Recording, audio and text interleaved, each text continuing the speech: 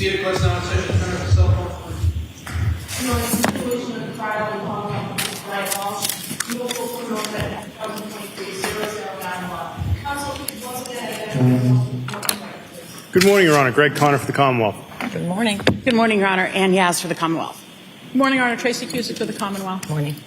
Good morning, Your Honor. Good morning, everyone. Kelly Porges on behalf of Mr. Walshe. Good morning. Good morning, Your Honor. Larry Tipton for Mr. Wolf.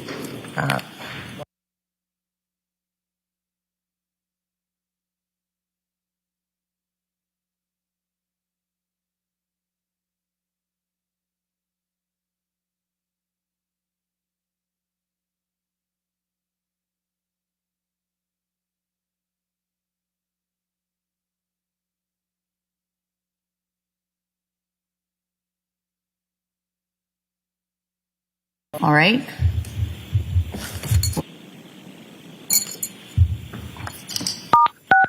You are unmuted.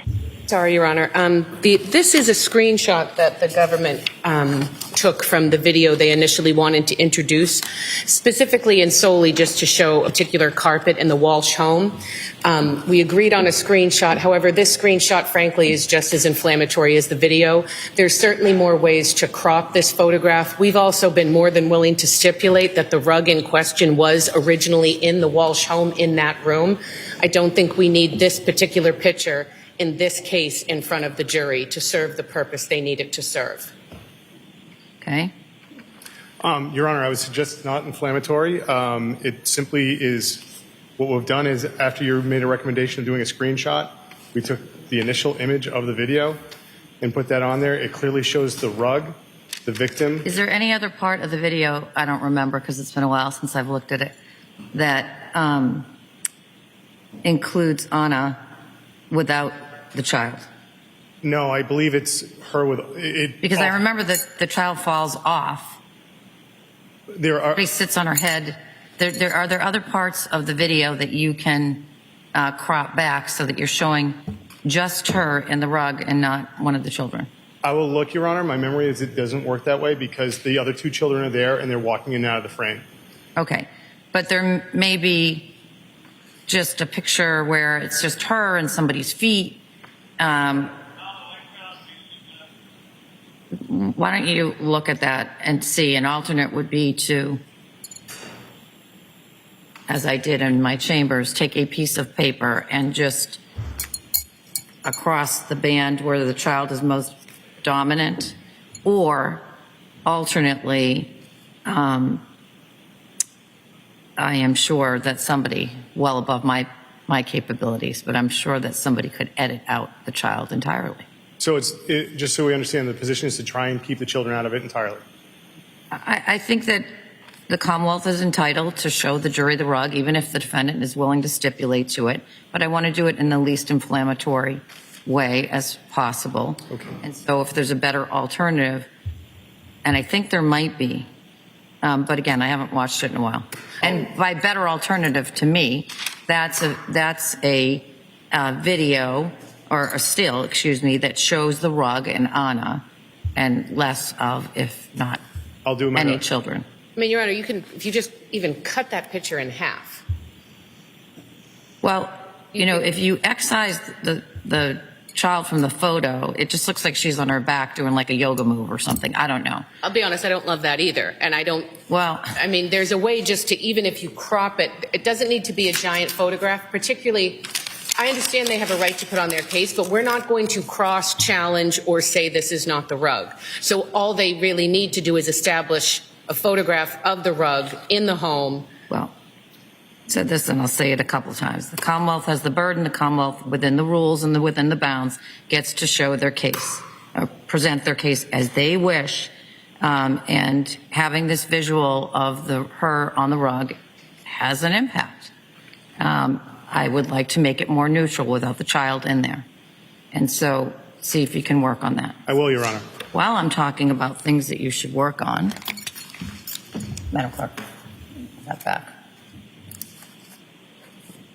I want you to look at the William Fasto text messages with the following in mind, because it's likely where I'm going to draw the line, although I'll hear from you. I've read your pleadings. I think there is classic state of mind evidence in those, embedded in those. In particular, well, there's different places where it is, but there's probably the most classic is where there's a comment by Anna after she's giving him some parenting advice, and she says, you know, something to the effect of, I shouldn't be giving any parenting advice. My life is completely messed up. You know that exchange? Yes, Your Honor. That's likely coming in as state of mind evidence. But there's a lot of other stuff in there where they're talking back and forth about child rearing things that I think is irrelevant to the jury's fact finding. So I'm going to put it back on the Commonwealth today to pair that back to what you think is relevant and state of mind evidence. Relevant otherwise and possibly state of mind evidence. Understood. All right. And then the defense can argue with regard to that. But I think there's some pretty classic state of mind evidence embedded in those texts. And it also raises the issue, which we've discussed a number of times throughout the case.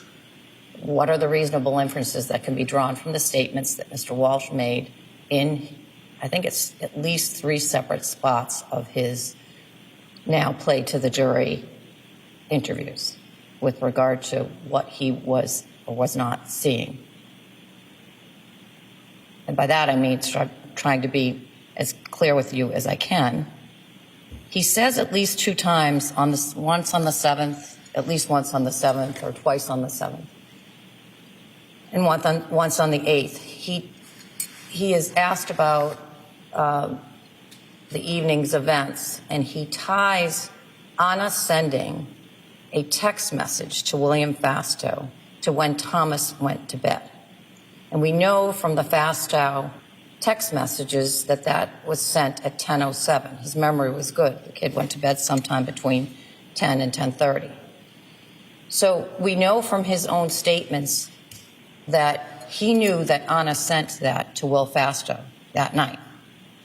So it seems to me that there's one of 2 reasonable inferences that could be drawn from those statements of the defendant.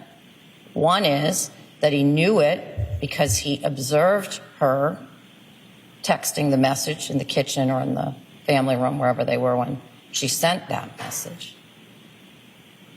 Could you argue that that's unlikely in light of what the other contents of the evening's texts were? That is, if Anna were having an affair, and she was, with William Fastow, would you be showing your husband the texts that you're sending? The other inference is that he knew of it also because he was, as he said, I'm getting her messages. And so you're going to have vastly different views on what the reasonable inferences the jury can draw from that evidence. But as an evidentiary ruling as to whether it comes in or not, I want you to be focused on those comments on the 7th. I think there's another comment on the 8th, and either in the earliest of interviews, either the 4th or the 5th, there's a comment with regard to where he says somehow her messages are showing. I don't know how. It's it's a more generalized comment. I know you're going to make the iMessenger argument, and I cut you off from that yesterday, frankly, because I think that's for the jury to decide what that meant, and not for any witness to decide for the jury what that meant. All right. The other things I want to talk about. I have not given this jury a consciousness of guilt instruction. And many times yesterday I was thinking, when? And you're not asking for it, and I understand why you're not asking for it, and I just want to make sure that we're on the same page with regard to why I haven't given it yet.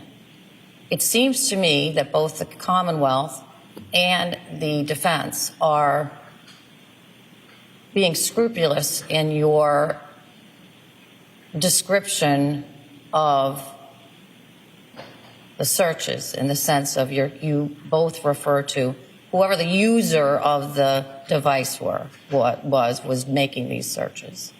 And that the witness has, I presume, been coached appropriately, I don't mean it in any pejorative way, Thank you. to say the user of the computer did these searches and not the defendant did these searches. If it was that the defendant did these searches, the consciousness of guilt instruction would have been given some time ago. Now, what sort of, I don't want to say muddies the water, but the defense opened on the fact that the defendant lied to the police. It seems to me that as soon as you believe that link has been made between the other conduct of either concealing the evidence in this case, the defendant concealing, not the user concealing, the defendant concealing the evidence in this case, or the defendant lying to the police. I know you opened it on it, but the evidence before this jury doesn't include your opening. But when it becomes apparent to the jury that the defendant lied to the police, or the defendant is the person who was doing those searches, the consciousness of guilt instruction should be given. And I'm either going to do that sua sponte or at your urging. And your version of when that becomes apparent and when mine might be different. So raise it with me if you think I'm missing out on something. Do you understand? I do, Your Honor. Thank you. Defense? I understand what you said, Judge. Will be objecting. But I wonder, before you gave it, if you could just either give us a copy or the specific conscious of guilt. Yeah, well, I wasn't going to go fancy. I'm happy to look at it. Why don't you come over here? It's just this.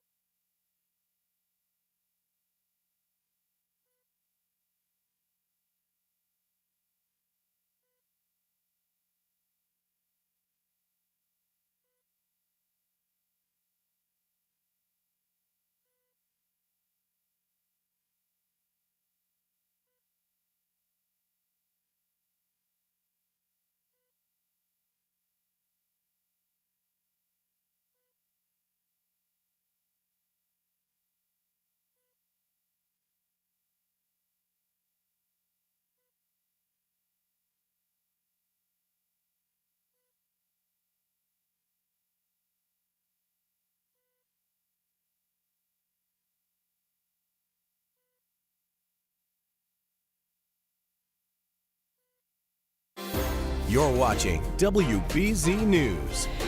Well, a teacher in Lowell has some major bragging rights this morning. Dr. Tara Goodhue is this year's Massachusetts Teacher of the Year. She teaches science at Lowell High School and was selected from 200 candidates across the Commonwealth. Dr. Goodhue says her students' contribution to the process really helped her get this recognition. The video lesson, they helped me come up with the idea for the lesson. They helped me plan it, and we went outside and did our tree data collection, which is part of Harvard Forest Schoolyard Science program. They said, I think this will be unique. So they were on board rooting for me. So this is really a win for my students.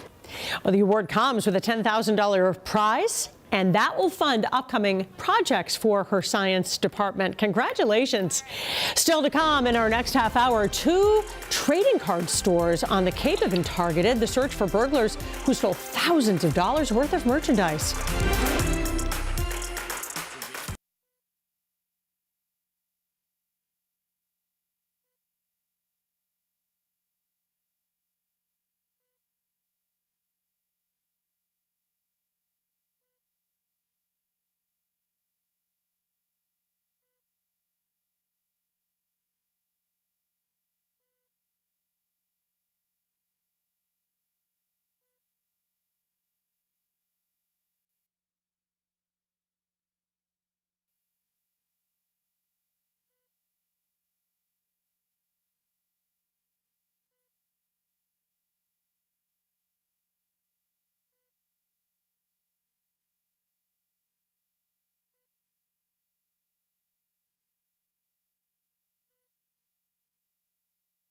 Welcome back, everybody. Okay, let's talk about the winter storm that we received yesterday across the board there. We certainly had several inches of snow. And a lot of people woke up with a winter wonderland. At least a half foot of snow raked in across areas north and west of town there, mainly over towards Worcester County, northern Mass, up into New Hampshire, and even Maine got several inches of snow as well. So it is an early start.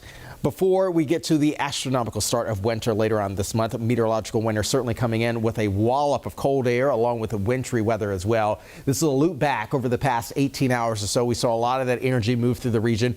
Peak times of the storms around 5 p.m. caused a lot of snares across the board. Their trees were down on the South Shore as well. What we are settling up with the remainder of our Wednesday will be treacherous travel conditions at least through noon later today. Temperatures are still trying to crawl above the freezing mark, while we are allowing for a little bit of melting today. Not a whole lot, but again, a little bit, and that little bit will likely help. We've had some reports of black ice again this morning. Temperatures are set to remain brisk across the board later today with wind chills in the upper 20s and lower 30s throughout the region, but largely dry with some late clouds moving on in. We're settling the score between today as well as tomorrow to allow for a bit of a switch out there. Colder temperatures will begin to move back in. We're expecting clearer skies later on this evening, but still allowing for a lot of the salt trucks to get out and do what they need to do to keep us all here safe. Winds are still gusty, 20 to 30 miles per hour as of right now, keeping our wind chills in the teens, perhaps even the lower 20s across the city. And also points south are just still feeling a little bit warmer than the freezing mark as well, mainly for the Cape and even the islands there. Winds back off a little bit as we get towards the late evening hours there, and then climb as we move towards the midday forest tomorrow. We're largely dry again today. Beautiful blue skies outside, a lot of sunshine, but also cold temperatures. Again, largely remaining in the mid to upper 30s, being well below average. We should be around 46 to 47 degrees for this time of year. A notch of cold air is set to move down into the lower 48, even further south there, tapping into sort of that polar vortex. You may have a memory about that several years or so ago. We're actually allowing for an Arctic front to move through, and just the same, we are expecting a few more flakes to move into the region for us tomorrow. So temperatures are likely going to be in the mid to upper 30s again. Passing flakes are set to arrive as we move past the noon hour again tomorrow. Lingering flakes for the Cape and the islands past sunset tomorrow, with more sub-zero wind chills on deck for early Friday morning. Lows tonight will be right around the freezing mark there. We have a beautiful supermoon there. That is December's cold moon that is set to peak, as you see there, around 6:14 tomorrow afternoon. Now, feels like temperatures as we go to bed tomorrow evening around 10 to 11 p.m. will feel like the lower single digits. So bundle up here. It gets even colder, and likely feeling even colder by Friday morning. Will be in the lower, the lower single digits, and also sub-zero wind chills across the board as well. Back in the 30s, a few flakes likely on Saturday. More sunshine, still in the 30s for Sunday. Another front arrives and keeps us in the upper 20s and low 30s for afternoon highs next week. Coming up today, Governor Healy is going to hold a forum on childhood vaccines. She'll speak with members of the state's Department of Public Health and other health leaders about how to strengthen trust in the shots. Now, that includes preserving safe ways to access the vaccines. Tomorrow, a CDC committee plans to review the schedule of childhood and adolescent immunizations.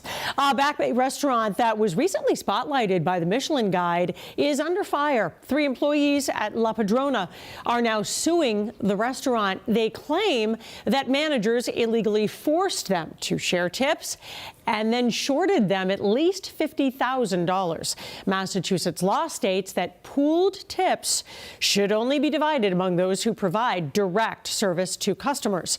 Our partners at Axios Boston reached out for comment but haven't heard back.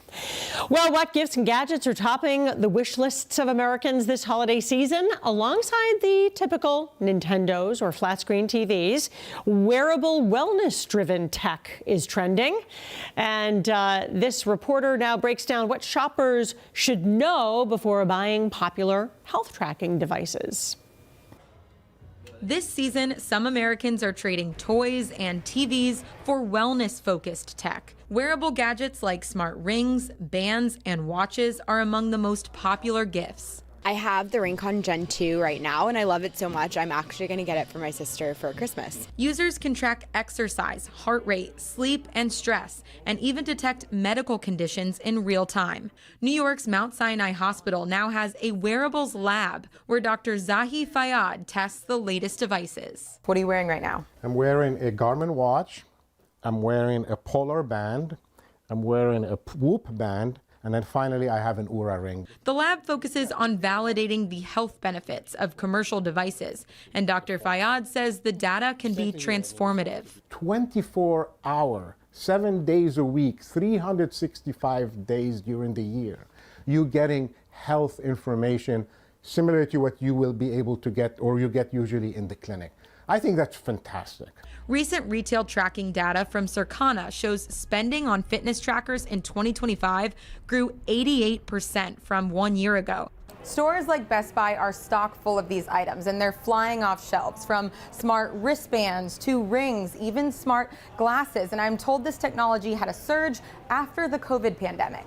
Harvard sleep scientist Rebecca Robbins says 1 in 4 Americans now track their sleep, too. If you wake up and you get a bad reading from your sleep tracker, it automatically prompts this process of reflection. What did I do yesterday? But Robbins says users shouldn't let the numbers keep them up at night. Don't worry, the technology is improving every day, but it is still not perfect. Both researchers agree. If you find one of these gadgets under your tree, they could put you on track to improved health. Evan Moon, CBS News, New York. The Powerball jackpot continues to grow, so tonight's drawing is now worth $775 million, the 8th largest jackpot in the history of the game. No one has won the big prize since September, and numbers will be drawn at 11 p.m. You can watch that right here on CBS News Boston. Just ahead this morning on CBS News Boston, the Patriots' new tailgate cocktail comes with a fishy ingredient. We'll speak with someone who was brave enough to try it. You're watching WBZ News. The Patriots have a new official champagne cocktail that's going viral, and it's one of the ingredients that's the reason why. Look at this. This is the Chowdamosa. It is made up of half champagne, 1/4 clam juice, 1/8 of heavy cream, and 1/8 of lemon juice. Drink at your own risk. And we didn't want to take that chance, especially since the cocktail comes with instructions to sip immediately to avoid curdling. So we caught up with our partners at Mass Live. Reporter Nick O'Malley gave it a shot. It has a weird mix of that sharp lemon juice cutting through and the dry taste of the champagne and a little bit of the creaminess from the cream. It doesn't really taste like clam. Maybe I didn't put enough clam juice in it, but honestly, listen, if that's where I went wrong with making this thing, I'm okay with it. A clam chowder cocktail.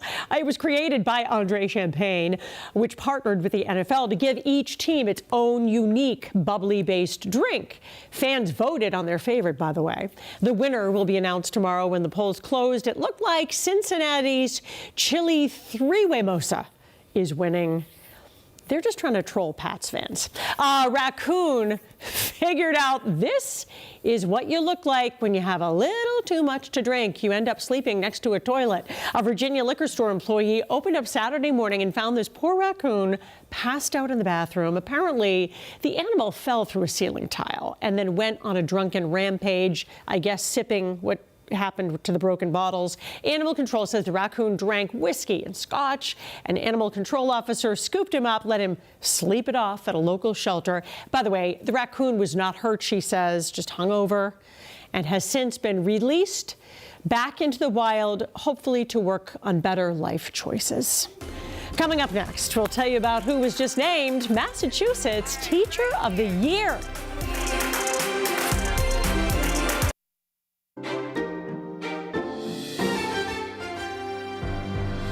Now, streaming on CBS News Boston, WBZ News Mornings continues with your top stories.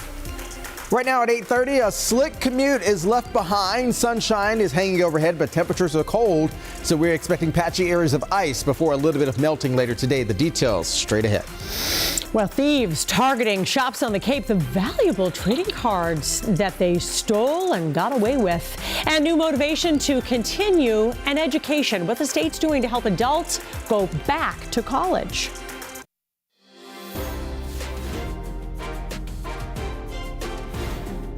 back. I'm Paula Eben. We're still in a next weather alert. We have icy roads across the region, and we want to get a check of our next weather forecast with Jason. Michael, temperatures took a dive overnight, Jason, so icy patches can sneak up on you out there, and there are a lot of trucks that slow you down. Absolutely. Here we've turned over the page here on this Wednesday morning, down from a lot of the wet weather that we had yesterday. Temperatures have settled down as well this morning. We are allowing a lot of the dry conditions to take over after this mess of a situation that we experienced yesterday here, friends. Now we're actually talking about brisk winds arriving for us later today, a slight uptick in terms of temperatures, but across the board as we head deeper into the afternoon yesterday, we had tens and tens of storm reports across southern New England, mainly from our National Weather Service office down there in Taunton. We are expecting wind chills to crawl out of the 30s and eventually move into the 40s for the Cape and the Islands only. Meanwhile, we're going to be left with 20s and 30s in and around the Boston area. So if we're settling the table here for our Wednesday, the travel conditions remain a bit dangerous because of the icy spots there, slick spots in areas south because of the overnight rain there, and also the plows are still kind of clearing out the roadways, secondary roadways, and again, a lot of our suburbs again this morning. So everybody is crawling out here. It wasn't a wallop of snow showers across the board. We'll talk about those numbers coming up as well, but we will remain dry today as well as tomorrow for the most part before another frontal boundary moves in. The next one is an Arctic front, and that means even colder temperatures as we go to bed Thursday night through early Friday. We'll also talk about a phenomenon in the sky. Those details ahead in our ever-changing and also roller coaster of weather, full weather forecast. George, we'll start today with the 4 questions. George, were you able to comply with my order that you not go on any social media and that you not go on any news media?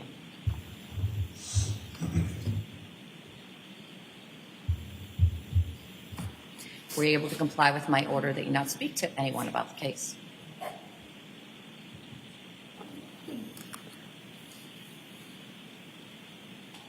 And were you able to comply with my order that you not do any research about the case?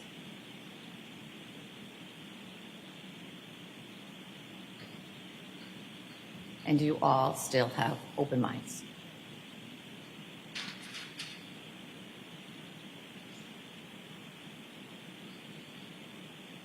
Those 4 questions all answered in the affirmative by all 16 jurors in the box. We're ready to begin today's work. We can have the witness back on the stand. Trooper Guarino.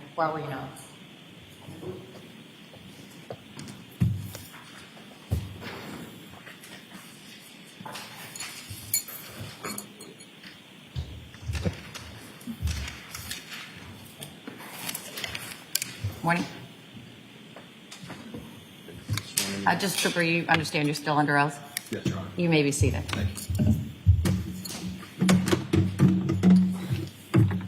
Thank you. And you may proceed.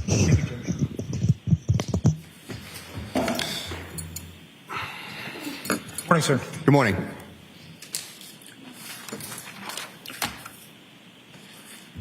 So just a couple of recaps here.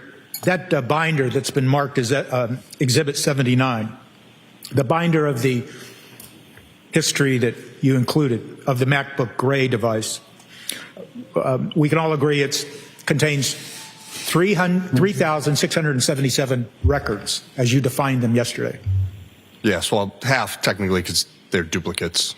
Shows the first one from the parsed and the second one from the carved, but they're the same record, so it'd be about, what, 1,800-ish, realistically.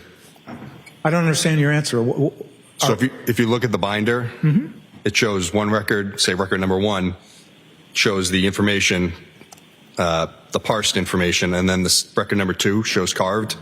It's the same date and time stamp, the same information, just a different location in the database, so it's almost duplicated.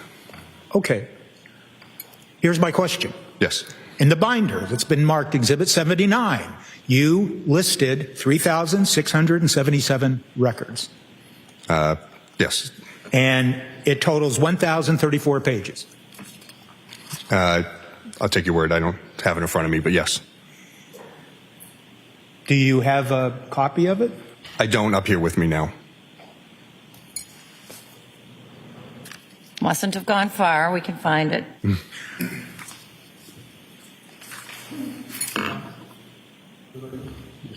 Sure. Thank you. Yes, it is. Thank you.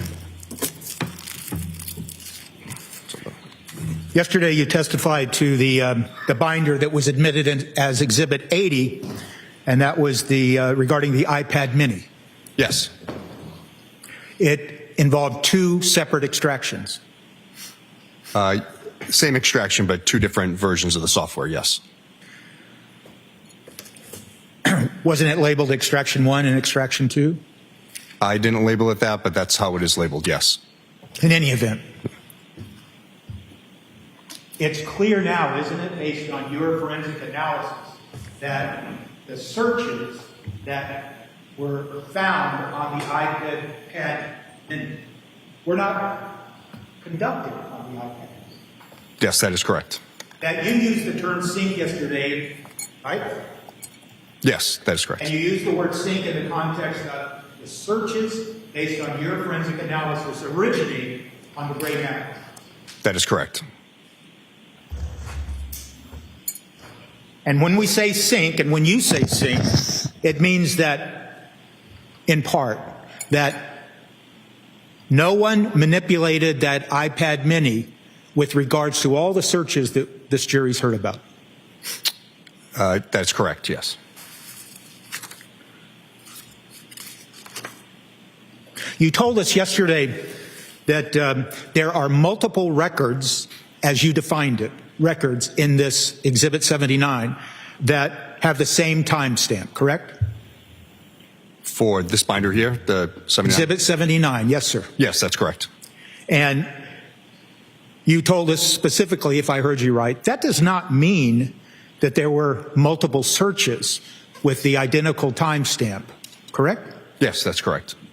And it does not mean that the website that's referred to in each one of those duplicate records, it doesn't mean that that website was visited twice. Unless the visit count says twice, then yes, but like I said, that parsed and carved record, there's the same record of the same thing that happened, just different spots pulled from the database. So, and you did not, in what's been marked Exhibit 79, you did not indicate to whoever looks at Exhibit 79 what were those duplicate records. I did. How'd you do that? I spoke with the prosecution, our ADAs, and explained what this is and how it parses out the data and when it prints out. What I'm asking you, though, is when someone opens up that book, and let's just say someone like a juror, when they open up that book, there's nothing to indicate to them out of those 3,677 quote records which one is duplicative and which one is not. Well, I just testified to it now and also on direct, and it also shows in the book the same date and time stamp, and I explained the parsed and carved records. I don't have a paper written report, if that's what you're trying to infer. You don't have a what? Paper written, handwritten report, if that's what you're trying to infer. I'm really not trying anything. I'm just asking you that if someone were to look at those 3,677 records, there's no term used that says this is a multiple, this is a duplicate of record 1 or record 2. It says nothing like that in the book, does it? Objection. You can answer. I don't fully, so you're asking if there's something that says that one's a duplicate and one's not? I've asked, yes, that's what I'm asking. By the same date and time stamp on the record, and as I explained, the parsed and carved, but I don't know if there's anything, like there's no key guide that says what it is. Okay. If that's what you mean. And yesterday you also told us about something called redirects, correct? Yes. And that a redirect means that the computer or the device on its own, with the software, with the browser, redirected the user to another website. When they click on a website, it can redirect, yes. Okay. And it's the device and the software operating within the device that determines a redirect. It is not the user. That is correct. And you don't have anything in this 3,677 records. You don't have, we'll use your reference, an index or anything to indicate the reader of this Exhibit 79 what are redirects and what are not? That's correct. And you have no idea how many, quote, redirects occur within this Exhibit 79. Just the few that I saw. So I don't know. I don't have an exact number. Okay. You would agree that with regards to Exhibit 79, that there was no activity on the gray MacBook between 3:50 a.m. and 4:52 a.m. On what day? January 1st of 2023. Again, I'd have to double check. I remember there was Gmail usage around the 3 a.m. point, and then 4:52 there was some searches, but I don't know if there was anything in that time frame in between. What, if you will, sir, maybe you could check. Yep.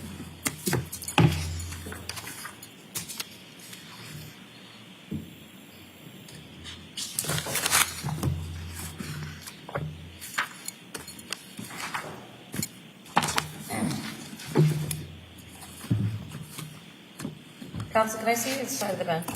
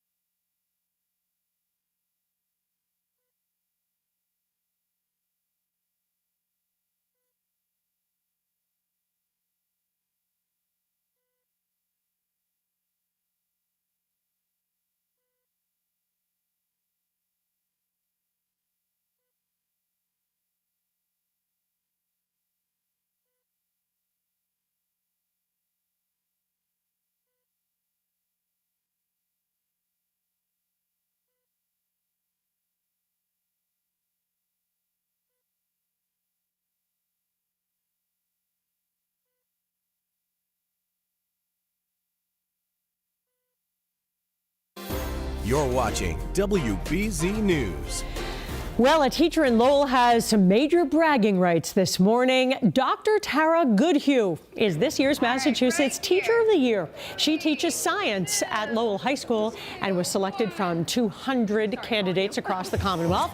Dr. Goodhue says her students' contribution to the process really helped her get this recognition. The video lesson, they helped me come up with the idea for the lesson. They helped me plan it, and we went outside and did our Did you find it? Yes, I have it here, sir. Thank you. Which is part of Harvard Forest Schoolyard Science program. They said, I think this will be unique. So they were on board rooting for me. So this is really a win for my students. 52 a.m. Yesterday you testified that you recalled, or you thought you recalled, references to William Fastow within the MacBook data. That's correct. Do you know where that is? No, I don't. Can you indicate, well, you just said no, you don't. Trooper Guarino, if I represented to you that there is absolutely no reference to William Fastow within these 3,677 records, would you agree with that? I don't know. I don't remember. I remember seeing it somewhere, but I don't know if it was in the MacBook. There's, like I said, a lot of data.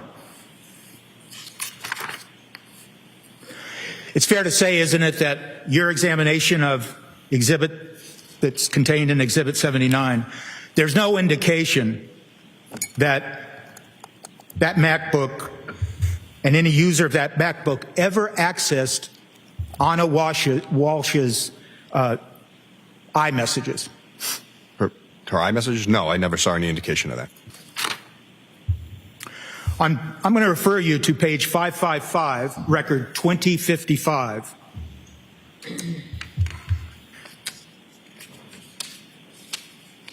What record number you said? 2055? 2055. Okay, got it. And that search query is what is disposal of dead bodies? That's correct. There's no reference to murder in that query, correct? That's correct. And that query occurred at 6:36:18, correct? Yes, that's correct. I'm going to refer you to stay on that same page, page 555, record 2057. Okay. That occurred at 6:36:22. Yes. And it regards body disposal options. Yes. No reference to murder, the word murder, correct? That's correct. Turning to the next page, 556, record 2059. That occurred at 6:36:30, correct? Yes, that's correct. The search query involves cool ways to be buried, correct? That's correct. There's no reference to murder, correct? That's correct. Page 557, record number 2061. Okay. That occurred at 6:36:33. Yes. And it's a query of above ground burial options, correct? That's correct. And there's no reference to murder. Yes, that's correct. Yesterday, you did testify to some search queries that did include the word murder, correct? That's correct. And you would agree that these searches that we're talking to the jury about today, they began at 4:42 on January 1st of 2023. 452, but yes. 452. The first time the term murder was introduced in these searches was at page 596, record 2185.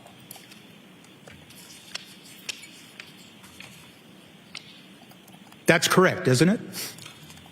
I don't know. I haven't memorized all of these, as you can tell. I know you're looking.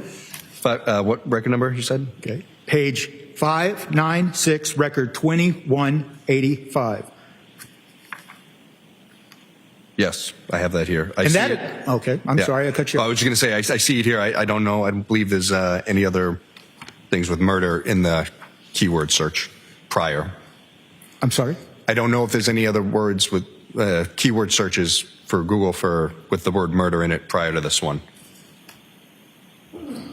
Again, like I said, I haven't memorized all of these records. It's quite a bit of them.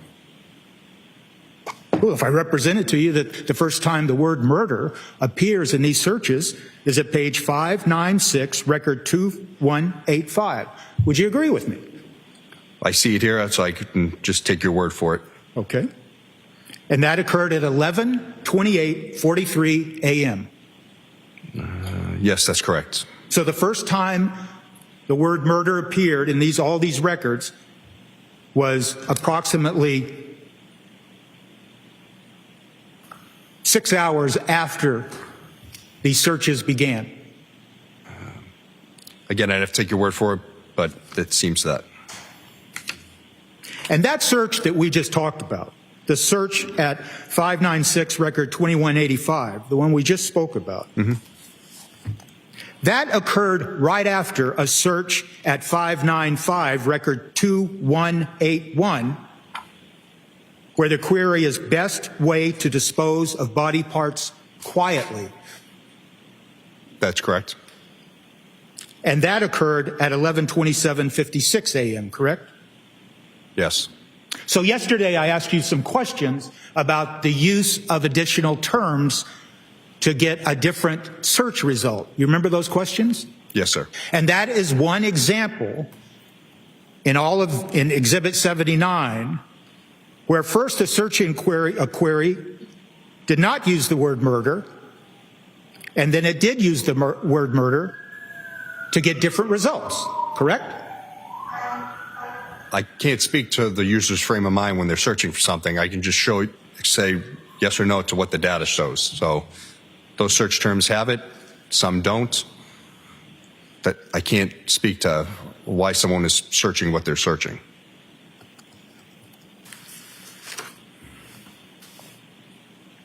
You testified yesterday, and I'm going to give you a cite, page 694, record 2507.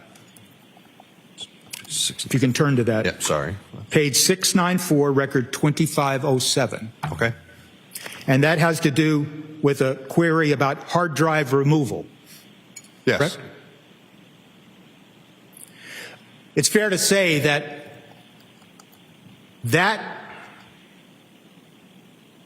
tell us when that search occurred. January 2nd, 2023 at 2:01:19 a.m. Now, you're aware of the fact that certain devices, all made by Apple, were first turned over voluntarily to the police on January 6th of 2023. No, that's not true. You would agree that certain devices were turned over to the police on January 6th of 2023. Yes, certain devices were. And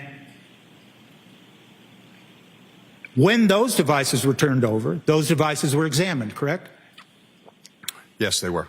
And all the hard drives were intact in all those devices. Well, yes, they were.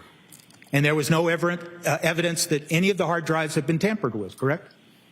Well, the products that we were Was there any evidence that the hard drives in any of those devices turned over on January 6th had been tampered with? They don't have standard hard drives that a PC has. They have different hard drive types.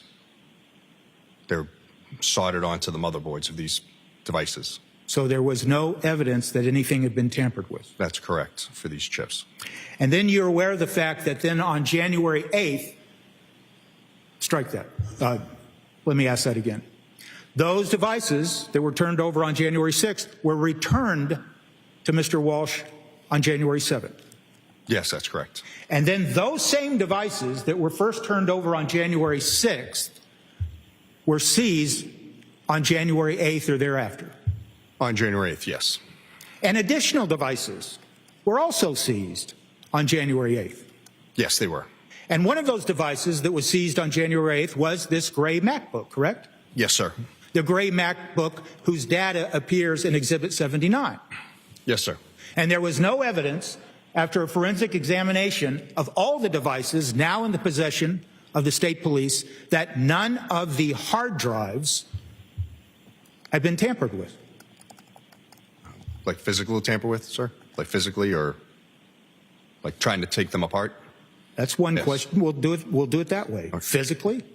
Other than the damage to the devices, no, there was no tampering, like screws missing that I saw. And when you say the damage to the devices, are you talking about the one iPad mini that was cracked? Yeah, well, and the screen on the gray MacBook, the display itself was not broken, but the LCD screen had like a flicker. It didn't work perfectly. And none of that affected the data within those devices? No, that's correct.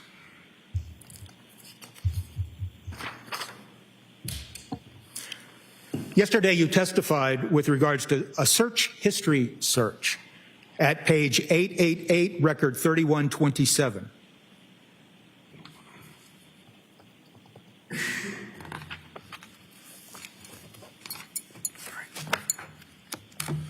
I have 888. Which one? Record 3127. Okay. That search occurred on January 3rd of 2023, correct? Yes, at 7:30 p.m. At 7:38, correct? That's correct. And that search involved, can police get your search history without your computer, correct? That's correct. And once again, without repeating the same question, all those computers and iPhones and iPads were turned over on various dates, January 6th and January 8th and thereafter. That's correct. And you're unaware that any other computer or any other iPad or any other cell phone had been destroyed or otherwise disposed of? Just one cell phone. Okay. And the search history on all of these devices that were turned over, it was all intact, wasn't it? Yes, the devices that were either turned over or seized during the warrant were. And in your forensic analysis of all these devices, you did not see any evidence that anyone tried to remove, delete, or otherwise change the search history contained on these devices. That's correct. Yesterday, you testified to cell phone history search, and that's at page 904, record 3184.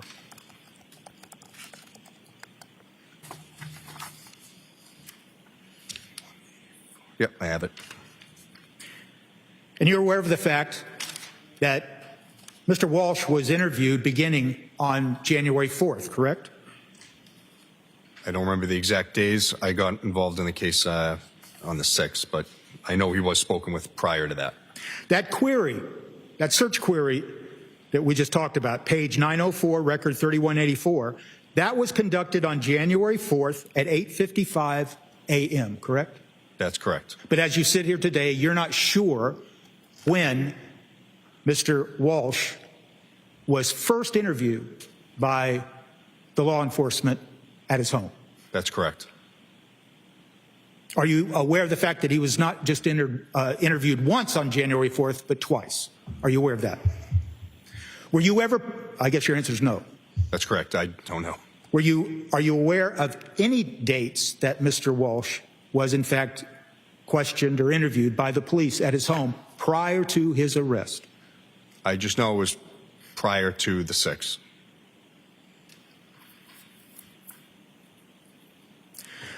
In any event, in all of the devices that you did in fact forensically examine, you saw no evidence that any user tried to destroy any cell phone history as it applied to the cell phones, correct? To Mr. Walsh's?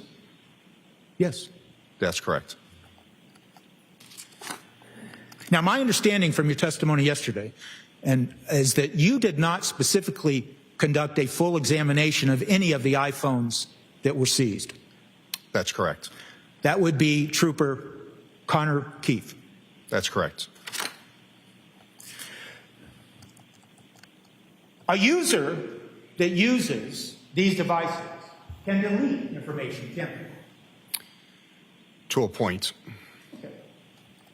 But the fact of the matter is that those forensic tools that you use, Cellebrite, Magnet Gray, Axiom, when you run the data that you extract from a device, that software can detect where a deletion occurred.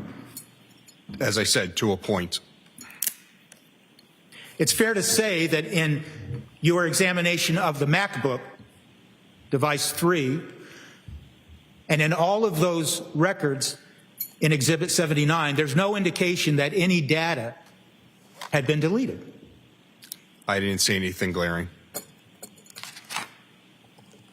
Yesterday, you talked about the Chase account login data, and specifically the Chase login data that occurred on December 27th of 2022. Do you recall that?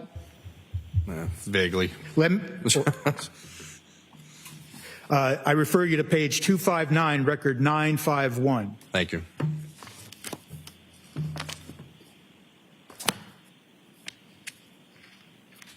What was the page again? 259, you said? 259. Thank you.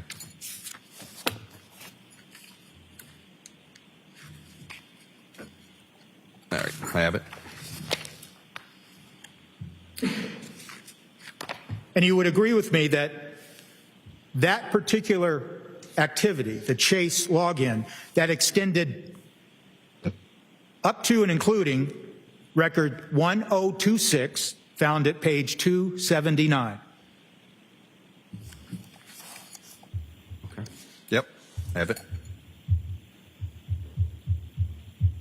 And it's fair to say that you do not know what was reviewed during that Chase login.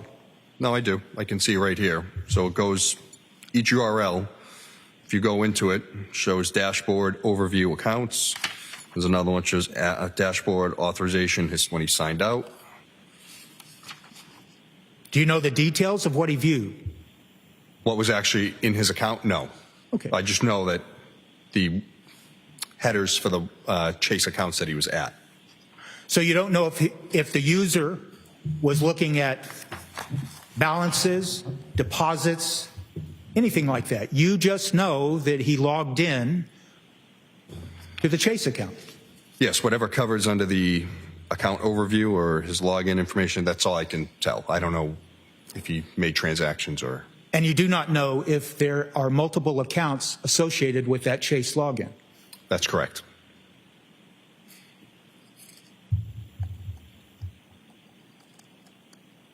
I'm going to refer you to page 906, record 3195.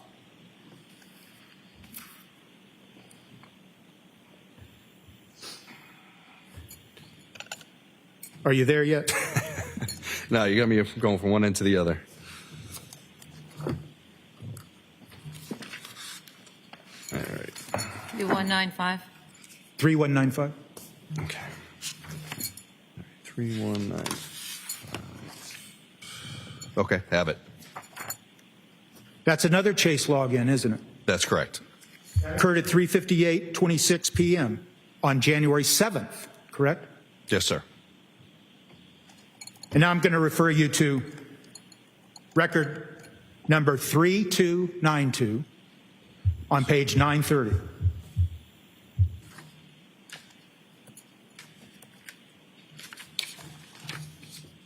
Okay. That's another Chase login, isn't it? He's already logged, well, he's logged in from earlier, so it's the same login. It's not the same login that's referenced at page 906-3195, is it?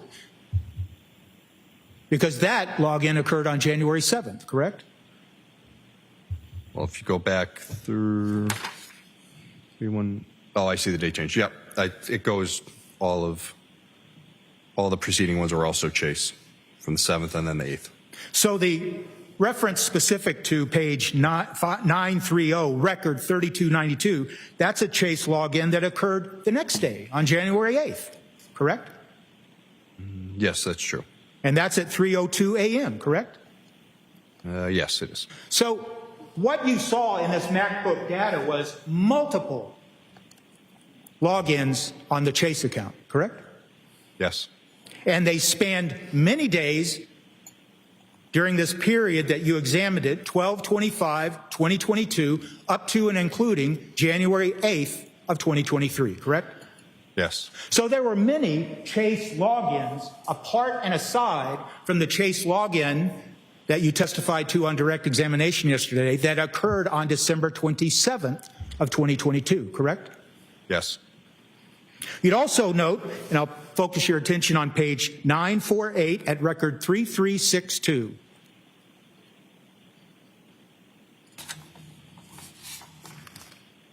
Okay. That involves a login to a Fidelity account, doesn't it? Yes, it does. And that login occurred at 7:04:21. Yes.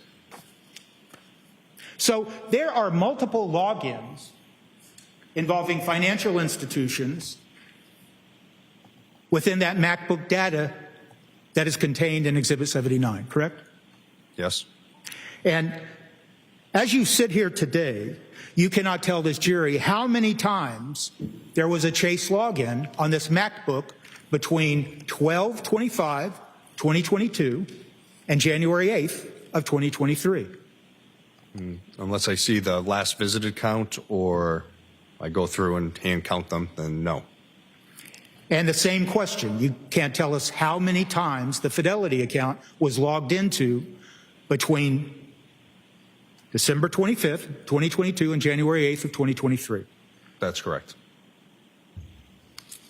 And of course, you didn't examine any data on the MacBook prior to December 25th, 2022, so you have no idea how many times Mr. Walsh or anyone else logged into the Chase account prior to December 25th of 2022. Yes. I want to focus your attention to page 279 through 280 and record 1029 that is referenced on 279.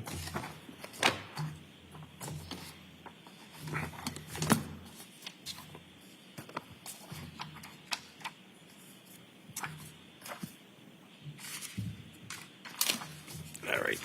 Okay. Do you have that in front of you? Yes, sir. That was a Google search that occurred at 9:37:07, correct? Record 1029? Yes. And that occurred, once again, on 12/27, this 12/27 date that we keep hearing about, correct? Yes. That search and those results had to do with Porsches, didn't it? Yes. Had to do with someone searching for Porsche cars, correct? Yeah, it looks like it says 911 Porsche 2009 for sale. And one of those searches involved a Porsche for sale in Cohasset, didn't it? I don't know. I can look.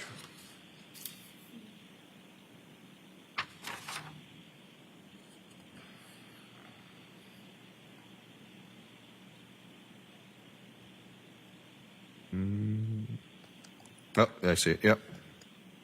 That's a yes? Car Gurus, yes. Okay. That search that I just asked you about that occurred on 12/27, that search happened right after those chase searches that occurred on 12/27, didn't it? Yes.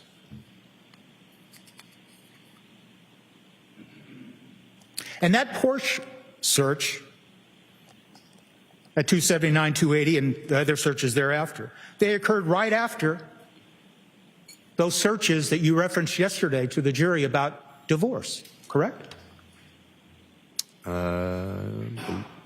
Believe so. I'm going to focus your attention now to page 2. Oh, yeah. I'm sorry. They did. I just went back. I saw it. I'm going to focus you now to page 234, record 863. 2, 3, 4.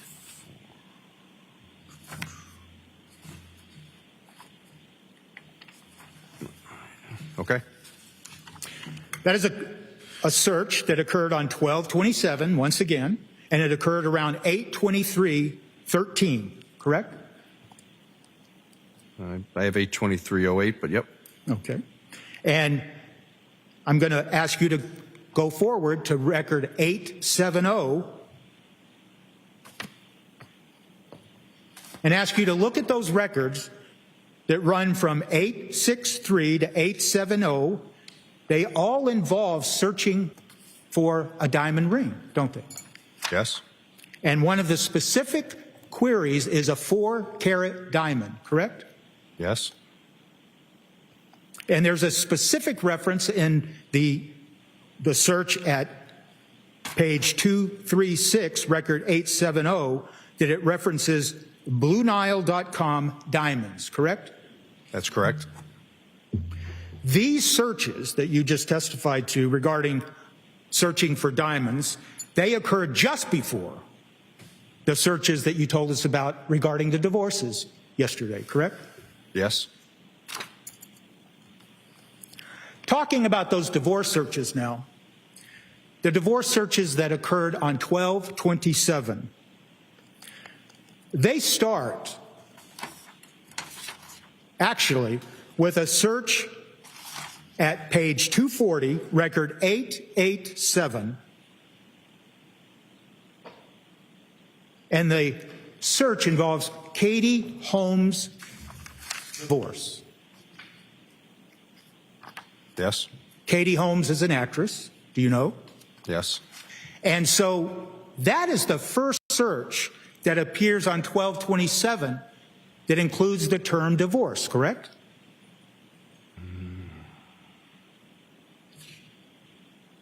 Let's see. I believe so. And then there's the searches that we talked about, you talked about yesterday on direct.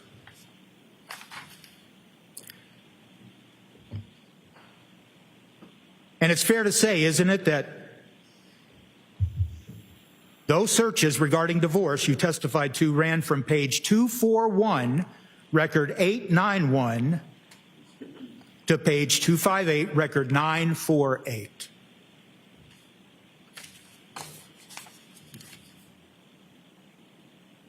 Is that the question? Did I? Yes. Yes. And you characterized them yesterday when asked by the Commonwealth.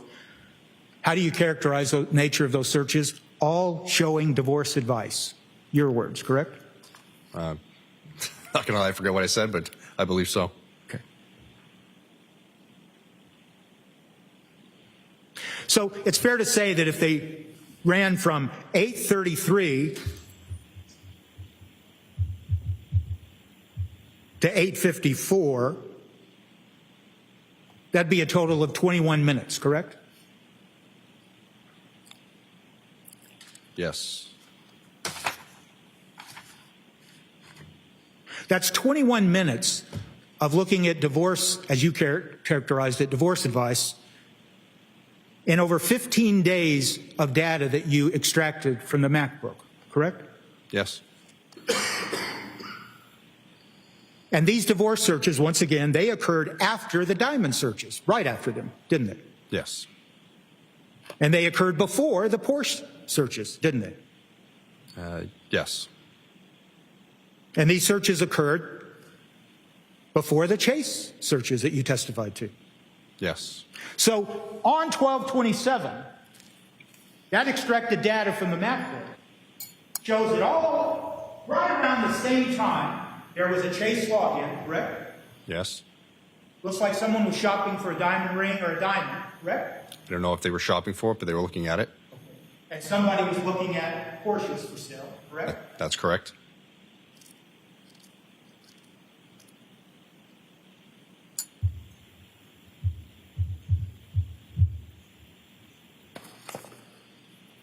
And there was no divorce-related searches that occurred in the data you looked at from 12/25 up to and including up to the 12/27 divorce searches you told us about.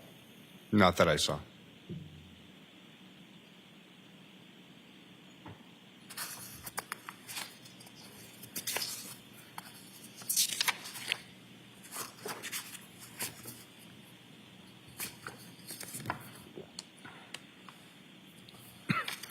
It's fair to characterize these searches that you testified to yesterday that they began at 4:52, and sometimes the searches only seem to last no more than a minute or two. I can't speak to the time frame for all of them because I don't have them all memorized, but I know some were short, some were not. But in fact, if someone reviewed Exhibit 79 carefully and looked at the data would reveal, wouldn't it, how long and how short some of these searches went from one search query to the next, correct? Yes, that's true.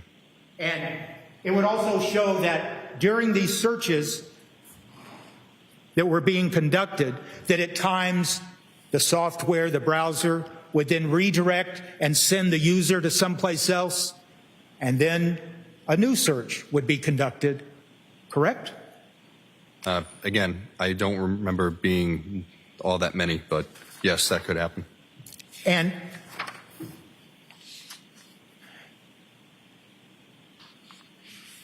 there are searches that include searches of what detergent to use to clean up, correct? Clean up what? Clean up a wood floor? You recall that? If you don't, that's fine. Yeah. I remember having something else in that search string, but I don't remember just how to clean wood floors. Okay. Do you remember, as you said here today, anything about searches for concrete floors? Yes. Okay. All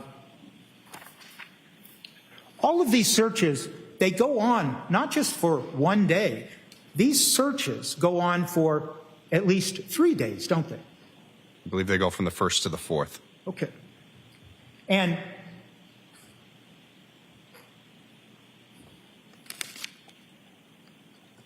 on January 3rd, there are searches about how to deal with smells and odors from a decomposing body, isn't there? Yes. And those searches about how to deal with an odor, they don't even begin until January 3rd, do they? If you know, if you don't, that's fine. I thought on the first there was one, how long it takes for a body to start smelling. But not how to, that's correct. Yeah, but but not how to clean it up. That's correct. And not how to mask the smell or anything of the sort. No, there is January 1st, 4:58. How long does a body stop smelling? But not how to mask it, correct? Yeah, that's correct. And not how to clean it up. I'm not seeing that.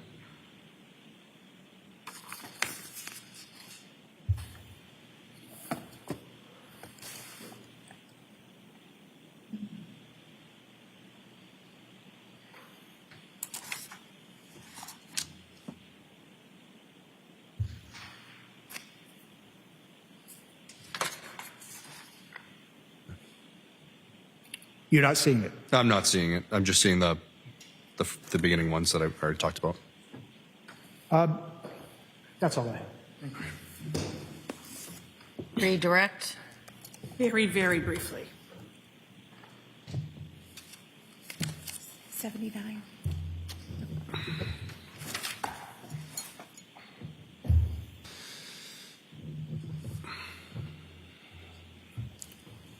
If we could just put up Exhibit 79, page 593, just to clear up one thing. Record 2171. If you could just read that title, please, Trooper. Yep. It says your spouse is missing and you want a divorce / hello divorce. And what is the date and time for that? January 1st, 2023, 10:49 a.m. So that is after 12/27 of 22, is that right? Yes. Thank you. And Trooper, you talked about on cross-examination, you were asked about devices that you received on January 6th of 2023 by Mr. Walsh. Did you receive the MacBook? No, I did not. You received, what did you receive? The iPhone 13 mini and 2 iPads, iPad 6 and iPad 6 mini. And did those have hard drives like a laptop? No, they have memory chips similar to the MacBooks, but not like a PC hard drive. And did you find at the search warrant a PC or a laptop with a traditional hard drive? No. And did you search the house for a traditional laptop or a PC? Yes, I did. One moment.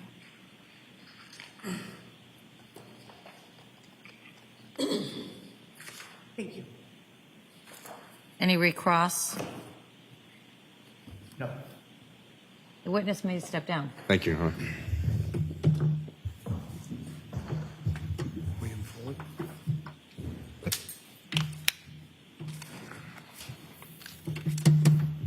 Commonwealth may call its next witness. Thank you, Your Honor. Commonwealth would call William Foley.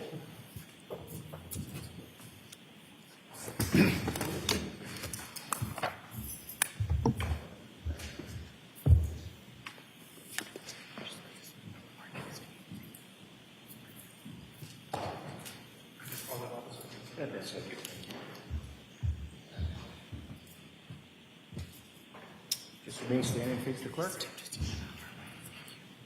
You solemnly swear or affirm the testimony you speak is the possible knowledge. Step right up there, sir. Just watch your step, sir. Thank you. May proceed. Thank you, Your Honor. Good morning, sir. Morning. Could you state your name and spell your last name for the record? Yes, my name is William Foley, Foley. And where do you work, sir? I work for U.S. Customs and Border Protection. What does the U.S. Customs and Border Protection do? The U.S. Customs and Border Protection inspects arriving merchandise, cargo, and travelers traveling into and out of the United States. And how long have you been with U.S. Customs and Border Protection? With U.S. Customs and Border Protection for 13 years. And what are your responsibilities there? My responsibilities are mainly to inspect documents of individuals that are traveling into and out of the United States. Are you familiar, as a result, with a system known as TEX, T-E-C-S? Yes. Can you tell us what that is? Sure. So TEX is a law enforcement tool that basically stores arriving and departing records for individuals that are traveling into and out of the United States. And who has access to it? U.S. Customs and Border Protection. And how are entries in TEX generated? They're mainly inputted by the airlines when passengers travel internationally on aircraft. Now, are you familiar with another system called APIS? Yes. Can you tell us what that is? Yes. So APIS stands for Advanced Passenger Information System. It's a system used by the airlines to transmit travel data of passengers traveling into and out of the United States. And what interaction does that have with TEX? Once a record is inputted into APIS, it's transmitted to TEX within 72 hours of a traveler's arrival or departure into the United States. And what would someone who's traveling in or out of the United States need to give in order to have their information go into APIS? A passport. And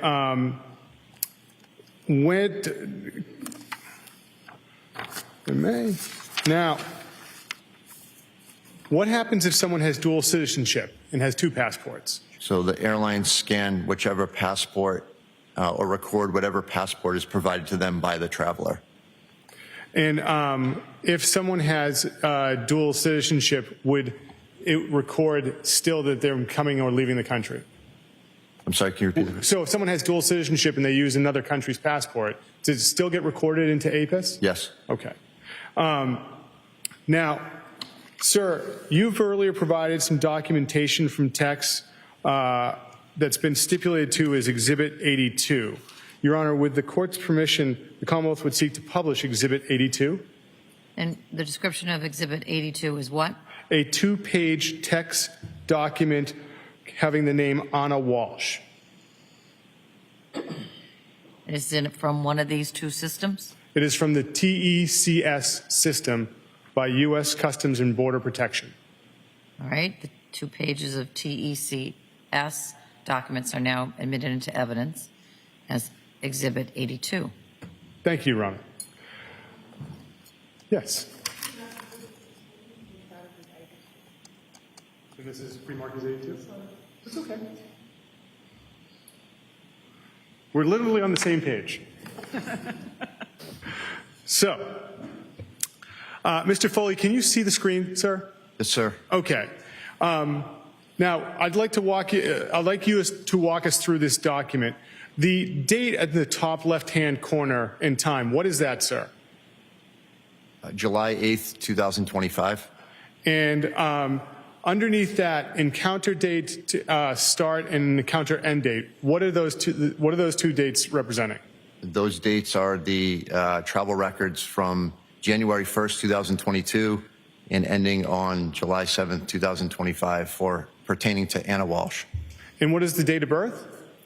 Date of birth is April 12th, 1983. And scrolling down, sir, there is 2 lines of entry with Anna Walsh's name. Can you walk us through what those 2 lines represent? Sure. So the bottom line shows that Anna Walshe departed the United States on November 23rd, 2022, and returned to the United States on December 7th, 2022.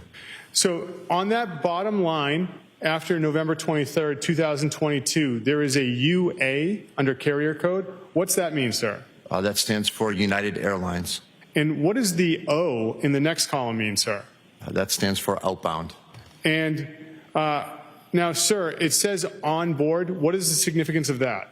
That shows that the airline confirmed that she was on board the aircraft.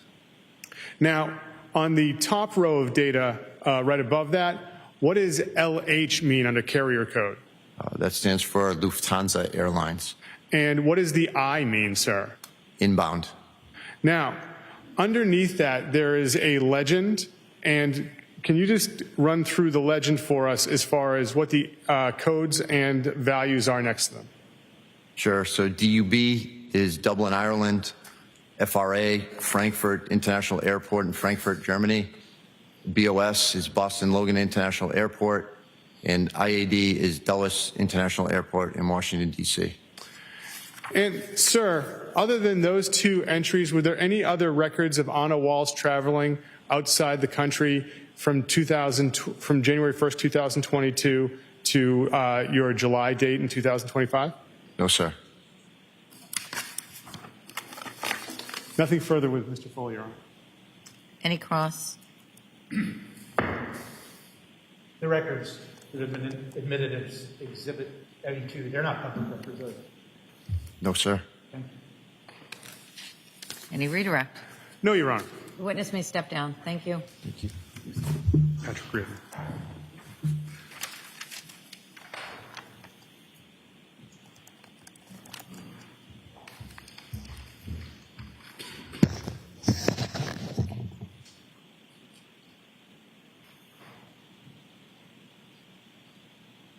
Commonwealth may call its next witness. Thank you, Your Honor. The Commonwealth would call Patrick Reardon.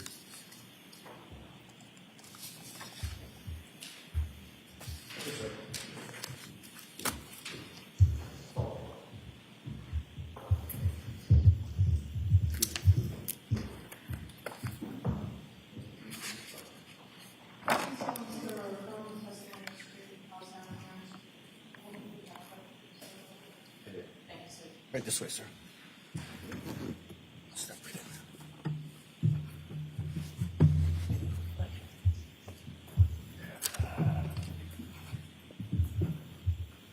Good morning, sir. Morning. Sir, could you state your name and spell your last name for the record? Patrick Reardon, Reardon. Where do you work, sir? Cohasset. And what do you do in Cohasset? I am a sergeant and a canine handler. How long have you been? You say sergeant, so I'm assuming Cohasset Police Department. Yes. How long have you been with the Cohasset Police Department? About 18 years. And how long have you been a sergeant? About 3 years. And how long have you been a canine handler? About 15 years. And in January of 2023, what was your canine's name? Einstein. Now, what type of dog is Einstein? He's a Belgian Malinois. And what type of police dog is Einstein? He's certified as a patrol dog. He tracks, it does area searches, building searches. What type of training did he go into to be able to track? So initially he takes myself and him go through a 16-week training with the local sheriff's office. And from there we do a twice-a-month training. And now, sir, I'd like to ask you some questions about January 5th of 2023.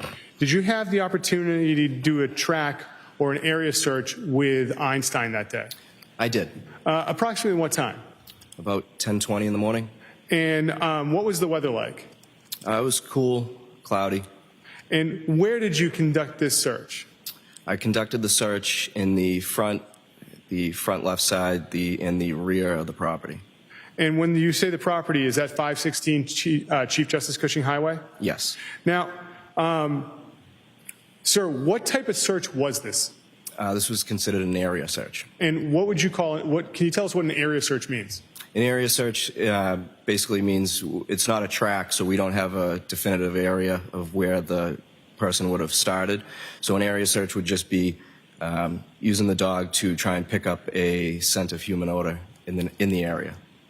Now, Your Honor, if I may, we've stipulated to a series of photographs from Exhibits 83 to 89, and if I could publish the first of those, Exhibit 83. You may. Thank you. Ms. Gilman? Sergeant, can you see the image on the screen? I can. Is that the general area of the home that you had the opportunity to do your area search of? It is. And if we may have Exhibit 84. Now, Sergeant, do you see this image, Exhibit 84? Yes. Is the home in Exhibit 84? Yes. Now, sir, can you just tell us generally how far the home is set back from Route 3A? It's about 100 yards. And just generally looking at Exhibit 84, can you tell us again where you did your search?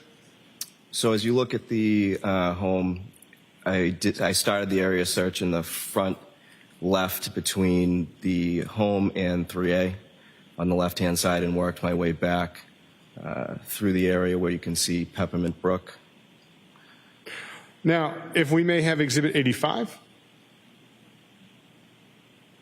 Sir, what part of the home is this? That's the front. And did you have the opportunity to walk this area with Einstein? To the left of the driveway, yes. And if we could have Exhibit 86. Do you recognize this area, sir? Yes. And that was also an area you got to walk with Einstein? Yes. All right. And Ms. Gilman, could we have, just a little bit out of order, Exhibit 39 from the other day? Do you recognize this area, sir? Yes. What is this of the house? This is the backyard of the home. What animals were in the backyard of the home when you were doing your search with Einstein? There was a large German Shepherd in the fenced-in area. And how was it behaving?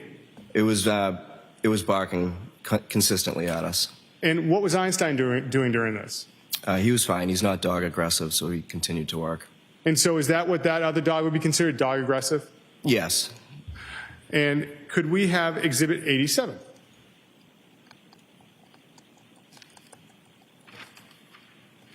Do you recognize this area, sir? Yes. Where is this in relation to the home? It's to the left of the home. And did you get to walk this with Einstein? I did.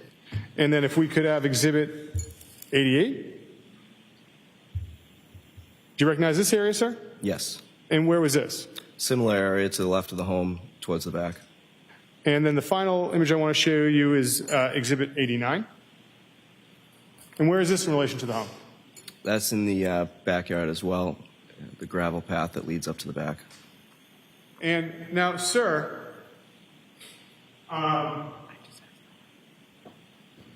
what, if anything, did you find? We didn't find anything. And how long did you do that area search with Einstein? It was approximately 25, 30 minutes. And did you go inside the fence where the dog was? No, I did not. Why not? Because the dog was there and it wouldn't have worked out. All right. Nothing further, Your Honor. Ross? No questions. The witness may step down. Thank you. Thank you.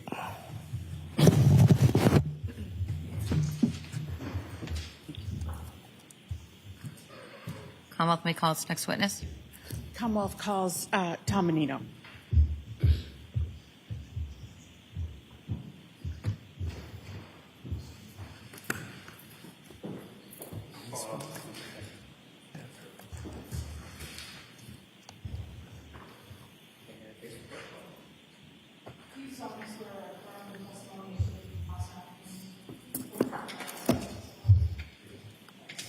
Right this way.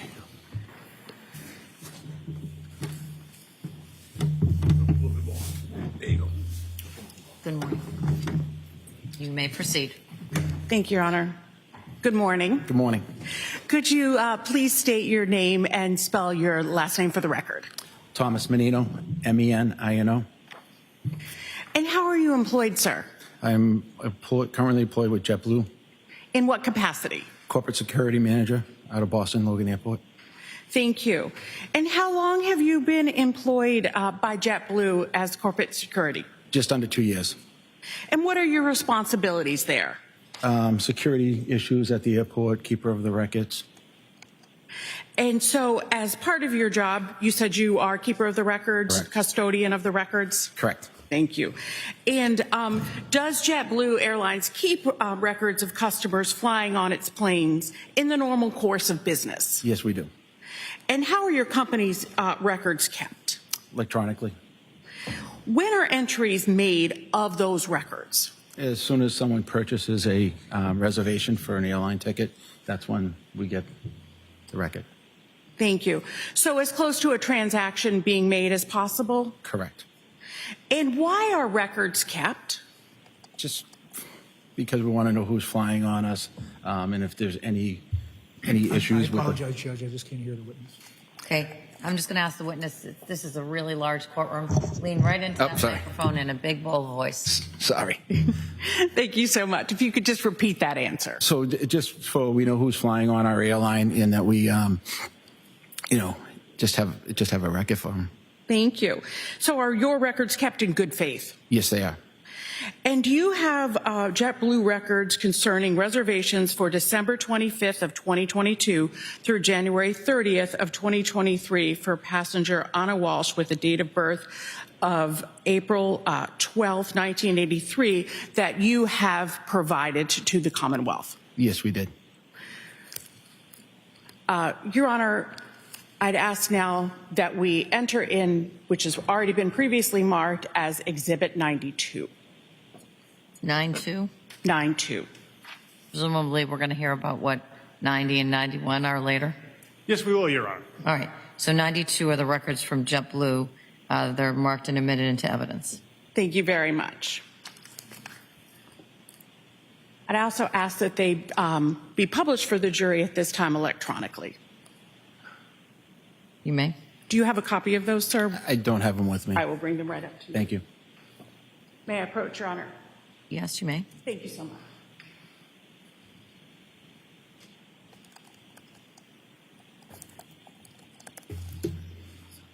Thank you.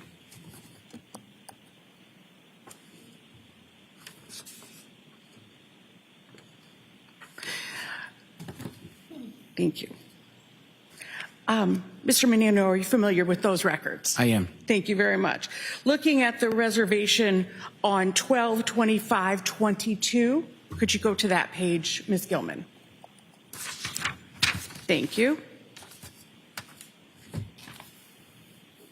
Okay. Where was there a reservation from? This reservation was from DCA, which is Reagan National Airport, to Boston. So, and the code for Boston? BOS. Thank you. And what time was that reservation for? It was for 6:30 p.m. And can you tell if Ms. Walsh took that flight? No, that flight was refunded. Okay. So you can tell that she did not take that flight. Correct. Is that correct? Correct. And where do you see that flight was refunded? Where it says STAT, S-T-A-T, it says RFND. And what happened to that flight? Do you know? Did that flight go that day? That flight went, but that was a refunded ticket. Okay. And when was that flight purchased? Looks like it was issued on December 20th of 2022. Going to the next record on 12/27.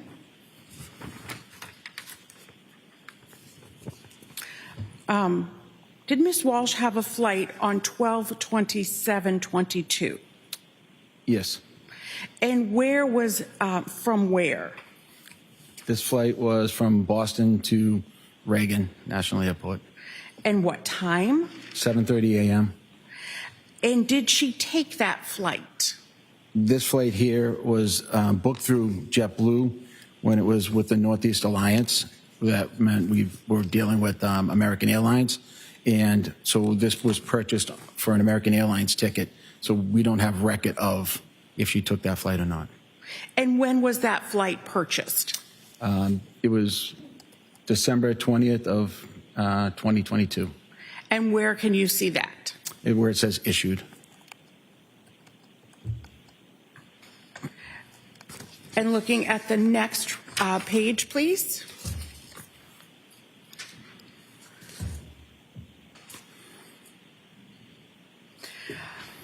Did Ms. Walsh have a flight on 12/30/22? Yes, she did. And from where to where? That flight was from Reagan International Airport to Boston. And what time? That was at 6:30 a.m. And did she take that flight on December 30th of 2022. That ticket was used. And when was that flight purchased? December 20th of 2022. And what's the difference, if you know, between created and issued? Yeah. So it's created. That's when the ticket was created. Was that date, and it was issued. The ticket was issued on the second date. So yeah, it was. Sorry, that was created on November 5th of 2022. And then it was issued? Yes. Okay. Correct. So created is the day it was purchased? Correct. Thank you. Ms. Gilman, if you could just go back to that. Thank you. So created is the day it was purchased? Correct. Thank you. And was there a flight on January 3rd of 2023? That's correct. And from where to where? From Boston to Reagan. And what time?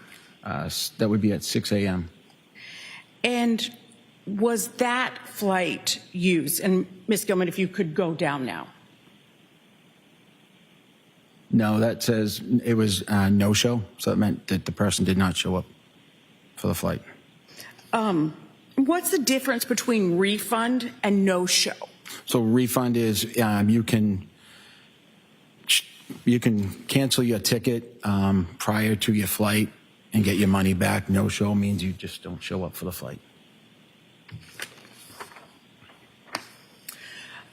And looking at the next document, please.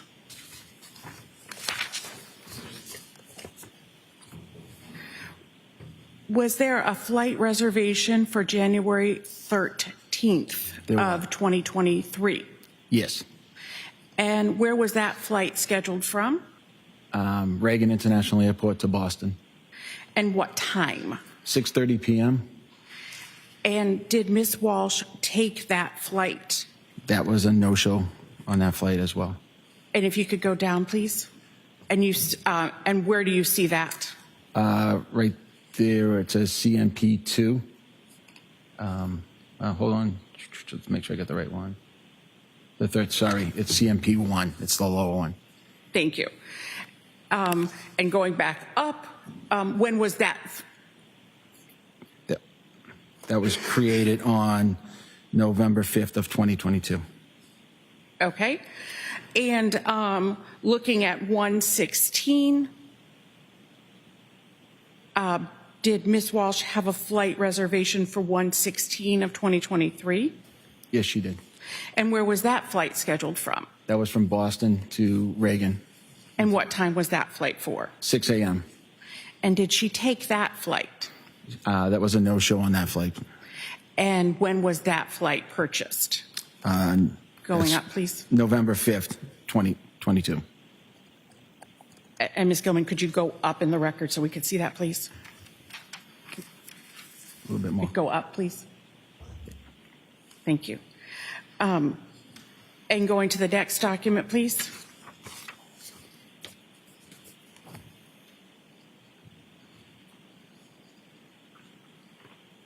And looking at this document, did Ms. Walshe have a flight reservation for January 27th of 2023?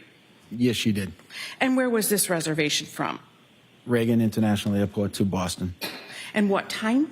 6:30 p.m. And did Ms. Walshe take that flight? That was a no-show for that flight. And when was that flight purchased? That flight was purchased on November 5th, 2022. And looking at the January 30th, 2022, did she have a flight reservation for that date? She did. And where was the reservation from? Boston to Reagan International Airport. And what time? 6 a.m. And did she take that flight? She did not. No show. And when was that flight purchased? On November 5th, 2022. And the final page, please. And what is this document showing, Mr. Menino? These are just flights that we had scheduled for, it looks, December 23rd, 2022, December 24th, 2022, December 25th, December 30th, 2022, and January 1st, 2023. And so that shows whether or not the flight went or was canceled? Correct. And those are only the JetBlue flights, correct? That's correct. Okay. So this would show the the December 25th of 22 flights, whether they flew or were canceled. That's correct. Thank you very much.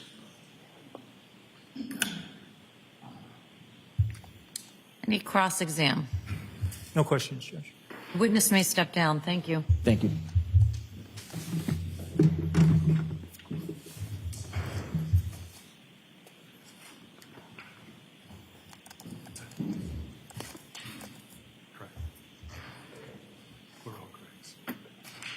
Commonwealth may call its next witness. The Commonwealth would call Greg Lawrence.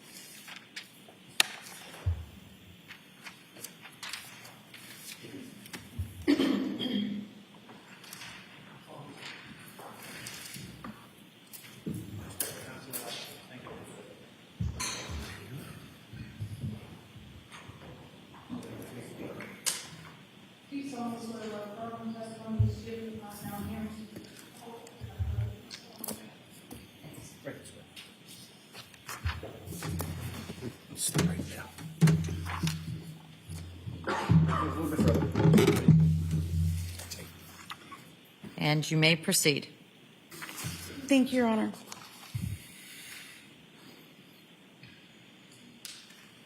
Good morning. Could you please state your name for the record and spell your last name? Gregory Lowrance, last name spelled Lowrance. And where do you work, sir? The Cohasset Police Department. And how long have you worked there? Since 2018. And what are your rank and responsibilities? Currently, I am a police officer assigned as a school resource officer to the elementary school in town. And what were your responsibilities in January of 2023? I was working as a patrol officer. In what shift were you working on January 4th of 2023? The 8 a.m. to 4 p.m. shift. And how were you dressed for that shift? Regular department uniform. And where were you dispatched at approximately 11:44 a.m. on January 4th of 2023? 516 Chief Justice Cushing Highway in Cohasset. Sir, can you keep your voice up, please? I'm sorry. Lean right into that microphone. You can also move that a little closer to you, the microphone, if you want. Now, what was the purpose? What was your purpose of going to 516 Chief Justice Cushing Highway?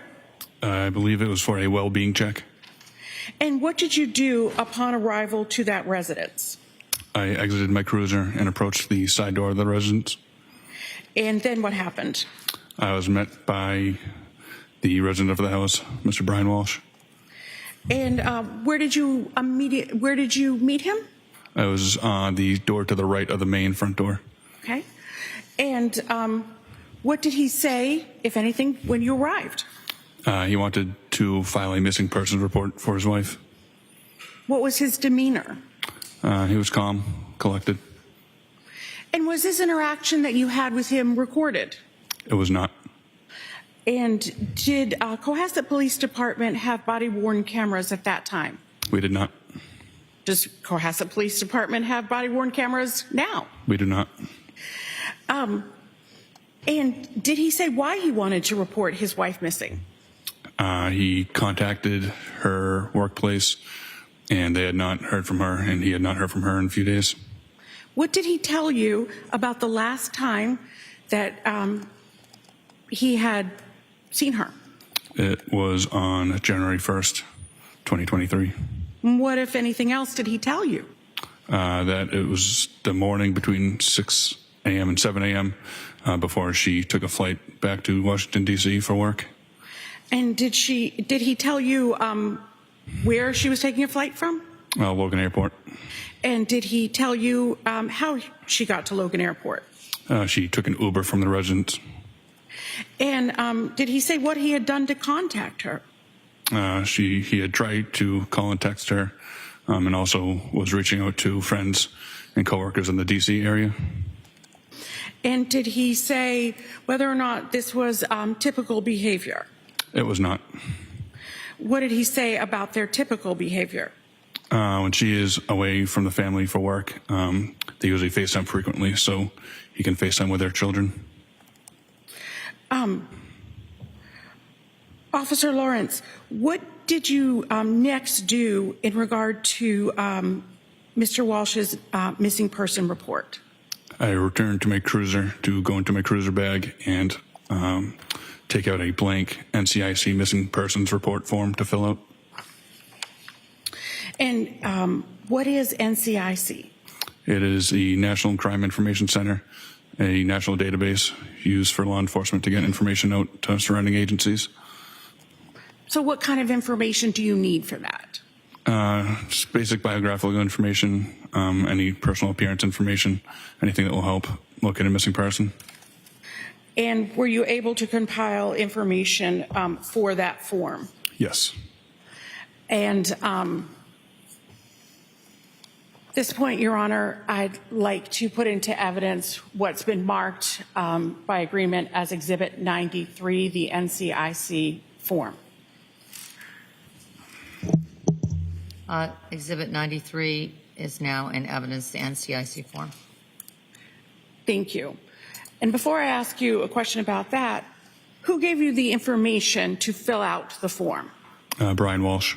Do you recognize Brian Walshe in the courtroom today? Yes. Can you please point him out for the record? He's right there in a black suit, red tie.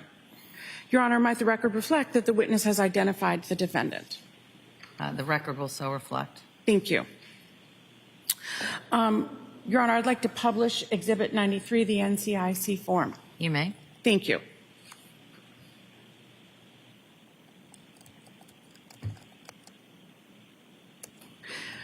What did the defendant tell you was the name of his wife? Anna Walshe. And what did he say was her date of birth? April 12th, 1983. Where did he tell you she was born? Belgrade. What information did the defendant tell you about where Anna Walshe lived? They owned a townhouse in Washington, D.C., which she stayed at when she was down there for work. Ms. Gilman, if you could go down. And what did he say was the address? 5334 43rd Street, Northwest. And did he give you the Washington, D.C. and the zip Yes. code? Yes, ma'am. And did he say what her car was? Yes. And what was that? A 2022 gray Volkswagen Taos. And did he give you a physical description of her? Yes, ma'am, he did. And what was that physical description that he gave you? About 115 pounds in weight, 5'2" height, brown hair, brown eyes. And did he provide you any information about her phone? Yes, he supplied me with her cell phone number.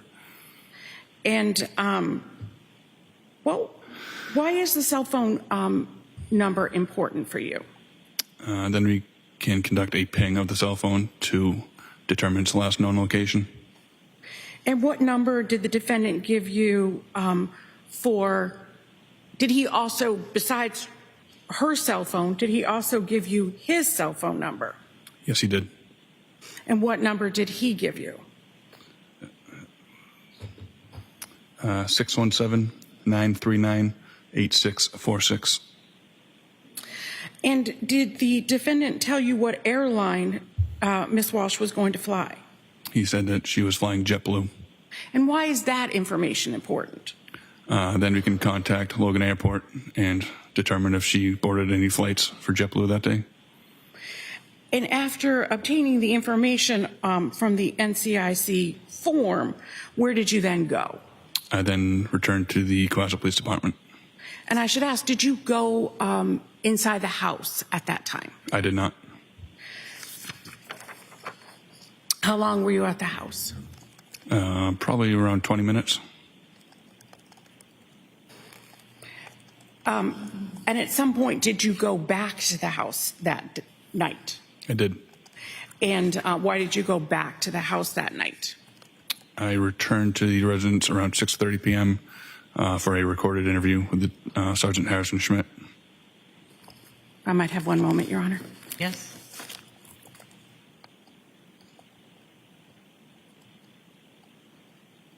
Nothing further. Any cross? Two questions. Had you ever been to that house before? No, sir. And you started working at Cohasset in 2018? Yes, sir. Thank you, sir. Can I see counsel at the side of the bench? The witness may step down.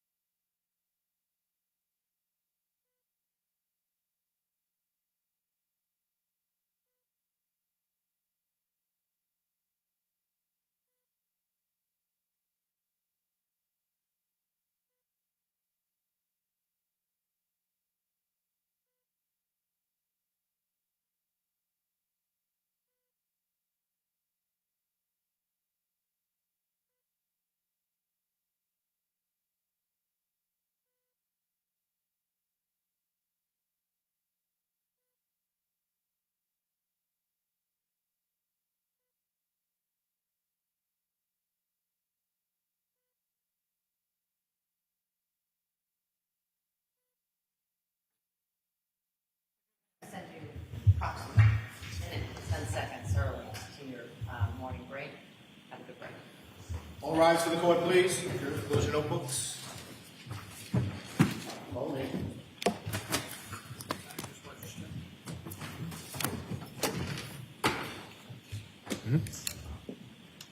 Either way.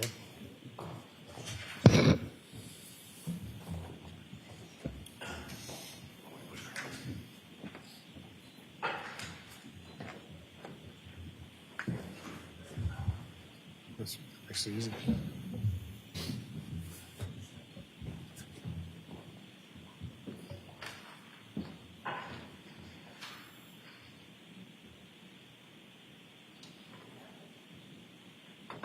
Anyone need anything?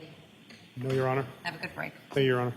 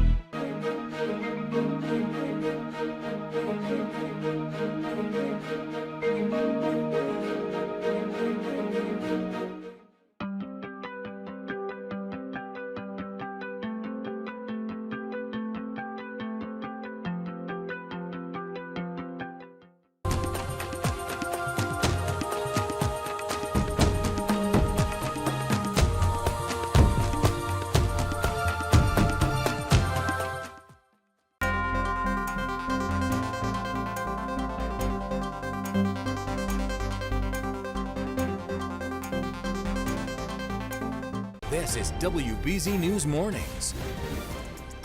Morning. Thanks for joining us. It's Wednesday, December 3rd. I'm Paula Eben. We're still in a weather alert this morning. Some snow from overnight could make for an icy commute. Still, Jason Michael is here with our next weather forecast. Boy, those temperatures plunged and there are icy spots out there. Still messy across the board here as we wake up on this Wednesday morning here, Paula. You see that mess of a situation crawling out of the region as of right now. What we have left behind are some patchy areas of black ice again this morning here as temperatures will very, very slowly begin to warm up throughout the day today. Around the peak around the peak hours of the storm yesterday, we had hundreds of reports all across the Northeast yesterday because of the driving snow as well as the driven rain and also the very unsettled conditions with some ice right in between those two features of the yesterday's storm. Now we have some brisk conditions outside right now. Winds are still gusty across the board, that 20 to 30 mile per hour gusts. That is mainly for the South Shore, Cape and the islands, but we're left with some very cold wind chills again this morning. Feels like the lower 20s in Boston right now. Teens north and west of town, just to the west of 495 northbound. So the rest of the day today, we're going to keep our travel impacts at least in the moderate to high category, at least past noon. We start to see some marked improvement across the board, but a lot of sort trucks and plows are still out again this morning with those temperatures still fairly cold. We are likely to have less winds to deal with later today, and snowfall totals are still crawling in as well. Over 8 inches of snow in Sterling, Westminster as well. Sterling around 8 inches. Down to Worcester, a half foot of snow that is right in that zone that we're talking about with central and also northern Mass receiving the bulk of yesterday's winter storm. We'll talk about the rest of our Wednesday here, Paula, and also the other features in our rocking and rolling weather story this week. State police say they responded to more than 100 crashes and cars off the roadway during the storm. So they remind all drivers, you got to give those plows and crews plenty of space while they're cleaning up this morning. Definitely take it slow with the potential for icy conditions as well. WBZ's Anna Myler is out live in our next weather road tracker to help you navigate the commute. Of course, the bulk of this is Central Mass that we're talking about, Anna. Yeah, and Paula, we're in Templeton, Massachusetts right now. We were driving in Westminster on Route 2 West earlier this morning, and we were actually detoured off the highway. Police closed a portion of the highway because the conditions were so icy and they were dealing with crashes in that area. So we got detoured off Route 2 West. We wound up in Templeton. It is a beautiful winter wonderland out here. It is gorgeous, but then of course, drivers have been dealing with some slippery conditions for the morning commute this morning. Mass DOT reminding everyone, especially since it's the first event of the winter, just to go easy this morning. Take it slow. Give yourself extra time. Make sure to give yourself some extra space between you and other vehicles, especially the plows and the trucks that are dropping salt on the road. We've seen a number of those out here this morning, which is great to see them. Also, just to be extra cautious on those overpasses and on and off ramps and any of the side streets that are probably slushier and have more snow and ice on them than the main roads. Even closer to Boston, where we got far less snow than out here in Templeton, you can still be dealing with black ice on the roadways, which is hard to see. So you just want to be really careful and give yourself a little extra time. Go slower than normal this morning. Paula. All right, Anna Myler, thanks so much. Fitchburg has some more cleaning up to do this morning after they picked up about 7 inches of snow. The roads were slippery, school was canceled. It was a similar story in Leominster, which got less snow, but still enough to force people out to clear pathways before those temperatures dropped overnight. It's New England weather. Nice one day, and then it's crappy the next. We're trying to get it up before the ice starts coming down, starts icing everything over. What's your favorite thing to do in the snow?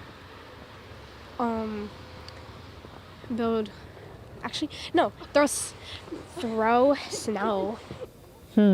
Fitchburg says it has lifted its snow emergency and parking ban as of 8 o'clock this morning. So stay with the WBZ weather team throughout this next weather alert, from the slick morning conditions to bitter cold that's on the way for later this week. You can always get the latest forecast on air and online at WBZ.com. Police are searching for the person who shot and killed a man in East Boston. This happened just before 6 o'clock last night on Harv Street. Police blocked off a large part of the neighborhood during the investigation, but so far, no arrests. The Trump administration is making some new threats about SNAP benefits. Massachusetts is one of the states that could be impacted by this. WBZ's Samantha Cheney joins us live here in studio now with the latest details. Sam? Good morning, Paula. At a cabinet meeting yesterday, Agriculture Secretary Brooke Rollins, she said that the Trump administration plans to withhold funds from the Democratic-controlled states if they don't provide information about who is benefiting from the food assistance program. The administration wants details like names and immigration status. Rollins says the information is necessary to prevent fraud. Nearly 24 Democratic states, including Massachusetts, have now sued to block the requirement. They argue that states verify SNAP eligibility themselves and have never actually shared sensitive program data with the federal government. The Trump administration now says that payments could stop next week unless states comply. In a statement, Governor Haley called on President Trump to order the release of SNAP benefits. She writes, "This is truly appalling and cruel. The Trump administration is once again playing politics with the ability of working parents with children, seniors, and people with disabilities to get food." Now, Healy says Massachusetts has not actually received notice about withheld funds. More than 1 million people in Massachusetts rely on SNAP benefits. Samantha Cheney live in studio. Thank you. New this morning, a Republican has clinched the U.S. House seat that was up for grabs in a closely watched special election in Tennessee. The Trump-backed candidate Matt Van Epps beat the Democrat Afton Bain to keep the seat Republican-controlled. The relatively slim margin of victory, though, did give Democrats hope for next year's midterms. Once Van Epps is sworn in, the House GOP majority grows to 220 versus the Democrats' 213. Massachusetts Congresswoman Ayanna Pressley is running for re-election, so this announcement ends the speculation that she might try to seek the Senate seat now held by fellow Democrat Ed Markey. Pressley is in her 4th term representing the state's 7th congressional district. She says she will outline her vision for the Democratic Party in the next few weeks. WBZ is your home for the Patriots, and despite their dominance and the big flex of winning 10 in a row, the NFL is not flexing the time of their next game. The Pats will take on the Bills December 14th, and the league decided not to change the time. It will still be played at 1 o'clock. The team is getting a much-needed break, though, this week. They're hitting the bye week after winning that 10th straight game. One of the biggest reasons the Pats have the best record in the NFL, of course, is Drake May. The second-year QB continues to play like a seasoned veteran. He leads the league in completion percentage, passing yards, and passer rating. He threw for 282 yards and 2 touchdowns Monday night. One was to Kyle Williams. I think it's just his poise, Nothing really rattles him too much. You don't see him get nerve-wracked under pressure. He keeps his poise. He's cool. He's not a rah-rah guy too much, He's calm, cool, and collected. So we have a quarterback that's poised, even when the games get tough or when the lights get bright, and he's able to just be him no matter what. I mean, that's a dangerous player. He has the power of calm, and that is dangerous in the NFL. The Pats may be off, but we still have Patriots First Down tonight. Join Steve Burton and Mike Reese with a special 9:30 p.m. start time on TV 38 or streaming on CBS News Boston. Just ahead this morning, how Massachusetts is showing support for childhood vaccinations as the CDC gets ready to review them.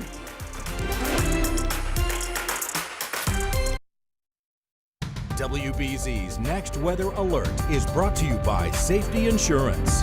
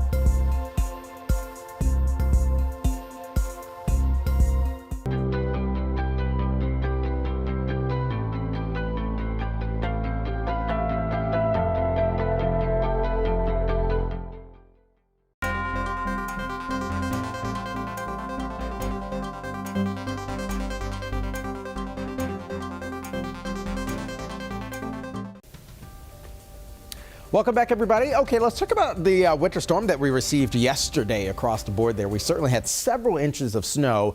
And a lot of people woke up with a winter wonderland. At least a half foot of snow raked in across areas north and west of town there, mainly over towards Worcester County, northern Mass, up into New Hampshire, and even Maine got several inches of snow as well. So it is an early start. Before we get to the astronomical start of winter later on this month, meteorological winter certainly coming in with a wallop of cold air along with the wintry weather as well. This is a loop back over the past 18 hours or so. We saw a lot of that energy move through the region.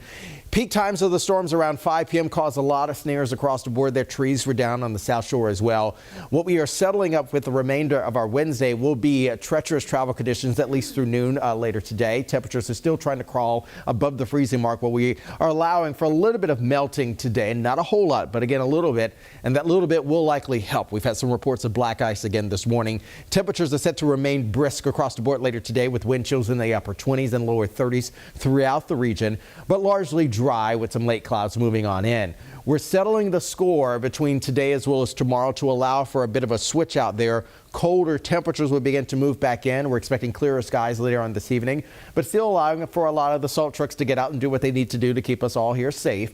Winds are still gusty, 20 to 30 miles per hour as of right now, keeping our wind chills in the teens, perhaps even the lower 20s across the city. And also points south are just still feeling a little bit warmer than the freezing mark as well, mainly for the Cape and even the islands there. Winds back off a little bit as we get towards the late evening hours there, and then climb as we move towards the midday forest tomorrow. We're largely dry again today. Beautiful blue skies outside, a lot of sunshine, but also cold temperatures. Again, largely remaining in the mid to upper 30s, being well below average. We should be around 46 to 47 degrees for this time of year. A notch of cold air is set to move down into the lower 48, even further south there, tapping into sort of that polar vortex. You may have a memory about that several years or so ago. We're actually allowing for an Arctic front to move through. And just the same, we are expecting a few more flakes to move into the region for us tomorrow. So temperatures are likely going to be in the mid to upper 30s again. Passing flakes are set to arrive as we move past the noon hour again tomorrow. Lingering flakes for the Cape and the islands past sunset tomorrow, with more sub-zero wind chills on deck for early Friday morning. Lows tonight will be right around the freezing mark there. We have a beautiful supermoon there. That is December's cold moon that is set to peak, as you see there, around 6:14 tomorrow afternoon. Now, feels like temperatures as we go to bed tomorrow evening around 10 to 11 p.m. will feel like the lower single digits. So bundle up here. It gets even colder, and likely feeling even colder by Friday morning. Will be in the lower, the lower single digits, and also sub-zero wind chills across the board as well. Back in the 30s, a few flakes likely on Saturday, more sunshine, still in the 30s for Sunday. Another front arrives and keeps us in the upper 20s and low 30s for afternoon highs next week. Coming up today, Governor Healy is going to hold a forum on childhood vaccines. She'll speak with members of the state's Department of Public Health and other health leaders about how to strengthen trust in the shots. Now, that includes preserving safe ways to access the vaccines. Tomorrow, a CDC committee plans to review the schedule of childhood and adolescent immunizations. A Back Bay restaurant that was recently spotlighted by the Michelin Guide is under fire. 3 employees at La Padrona are now suing the restaurant. They claim that managers illegally forced them to share tips and then shorted them at least $50,000. Massachusetts law states that pooled tips should only be divided among those who provide direct service to customers. Our partners at Axios Boston reached out for comment but haven't heard back. Well, what gifts and gadgets are topping the wish lists of Americans this holiday season? Alongside the typical Nintendos or flat screen TVs, wearable wellness-driven tech is trending. And this reporter now breaks down what shoppers should know before buying popular health tracking devices. This season, some Americans are trading toys and TVs for wellness-focused tech. Wearable gadgets like smart rings, bands, and watches are among the most popular gifts. I have the Rincon Gen 2 right now, and I love it so much. I'm actually going to get it for my sister for Christmas. Users can track exercise, heart rate, sleep, and stress, and even detect medical conditions in real time. New York's Mount Sinai Hospital now has a wearables lab where Dr. Zahi Fayyad tests the latest devices. What are you wearing right now? I'm wearing a Garmin watch. I'm wearing a Polar band. I'm wearing a Whoop band. And then finally, I have an Oura ring. The lab focuses on validating the health benefits of commercial devices, and Dr. Fayyad says the data can be transformative. 24-hour, 7 days a week, 365 days during the year. You're getting health information similar to what you will be able to get or you get usually in the clinic. I think that's fantastic. Recent retail tracking data from Circana shows spending on fitness trackers in 2025 grew 88% from 1 year ago. Stores like Best Buy are stocked full of these items, and they're flying off shelves, from smart wristbands to rings, even smart glasses. And I'm told this technology had a surge after the COVID pandemic.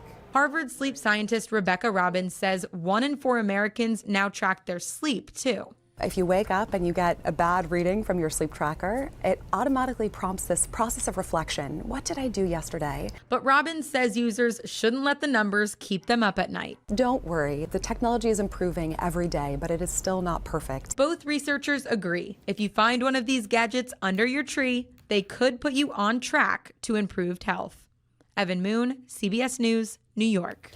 The Powerball jackpot continues to grow, so tonight's drawing is now worth $775 million, the 8th largest jackpot in the history of the game. No one has won the big prize since September, and numbers will be drawn at 11 p.m. You can watch that right here on CBS News Boston. Just ahead this morning on CBS News Boston, the Patriots' new tailgate cocktail comes with a fishy ingredient. We'll speak with someone who was brave enough to try it.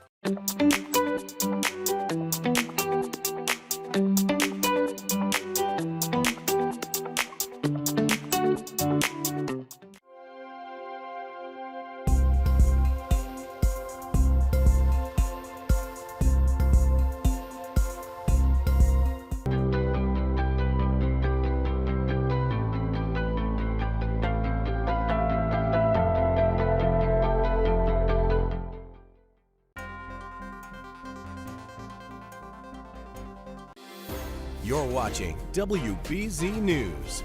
The Patriots have a new official champagne cocktail that's going viral, and it's one of the ingredients that's the reason why. Look at this. This is the Chowdamosa. It is made up of half champagne, 1/4 clam juice, 1/8 of heavy cream, and 1/8 of lemon juice. Drink at your own risk. And we didn't want to take that chance, especially since the cocktail comes with instructions to sip immediately to avoid curdling. So we caught up with our partners at Mass Live. Reporter Nick O'Malley gave it a shot.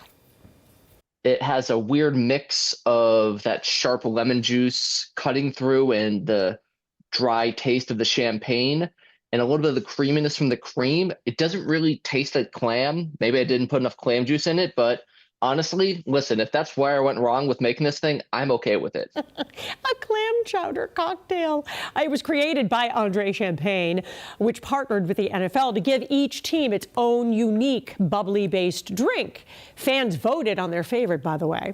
The winner will be announced tomorrow when the polls closed. It looked like Cincinnati's Chili Three-Way Mosa is winning.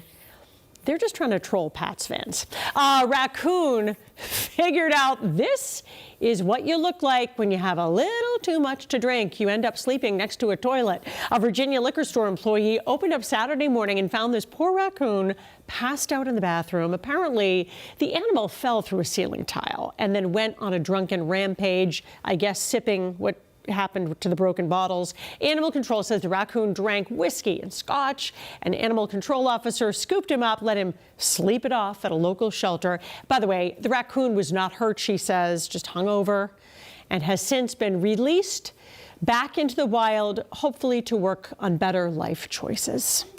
Coming up next, we'll tell you about who was just named Massachusetts Teacher of the Year.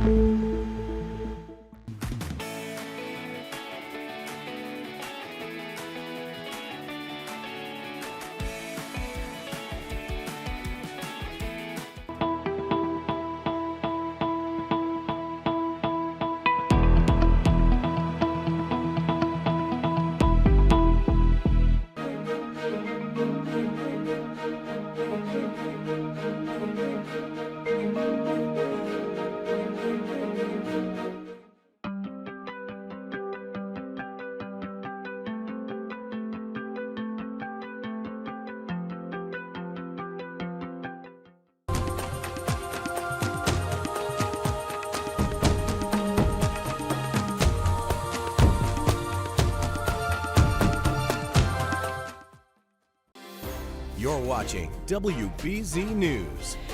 Well, a teacher in Lowell has some major bragging rights this morning. Dr. Tara Goodhue is this year's Massachusetts Teacher of the Year. She teaches science at Lowell High School and was selected from 200 candidates across the Commonwealth. Dr. Goodhue says her students' contribution to the process really helped her get this recognition. The video lesson, they helped me come up with the idea for the lesson. They helped me plan it, and we went outside and did our tree data collection, which is part of Harvard Forest Schoolyard Science program. They said, I think this will be unique. So they were on board rooting for me. So this is really a win for my students. Well, the award comes with a $10,000 prize, and that will fund upcoming projects for her science department. Congratulations. Still to come in our next half hour, 2 trading card stores on the Cape have been targeted. The search for burglars who stole thousands of dollars worth of merchandise.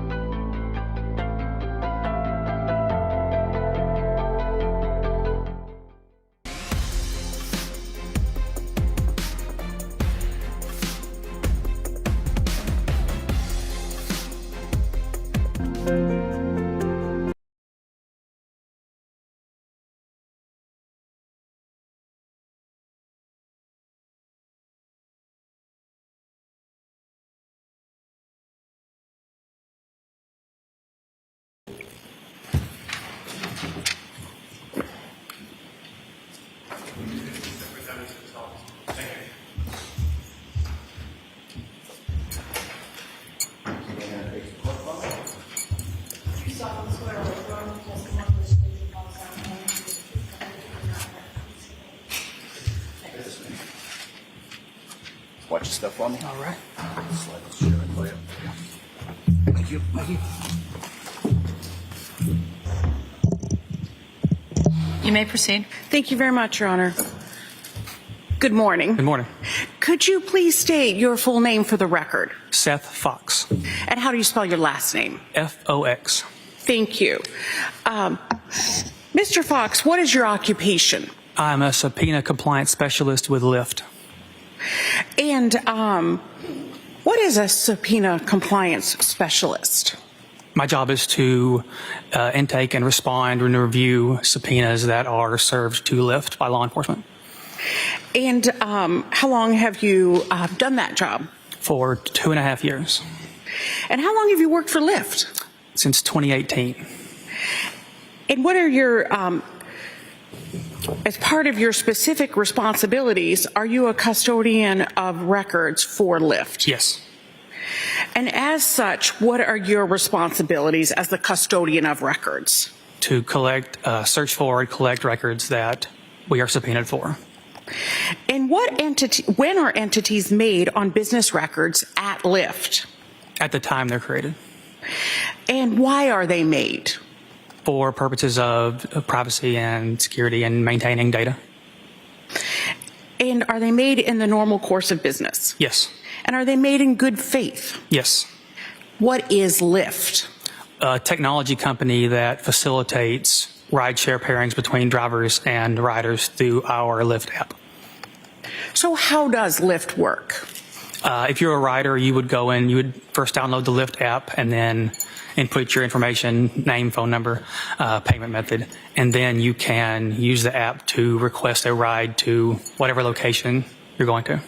And it pairs you with the driver in your area. Is Lyft a paid or free service? Paid. Are you familiar with the records that have been requested in this case? Yes. And have you previously supplied those records to us? Yes. And are these the records for the account information for Anna Walshe with a payment and profile for that user? Yes. And did Anna Walshe have an account with Lyft? Yes. Your Honor, I'm now seeking to admit, which has been previously marked as Exhibit 94, the records of Lyft. All right, the Lyft records for Anna Walshe are now in evidence as Exhibit 94. Thank you. May I approach the witness? You may.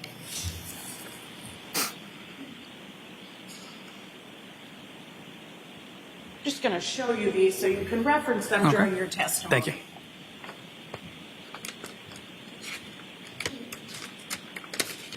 I'm also going to ask, Your Honor, if they could be published to the jury. They may be. Thank you. Ms. Gilman, if we could start with the account.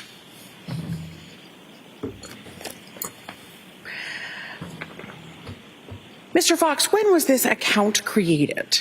This was created on May 16th of 2022. And what phone number was associated with the account? 617-599-7966. And how is the phone number used with Lyft? It is, the app is through your phone, so you have to download it to your phone, and that phone number is how you create rides or request rides. And does Lyft keep other information about the account holder's phone? We keep information such as the IP address at the time the account was created, the phone carrier, and the app version that was used, and the operating system on that phone. And why is that? For data purposes, for privacy security. What kind of phone was used here? It was a iPhone 14-4. And who was the carrier? Verizon. In addition to keeping that information, do you also keep payment method? Yes. Ms. Gilman, I'd ask you to go to the payment document. And can you tell me about the payment method in these records? It was a Visa card, the last four digits, 5421. And finally, sir, Ms. Gilman, if you could go to the cover, were there any rides between December 30th of 2022 and January 8th of 2023 that were used by this rider? No.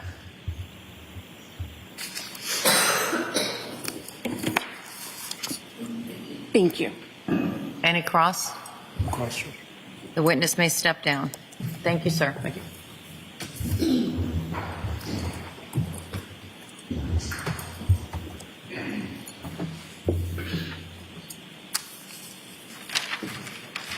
Commonwealth may call its next witness. The Commonwealth calls Alyssa Wimmer.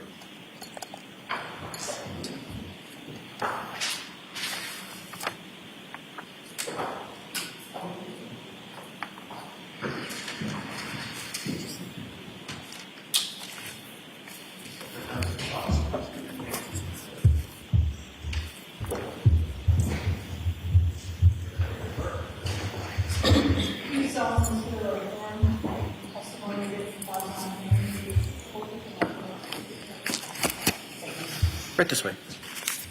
Just watch your stuff for me. Slide this chair. Step right up. No, just step right up. There you go. Thank you so much. Thank you. And you may proceed. Thank you so much. Good morning. Good morning. Could you please state your name and spell your last name for the record? Yes, my name is Alyssa Wimmer, W-I-M-M-E-R. And what is your occupation, ma'am? I work for Uber Technologies. And what is your title? I am one of their regional public safety liaisons. And how long have you worked for Uber Technologies? Approximately a year and a half. And always in the same position? Yes. And what are your specific responsibilities? My job is to assist law enforcement within my region, which includes the Northeast United States, with complex or critical safety incidents that have some sort of a nexus to the Uber platform. And as part of your job, have you been designated as a custodian of records? Yes. As such, what are your responsibilities? I am able to look at requests that law enforcement put through our portal for Uber, locate data that they are requesting, and then produce that data to law enforcement. And when are entries made on business records at Uber Technologies? At the time of the event or shortly thereafter. And why are they made? In order to maintain our regular course of business. And are they made in good faith? Yes. What is Uber Technologies? So we're more commonly known as Uber. We are a technology company that facilitates various transportation and delivery services under our platform. So we're probably most commonly known for our rideshare feature, which allows a user to access the Uber application, request a trip with a pickup location and a drop-off location, and then Uber will match that person with the driver, and the driver will transport the individual from point A to point B. Is Uber a pay or free service? A paid service. Are you familiar with the records that have been requested in this case? Yes. And did you provide those records previously? Uber did, yes. And were those records for account information for 617-599-7966? Yes. And did Uber have an account for 617-599-7966? Yes. And you have seen those records? Yes. Your Honor, I'd ask at this time, those were provided digitally. Correct. I'd ask at this time that the records, which have been marked on a thumb drive as Exhibit 95, previously marked, be the next exhibit. And that's agreed to? Yes, Your Honor. The Uber records for the phone number recited are now in evidence as Exhibit 95. Thank you. And I ask that they be published both for the witness and the jury. You may do that. Thank you. I'd ask that we start with response page 2.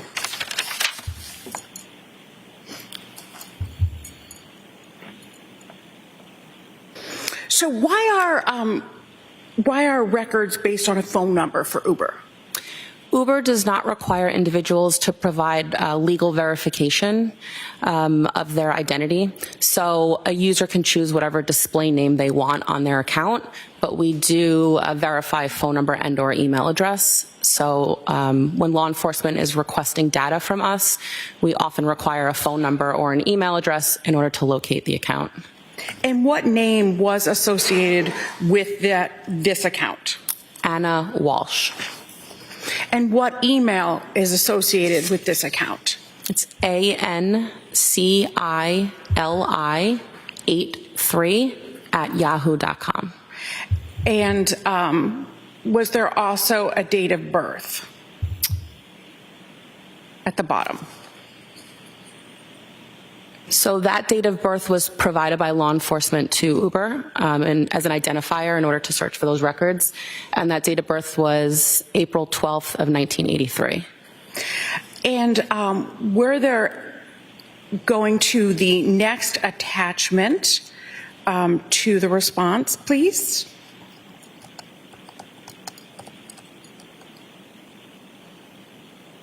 Were there any rides between December 30th of 2022 and January 8th of 2023?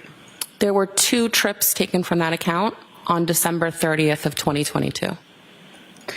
And they were, can you tell us where those were?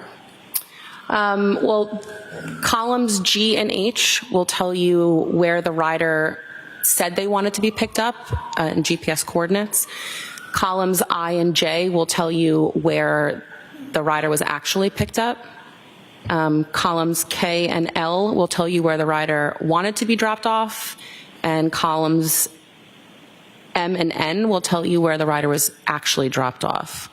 And those are longitude and latitude? Correct. And those are GPS coordinates, like if you put into Google Maps or something like that? Correct. And can you tell from this about payment method? Yes. Columns O and P and Q contain information about the credit card that was used to pay for these two rides. Column O is going to be the first 6 digits on that credit card number. Column P is going to be the last 4 digits of that credit card number. And then column Q is the expiration date for the credit card. And can you tell us what columns R, S, and T are? Yes. Column R is how much the trip costs in United States currency. Column S is the distance of the trip in miles. And column T is going to be the duration of the trip in minutes. Were any other rides taken besides these 2 rides? Between the dates that you indicated? Exactly. No. Were any other accounts registered with Uber connected to that phone number, credit card, or email? I believe there was another account linked to that phone number, but there was no activity on it at all. And going back to response page 2,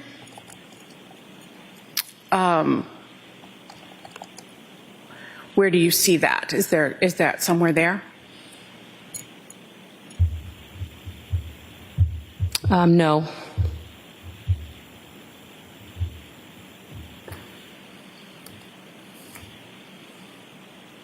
I believe this request was also related to information about trips that were taken, and this account had trips on it, whereas I believe there was another account linked to this phone number that was never used, never had any trips on it at all, and therefore was not. So there were no trips for that date? Correct. For those dates? Correct. So no information was supplied? Correct. Thank you. Welcome. Cross. Cross, Judge. The witness may step down. Thank you. Thank you.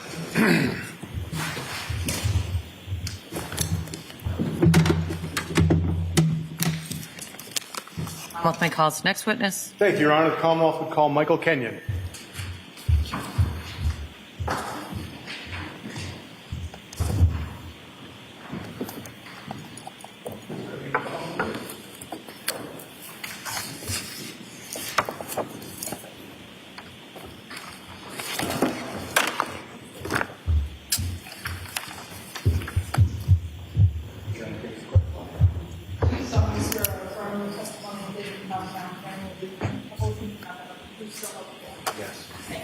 Right this way, sir.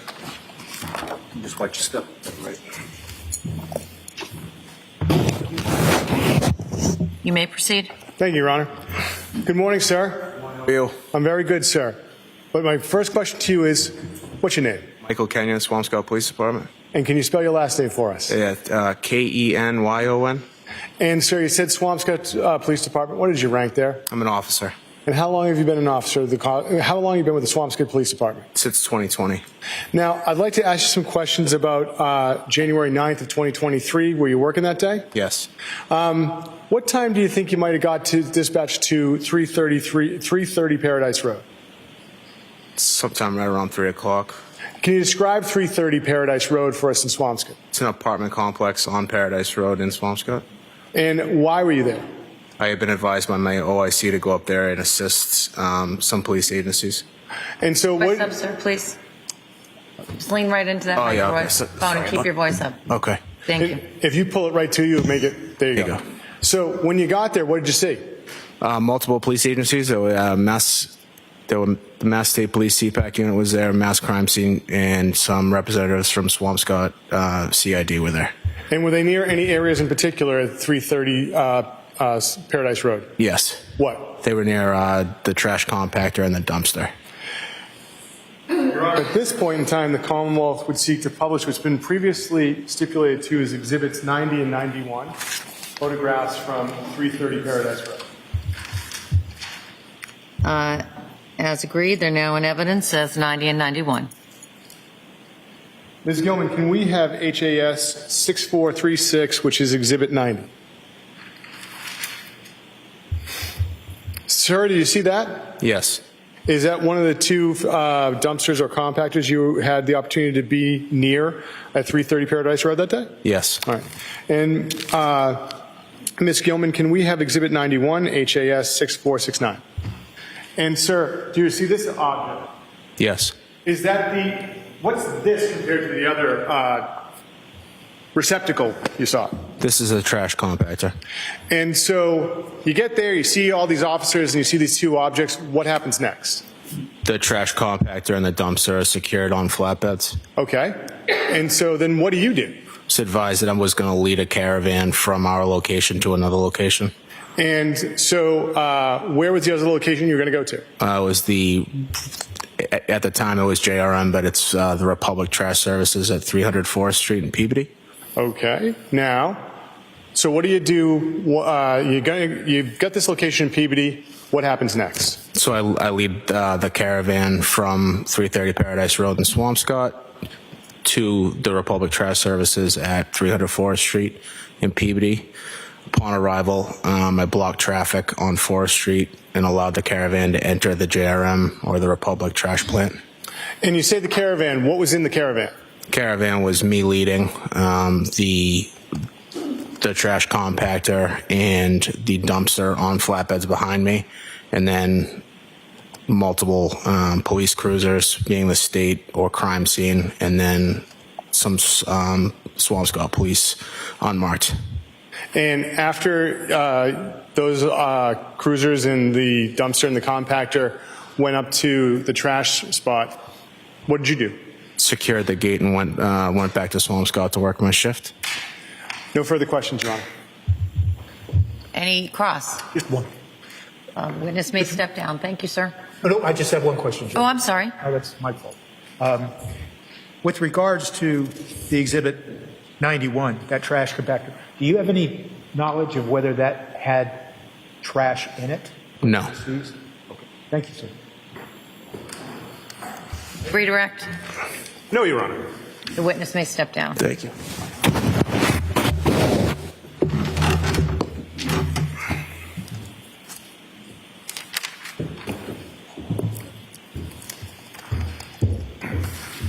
Commonwealth may call its next witness. The Commonwealth calls Sergeant Amy Waterman.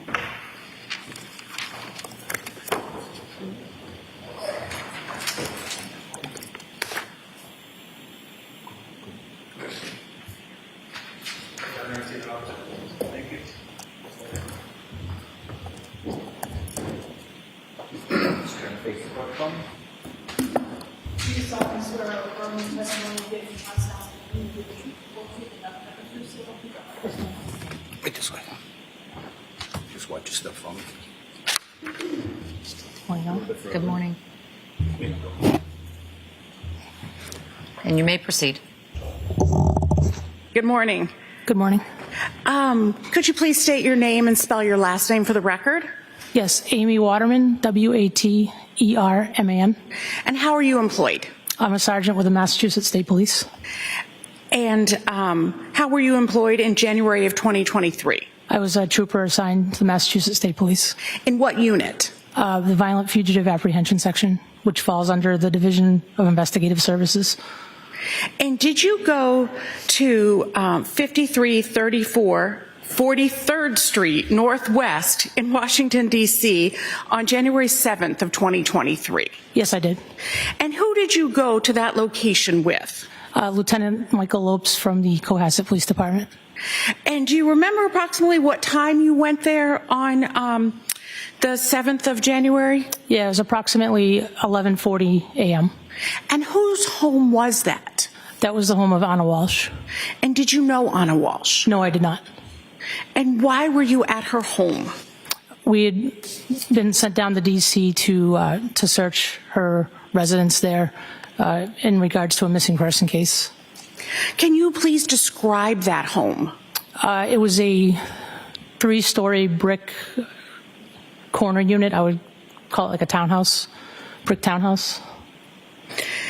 And was there any security or ring doorbells or anything like that when you got to that home? No. And how did you enter the home? The basement level was a garage, and Lieutenant Lopes was in possession of a key, the key code combination for the door. To the garage? Correct. Okay. And so did you go into the garage? Yes. And what observations were made of the garage? There was several boxes of miscellaneous items, which there was some carpets that were rolled up. There was things you would find in a garage, like a wet vac. No vehicles were found. It was pretty neatly organized. And were there any other rooms attached to the garage? There was, through the door, there was a smaller room. I would call it an exercise room. There was a treadmill, a chair, and a couple other items, like a weight bench. So besides that garage level, what did you do next? We opened, there was an interior door that led to a stairwell that went up to the actual apartment of the townhouse. And were you able to get through that door? Yes. And did you need an additional key or code or anything to get through that? No. And so how did you get through that? Was it unlocked for you? If you know? I believe it was, yes. Okay. And so where did you then go? We went up a set of stairs that led to what I would call the first floor of the townhouse. It was three residential floors, so we went up to the first floor. And can you describe that first floor, please, for the jury? Yes, it was a main kitchen area. There was a restroom in that area, as well as like a living area, like a seating area. Okay. And what was the condition of the kitchen? It was very neat and tidy. Nothing really out of place. Did you look around? We did. Was there anything in the fridge? Yeah, there was some, I don't remember exactly, but there was some food items in the fridge. And what did you see in the rest of the area of that main floor, you said? Again, it was neatly put together. There was some miscellaneous personal items that you would typically find in a kitchen or a living area, furniture. So it was furnished? Correct. And so after looking at that kitchen floor, what did you do next? Once we took a look at that floor, we went up, ascended up the stairs to the second floor. And when you say we, you're talking about? Yes, Lieutenant Lopes. Okay. Yes. Was anyone else with you besides No, it was just the two of us. Okay. So after you finished looking at the kitchen, you said you went up to the next floor? Correct. And what was on, and how did you get to the next floor? We took the stairs up, and there was another interior door that opened up into a larger area. And what did you see there? I would describe it as the primary bedroom. Essentially, the whole floor was one big bedroom. There was, off to the left, there was maybe described as like an office area. There was a desk and just a couple sitting chairs. That was to the left as you went in. To the right was the bed, and there was a walk-in closet. And right before the walk-in closet, there was a door to the left, which was a bathroom. Did you make any observations of the bed? The bed was made. There was a couple female clothing items that were on the bed. Did you make any observations of the closet? The closet was full of clothing, shoes, sunglasses, handbags, miscellaneous things. Did you make any observations of men's clothing in the closet? Yes, there was some men's clothing. And what about the bathroom? Can you describe the bathroom? Like the rest of the house, it was neat and tidy. There were personal items such as hair products and toothbrushes and soaps and things like that. Was there another floor? Yes, there was a third floor. And how did you get to that floor? We ascended up the stairs. And what was on the third floor? The third floor consisted of another restroom, another bathroom, and there were 3 smaller bedrooms. And what observations did you make of the 3 smaller bedrooms? They appeared to be rooms for children, all contained kids' furniture, all very nicely kept and neat. There were various toys and clothing that would tell us that it belonged to the children. And how were the beds in those rooms? They were made. And what size were those beds, if you remember? I don't recall. Okay. What was the general condition of the home? Again, very neat and tidy, well organized. And in general, did you find any paperwork or anything in the home? We did. And where was that generally found? Mostly in the kitchen. And did you find Anna Walshe in the home? No, we did not.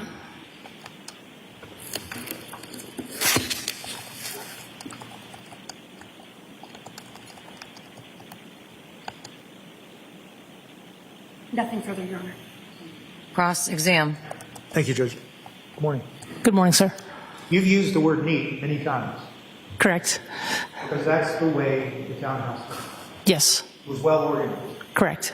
So you said that you found paperwork, documents. Yes, sir. You used the word primarily.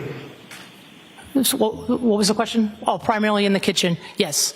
Where in the kitchen? Like, I don't remember exactly. I believe it was there was a countertop with some shelves underneath it. I believe that's where it was found. okay. Did you? You mentioned what? I thought I heard you say. You mentioned something like a study or a desk or something in one of the in the. Yes, in the primary bedroom there was a desk. And did you go through the drawers looking for other documents? I don't recall if we did or not. So when you left, did you take all the documents that you found that you thought were significant? We took some, yes. Okay. And how did you know what kind of documents to look for, the significance of them?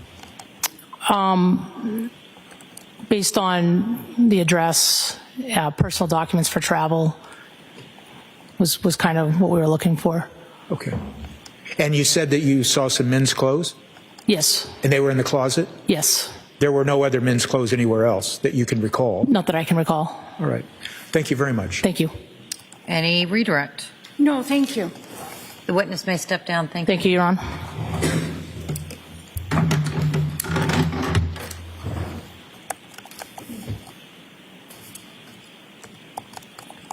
Commonwealth may call its next witness. Your Honor, before we call, could we approach? Sure. Thank you.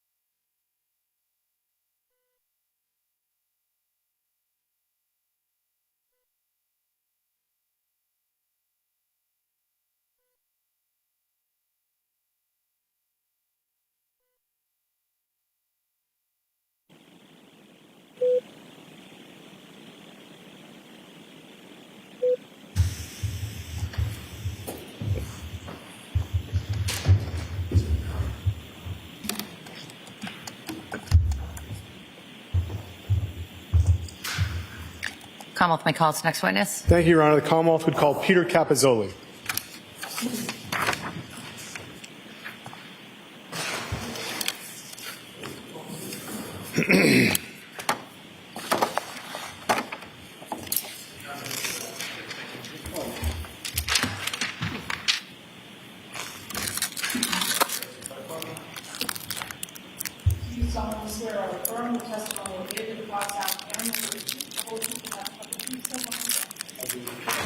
Right this way, sir. Step careful. Watch your step. Come over here. A little further. There you go, sir. Thank you. And you may proceed. Thank you, Your Honor. Good afternoon, sir. Good afternoon. Sir, I'm going to ask you if you pull that microphone closer to you because it's going to amplify your voice and everyone will be able to hear you. Can you state your name for the record and spell your last name? Peter Capozzoli, Capozzoli. And, sir, by the way, that is perfect as far as the volume. Are you familiar with Cohasset Imports? Yes. What is Cohasset Imports? It's a used car dealership, sales and service. And how are you familiar with it? I'm the owner. Ms. Gilman, could we have what was entered in today as Exhibit 84?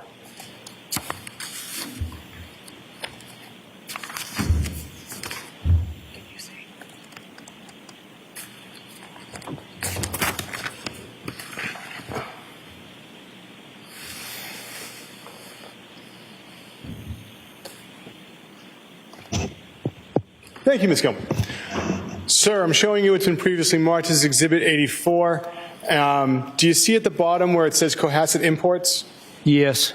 Now, sir, where is your home in relation to Cohasset Imports? To the right up the driveway. And, sir, are you familiar with 516 Chief Justice Cushing Highway? Yes. How are you familiar with it? I own it. And how long have you owned it? Since September 2019. And do you see 516 Chief Justice Cushing Highway in relation to this photograph that has Cohasset Imports on it? Yes, I do. And can you point it out for us, sir? Right there? In the middle, sir? Right here? Yeah. I can't see where your finger is. In the middle, yes. All right. Thank you, sir. Now, sir, is that your primary residence, 516? No. What do you do with that property? I rent it. And so, sir, are you familiar with the Walshe family? Yes. And how are you familiar with the Walshe family? They were the last tenants that we rented to. And now, when did you begin renting to the Walshe family? I believe it was March of 22. And what was the initial terms of the lease?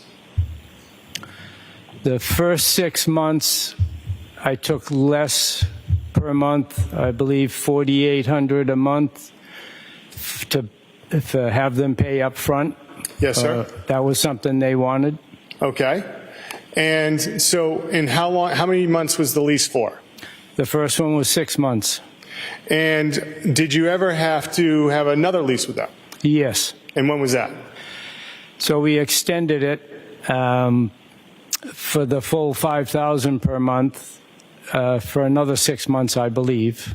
Now, during the course of the Walshe family at 516 Chief Justice Cushing Highway, how many times did you have the opportunity to see Anna Walshe? 3 or 4 times. And how many times would you have the opportunities to see Brian Walshe? He brought the check every month, so I would see him each month once and then maybe another 5 or 6 times in between that. Now, sir, do you see Mr. Walshe here today? Yes. Could you identify him with some article of clothing he may be wearing? A tie with a black jacket. Your Honor, if the record may reflect that the witnesses identify the defendant. The record will so reflect.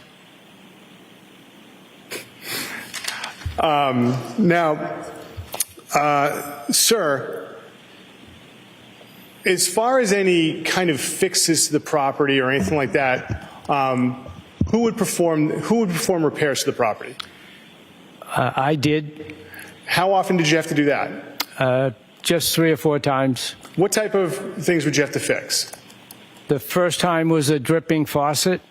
I went in, figured the problem, went back, ordered some parts, got the parts, came back and fixed it. And besides a leaky faucet, anything else that you had to fix? One time there was a loose hinge on a hutch in the kitchen, and I came in on a Sunday morning and worked on that and corrected that. Was anyone home when you fixed the hitch? Yes. Who was home? Anna was home and the 3 boys. Now, Besides making those 2 repairs, any other significant repairs to the home? Yes, one other one. In the middle of July, the AC stopped working. So I went over at night, looked at it for a few hours, checked everything I could, knew what I had, knew what I didn't have. So then I had an electrician come in the morning. He showed up, I think, at 8 o'clock. And he had, after 5 minutes, he said, "Where's the shutoff switch for the heater AC unit?" I said, "I didn't know. It was upstairs." So it was upstairs in the entryway coming in the side door, and the switch had been flipped off. That's why the AC didn't work. All right, so pretty basic fixes. Yes. Now, sir, as far as the basement of the house, when you rented it, what was in the basement? Just a few small things, and a dehumidifier, maybe a small table, and 2 refrigerators that were not hooked up. Now, and Ms. Kilman, if you could just take down that exhibit, thank you. In late December of 2022, what did you do as far as going away on a vacation? I went to the Caribbean over New Year's. And during that time, did you ever receive any calls from Mr. Brian Walshe? Yes. When? I believe it was Thursday of the week that I was there, if I'm not mistaken, somewhere in the late afternoon time frame. And can you tell us about the conversation? What was the conversation you had with Mr. Walshe in this phone call? Yes. So he had asked me if I had security on my building, and I said, no, not at this time. We were still in the building process. And so I said, why? And he said, well, my wife is missing. She took an Uber this morning, or was supposed to take an Uber this morning to go to D.C. for work. And we haven't found her, and she didn't show up in D.C. Did he tell you what time she left? I think in the 4 to 5 range in the morning. Now, and you said that your building was under construction. What building was being worked on? Cohasset Imports. And did you tell him about any other places that might have cameras? Yes. So next door, north of me, there's a home, and I thought he might have security. So I mentioned the name and said you could check with him. Now, sir, on the lease you had with the Walshe family, are you familiar with that lease? Yes. One moment. Your Honor, if I may approach? You may. Mr. Capizzoli, I'm handing you a document. You recognize it? Yes, that's the lease. And, Your Honor, I seek to have this marked as the next exhibit. Any objection? None, Your Honor. I think the next one is 96. The lease for 516 Chief Justice Highway is in evidence as Exhibit 96. I like this one. Thank you. Directing your attention to page 4 under tenant. Can you state who the tenant is of the lease and the address affixed to that? Yes, Diana Walshe, and the address is 330 Paradise Road, apartment 1320 in Swampscott, Mass. And, counsel, your Honor, approach one more time. You may. Thank you. Mr. Capizzoli, I'm handing you a photograph. Sir, do you recognize the room of the photograph's taken in? Yes. Do you recognize the person in that photograph? Well, I think it's Anna. Okay. And the room, is it a fair and accurate depiction of the room that you recognize? Yes. And what room is it that you recognize?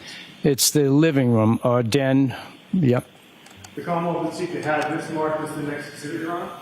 Any objection? Photo is now in evidence as Exhibit 97.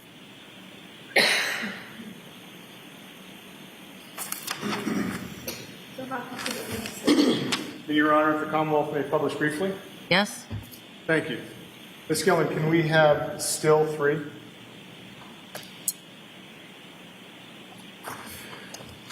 Mr. Capizzoli, how do you recognize this as the living room? So when you walk in the front door, it's the room to the left. It's the only room that had a rug. It's the only room downstairs that has a fireplace. You can take that down, Ms. Gilman. Thank you. And Your Honor, if I may have just a moment. Yes? Thank you, Your Honor.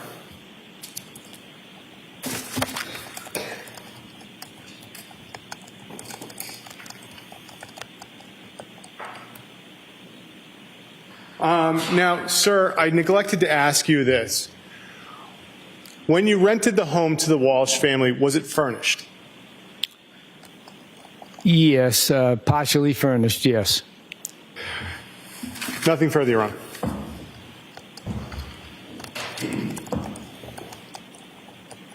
Cross? Sorry, Judge. Sorry, I was in my typing mode. Go right ahead.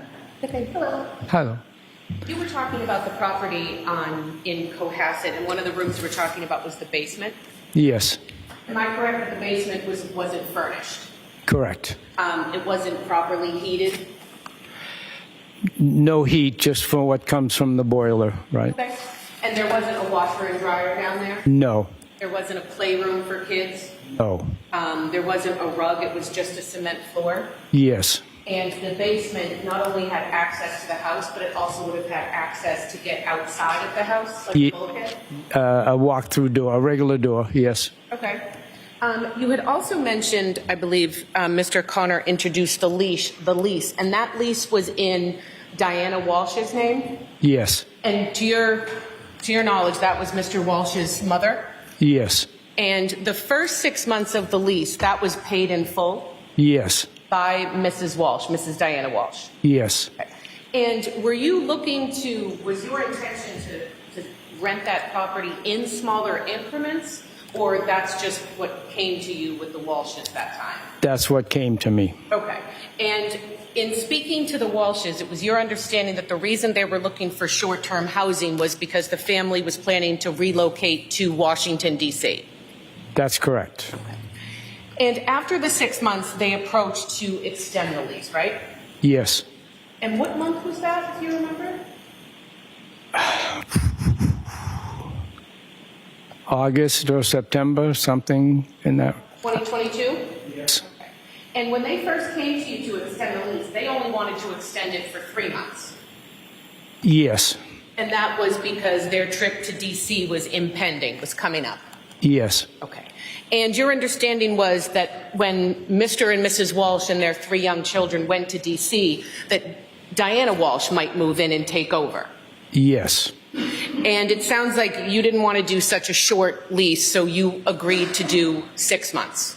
yes, And during those 6 months, you mentioned that Mr. Walsh would bring you the rent check, right? yes, But the rent was being still paid by Diana Walsh, his mother. correct, yes, And that was $5,000 a month? yes, Okay. You had mentioned that you had done a couple repairs to the property as a landlord? yes, And one of the things that you mentioned is there was a leaky faucet. yes.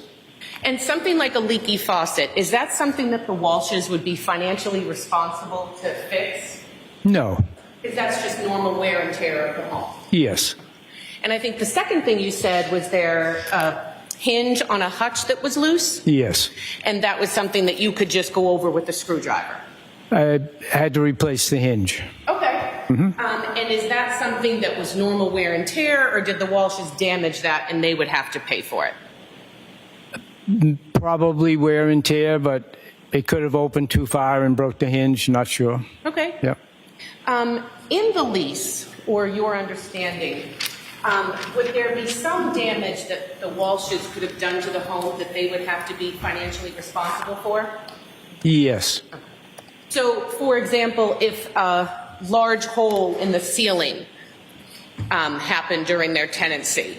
You wouldn't run over there and get up on a ladder and drywall the ceiling and fix a hole yourself. No, I wouldn't. And that would be something that isn't regular wear and tear, right? I would say that's not regular wear and tear, no. Okay. So that would be something that the Walshes would be responsible for paying for and covering.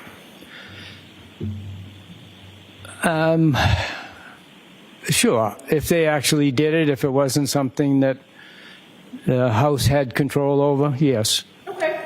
And you had mentioned that other than the rent check, that you would see Mr. Walshe, when you say 5 or 6 times, do you mean 5 or 6 times a month, or do you mean 5 or 6 times over the course of the lease? Over the course of the lease, yep. And would you ever see him with any of his 3 little boys? No, not outside the house, no. Okay. And you said you saw Anna Walshe on a couple of occasions? Yes. And that was with Mr. Walshe or by herself and the boys? By herself. Okay. Nothing further. With the boys, I'm sorry. By herself Okay. with the boys. By yeah. herself with the boys. Okay. Yeah. Thank you, Your Honor. Nothing further. Any redirect? No, Your Honor. The witness may step down. Thank you, sir. Okay, thank you.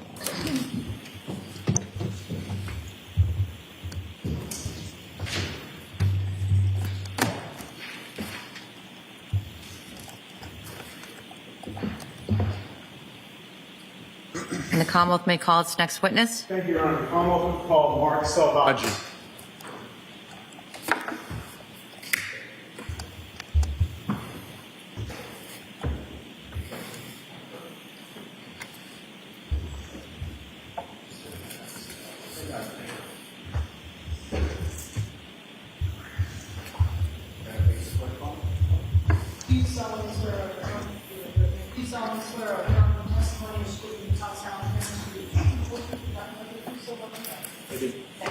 Right this way, sir. Just watch your step for me. Step all the way in. Maybe put your hand for you. There you go. You may proceed. Thank you. Good afternoon, sir. Good afternoon. Could you state your name and spell your last name for the record? Sure, it's Mark Salvaggi. It's Selvaggi. And, sir, what do you do for a living? I sell life insurance. And are you affiliated with any life insurance company? Yes. Which one? New York Life. How long have you been selling life insurance? A little over 10 years. And in that 10 years, have you always been affiliated with New York Life? Yes. Now, sir, who is Nancy McClune? It's a colleague of mine. And what is her responsibilities within your office? She fills out our applications, does our underwriting requirements, traffics the cases through underwriting. And where is your office located? 1050 Hingham Street, Rockland, Mass. And besides Ms. McClune, who else is in the office? Half a dozen other agents. Okay. And what are your responsibilities in the office? Speak with clients, talk to them about life insurance, protection.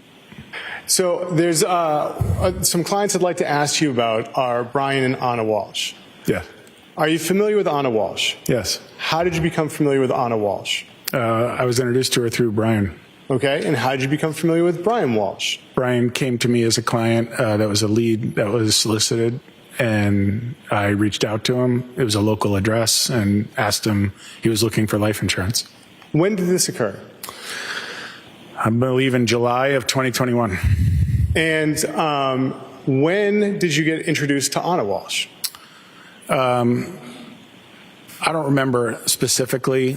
It was during COVID, so it might have been happenstance during a Zoom conversation. Okay.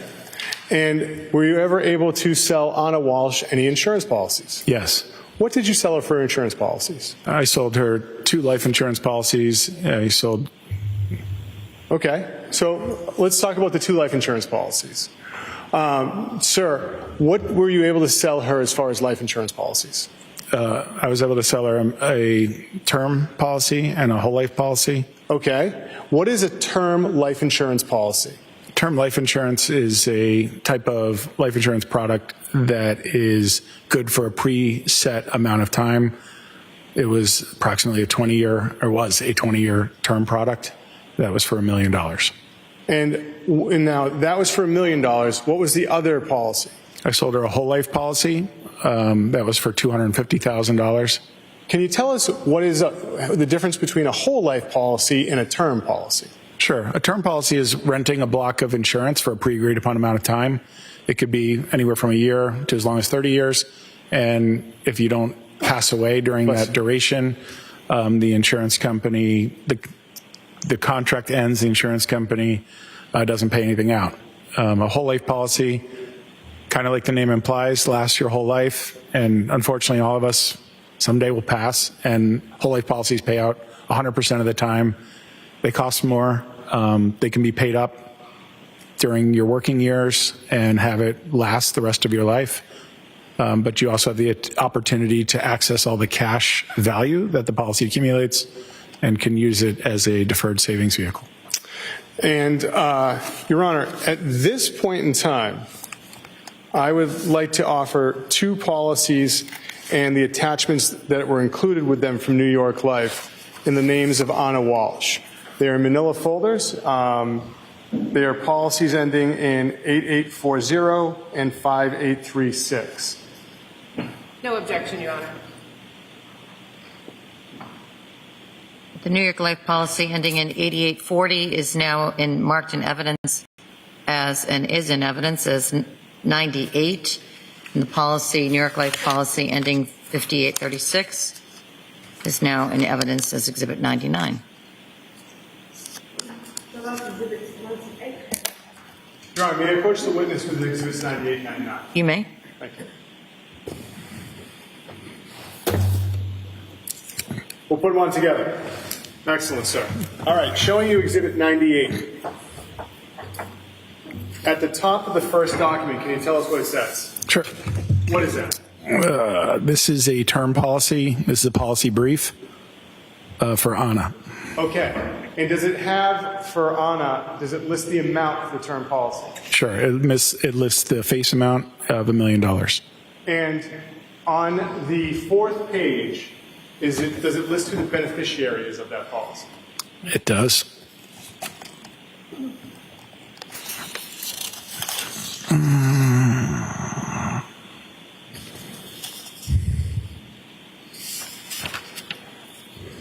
Yes, it does. Who is the beneficiary of that policy? Brian Walshe. Now, when was that policy purchased? Or better question is, when did it go into effect? Sure. The policy date is May 17th, 2021. And the next document that's within that folder, can you tell us what this document is with the binder clip attached? This is the application. And so, application, what is that? This is what is required to secure a life insurance policy. And so, to secure a life insurance policy, do you have to do anything as far as your medical information? Sure. Tell us what it is? Sure. So you'd fill out a application, which really gives the insurance company permission to do their due diligence. Isn't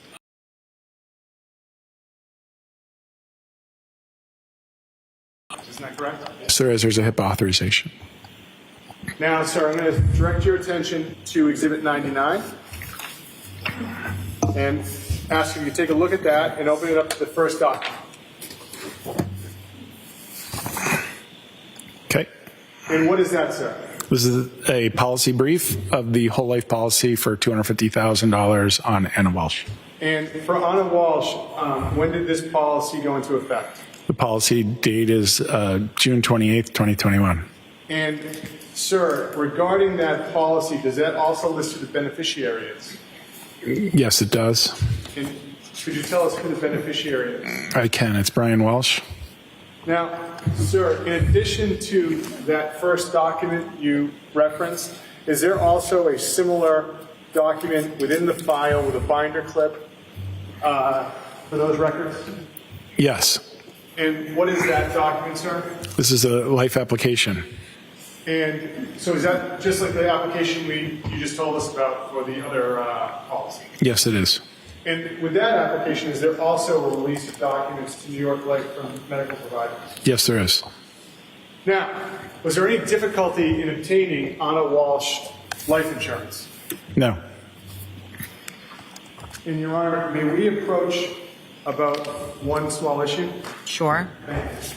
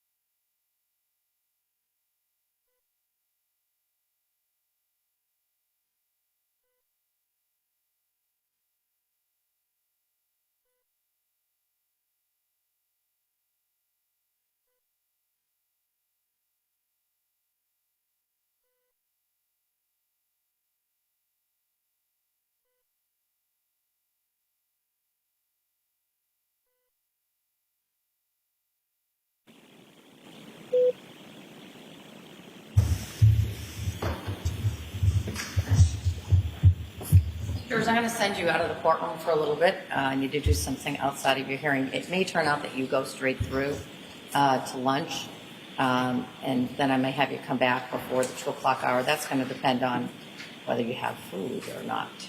We'll see. You can just hold tight, jury, but you can go back to the jury room right now. All rise for the court, please. Follow me. Yes. Yeah, how about that? Thanks.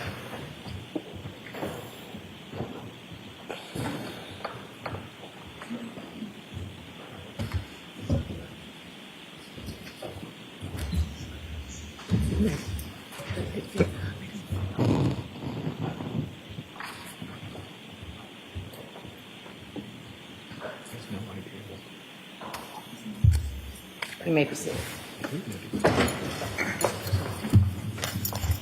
1 second.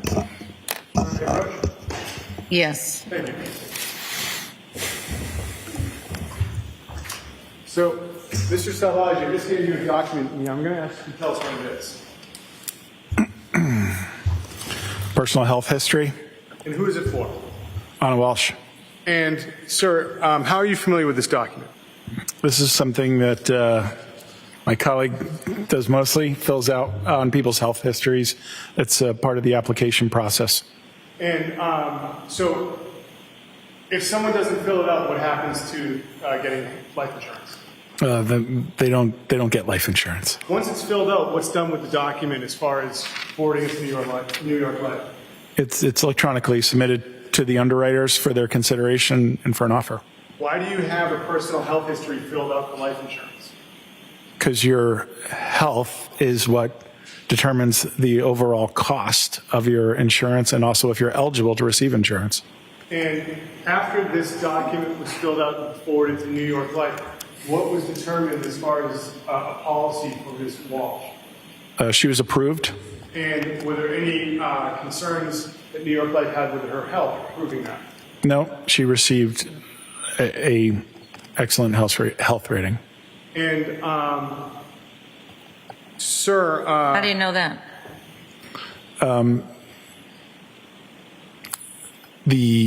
Every policy receives a health rating.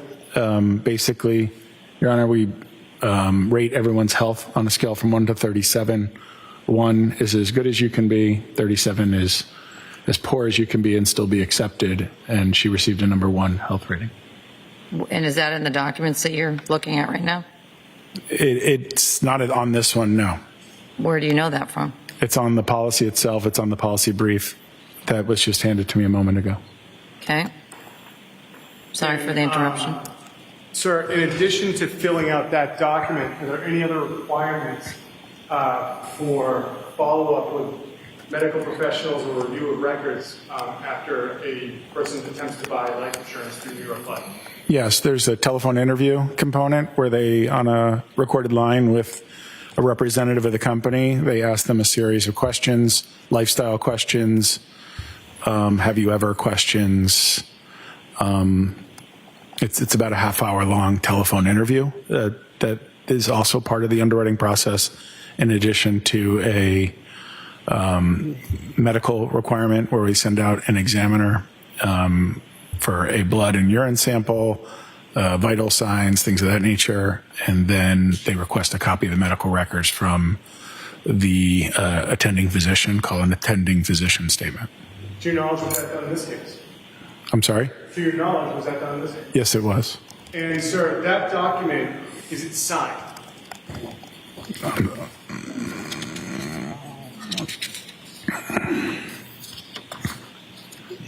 This is voice signed by Anna Walshe, yes. And so, what does it mean to be voice signed? It means at the conclusion of the interview that she conducted over the telephone, she consented to an electronic signature. I have nothing further, Your Honor. Ross. Thank you. I'm going to give this to counsel. Sharing. So this form that you were just looking at, do I understand that Anna Walshe supposedly filled this out herself? I believe it was done through a telephone interview. I wasn't part of that. Okay, so when you say a telephone interview, you mean someone interviewed purportedly Anna Walsh about these questions? Yes. So it wasn't a doctor that was reporting this information to you? No. And I think you had just said that if you don't go through this process, you can't get the life insurance, right? Correct. Okay, so this information on this form came from reportedly Anna Walsh over the phone? Yes. Okay. And these records don't have any attachment from a medical doctor signing off that she was in, as you say, great health in March of 2021? It doesn't have any medical records attached to it. So no medical corroboration to the assertions made purportedly by Anna Walsh in March of 2021? Correct.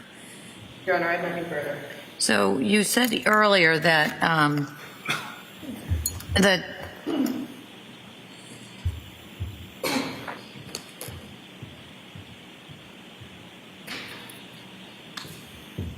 they give a blood and urine sample. Somebody comes to the house. And then you also said that something about they have to sign a release for their medical records? Yes. And can you tell based on the documentation if that was done in this case? It was. And then once you have that release, what happens?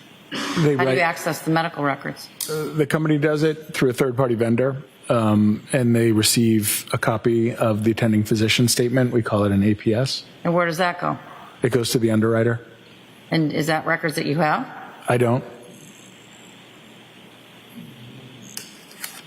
I don't mean do you have them with you now. I mean, do you keep those records? We're never privileged to that information, Your Honor. It all goes to the underwriter? Correct. Different entity than you? Correct.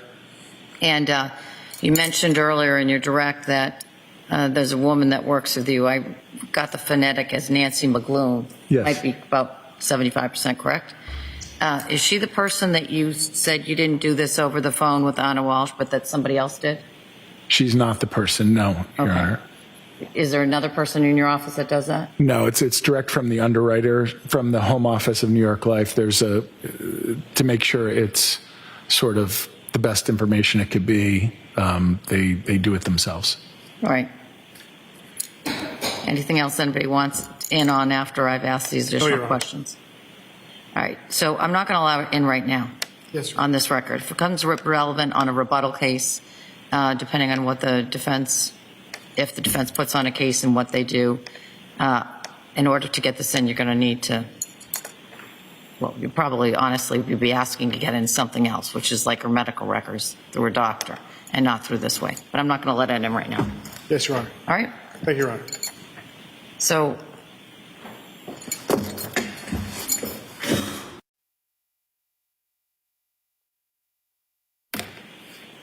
all right, bring them back out. Keep working.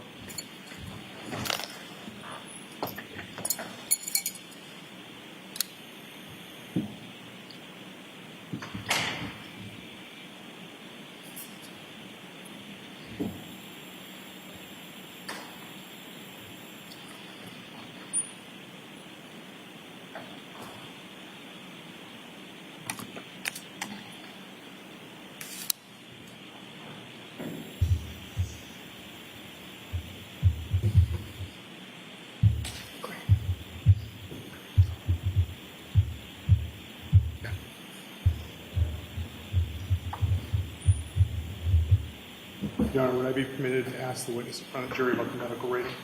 About the what? Medical rating? Yeah, that's on the form. It's already in evidence. You can object, but it would seem to me that that is already on a document that's been admitted. Question, Judge. All right.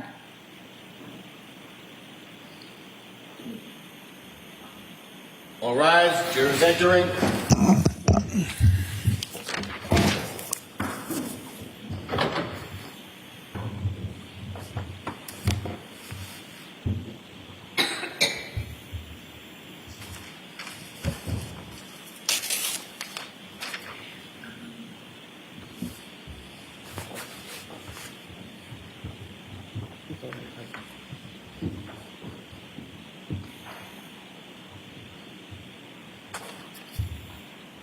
Court is back in session. You may be seated. You may proceed. Thank you, Your Honor. Witness with exhibits 99 and 98.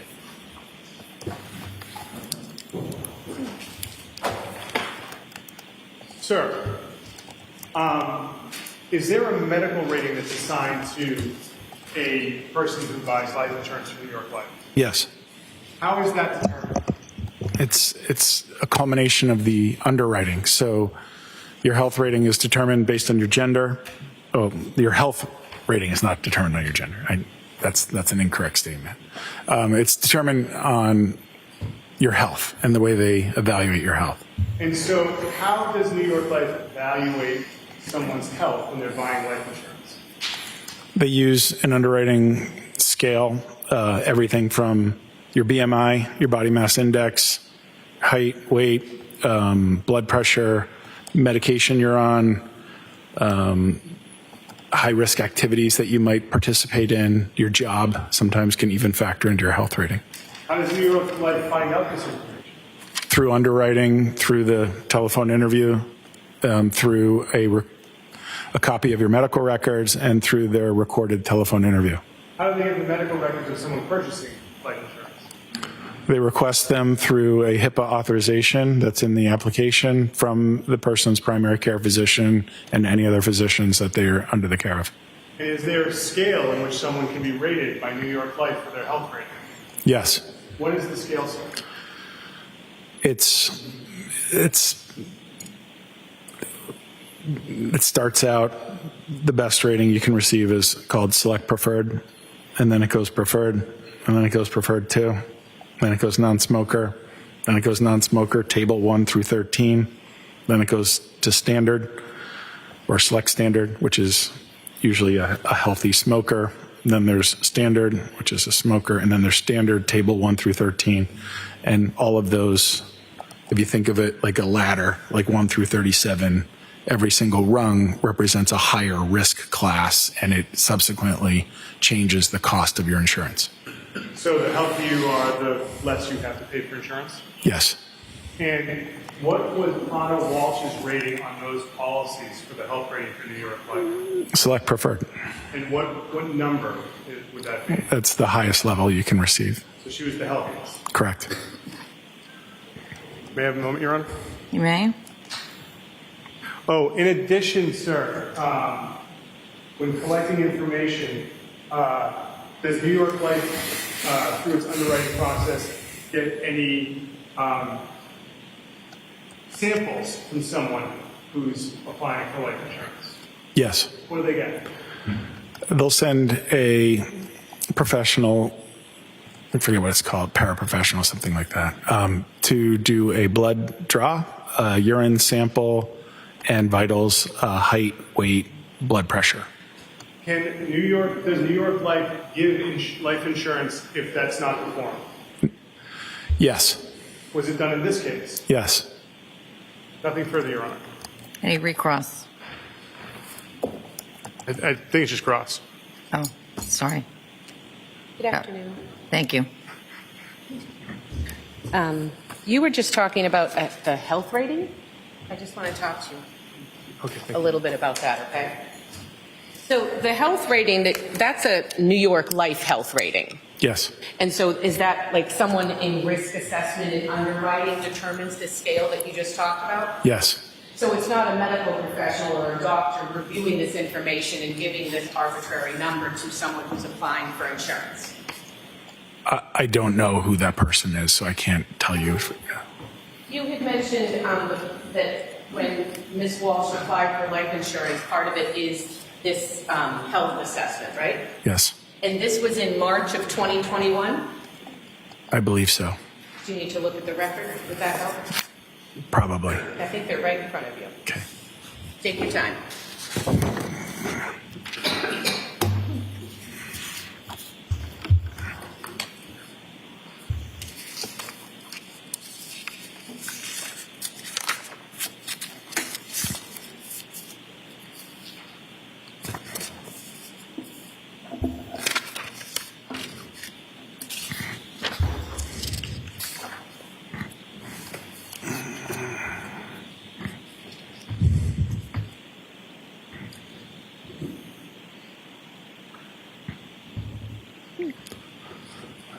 Looks to be February 2nd, 2021. Okay. After February, you said 2nd of 2021, you didn't have any follow-up records, interviews with Anna Walshe about her health? No. You had mentioned that someone goes and draws blood and does a urine test. Yes. What does the blood test, what does that look for? What does it test for? I don't fully understand, but the things that it does push out that are common are as if there's evidence of nicotine, if they're smoking or using nicotine. It'll show if cholesterol levels is usually the types of things they're looking for. They're looking for abnormalities. I don't really quite frankly understand what they're looking for.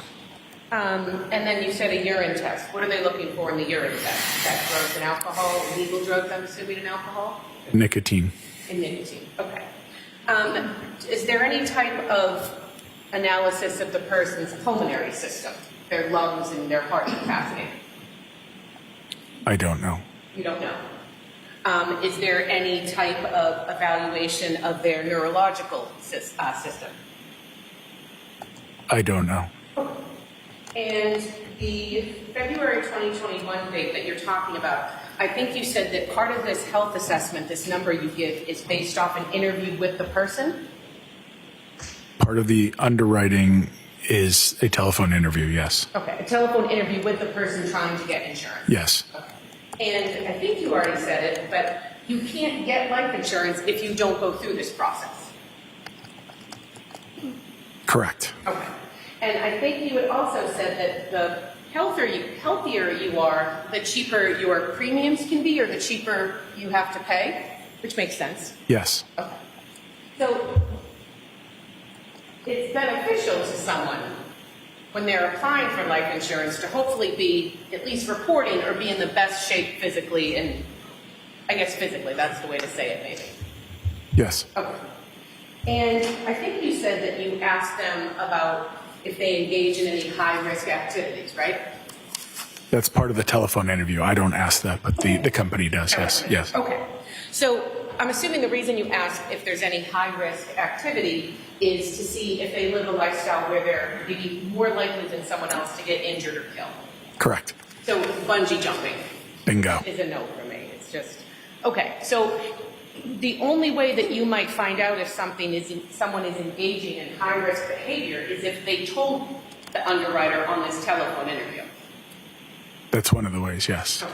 So if someone did engage in arguably high-risk or dangerous behavior and they didn't report it to you, you wouldn't know. Correct. Okay. You had mentioned that Anna Walshe had two different policies. One was a term and one was a whole? Yes. Okay. Now, am I correct that it's common for young married couples or people with children to come and get life insurance? Yes. Okay. I'm just going to ask you just to lean into that microphone a little bit. I think that I'm having a hard time, so I'm not sure. Okay, thank you. You're welcome. So, and when married couples come to get life insurance, is it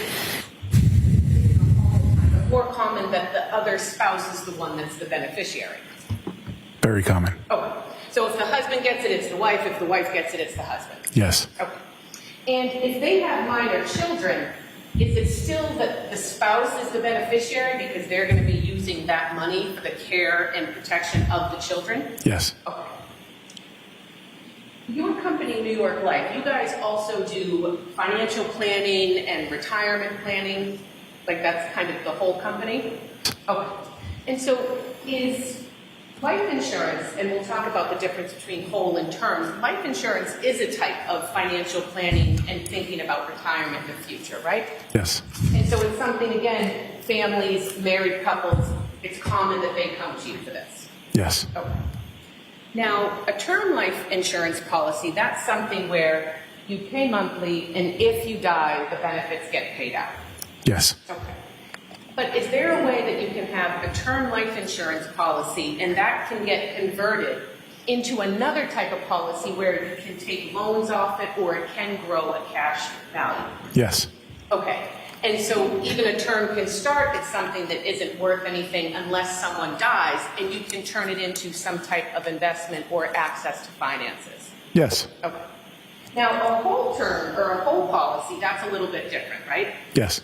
And so I am definitely going to fumble this because numbers is just not my thing, but this is where you can have a whole life insurance policy and you can borrow off of it. Correct. So if I have a whole life insurance policy and something unexpected happens or an expense comes up, I can actually borrow off this policy. Yes. And am I also correct that if you do borrow off this policy, there's a tax advantage or a tax break? It's like a 401k tax you pay? You explain it to me. You can borrow the cash value without paying tax on the accumulation value. And in the whole policy that Anna Walshe had, who would be eligible to take a loan off that policy? The owner of the policy, who was Anna. So even Mr. Walsh, who's her husband, he couldn't sign and take a loan off that whole policy without her? Correct. Okay. Considering that these policies have some financial value to them, does divorce ever play a role in policies and paying out on a life insurance policy, a whole policy? Is divorce something that clients have ever asked you about? That's probably a better question. Is divorce, I don't understand the question. Okay, sure. So if a whole policy has cash value and people are married, if people are going to get divorced, is there ever a question in any of your clients' minds, well, hey, I've been paying off Bill's policy for 8 years. I should have some of that. Yes. Objection. Set the foundation. So you had told us that some of these life insurance policies are an asset. It's a way to build cash, build for retirement, and you can access money from, right? Yes. And if someone, and you might see a whole policy where two people are married. Yes. Okay. So if one spouse has a whole policy, you told us that they're the only one that can actually sign the paperwork to get assets off of it, right? Correct. Okay. So, and on a whole policy, I'm assuming you have to pay a premium every month. Yes. And so, have you ever had to talk to a client or a prospective client about how divorce could affect who owns access to that policy, or is it a non-issue? Objection.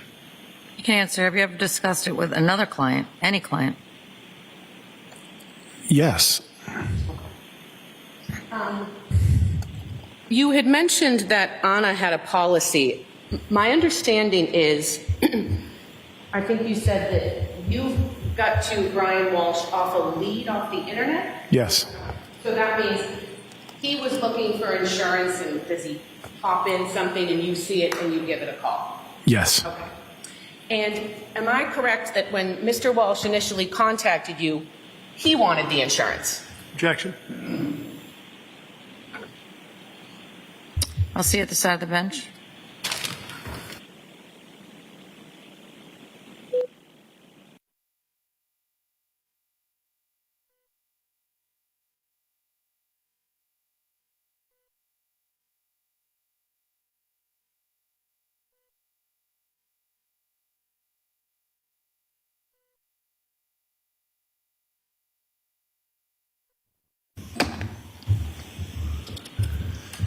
Let me just miss. Oh, sorry.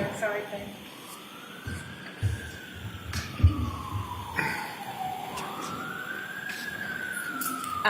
So initially, when you followed up on this lead, Mr. Walsh had applied for health insurance through you. Insurance. Excuse me, life insurance. Yes. Yes. Okay. And he was rejected. And he was rejected because he had a felony conviction from his federal court case. No. Why was he rejected? He had a pending case. Apologies. So it was because he had a pending federal case. Correct. And you didn't just stop at that one application. am I correct that you applied to several other policies or companies to try to get him life insurance? Yes. All right. And I think at one point, did you even reach out to other colleagues for help and how to get him life insurance? Yes.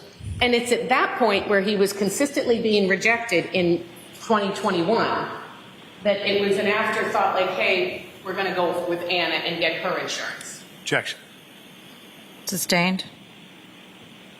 During the time that Mr. Walsh was applying for life insurance, during that time frame, Anna Walsh never applied for life insurance.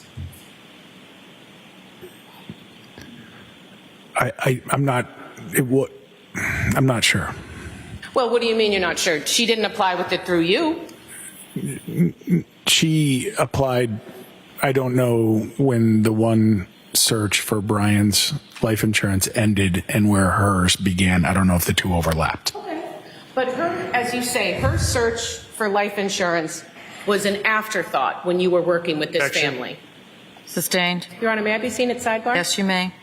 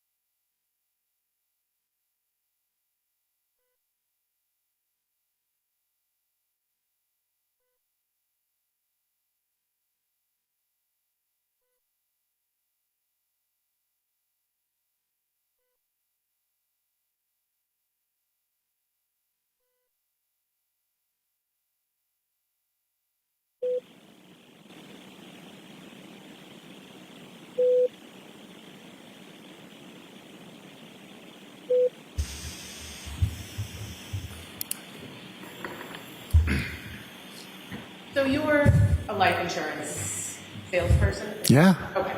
So then your job is you meet with clients and families and try to sell them insurance that they need and want. Yes. Okay. And it's not uncommon, or probably it's more common, that you work with couples, married couples, people with children, right? Yes. And so these life insurance policies, they're for the benefit of the family as a whole. Yes. Okay. So in this situation, you had told us that Mr. Walsh numerous times applied for life insurance policies and was consistently denied because of his pending federal case, correct? Yes. And you're working with the family at this time. Yes. And I'm assuming that when you were going through this with Mr. Walsh, actually, he even referred you to other friends and colleagues of his. Yes. Objection. I think it's time to go to lunch. So close. You were so close. Have a nice lunch, sir. All right, please. Here's those your notebooks. Follow me. Sorry, I can't let it go.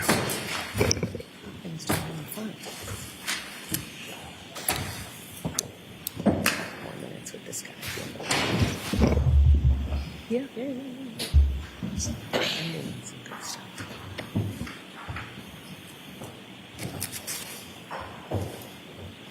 This is a song.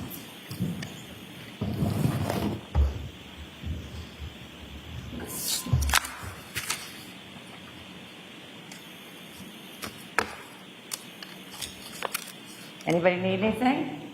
No, Your Honor. Have a nice lunch. Thank you, Your Honor. All rise.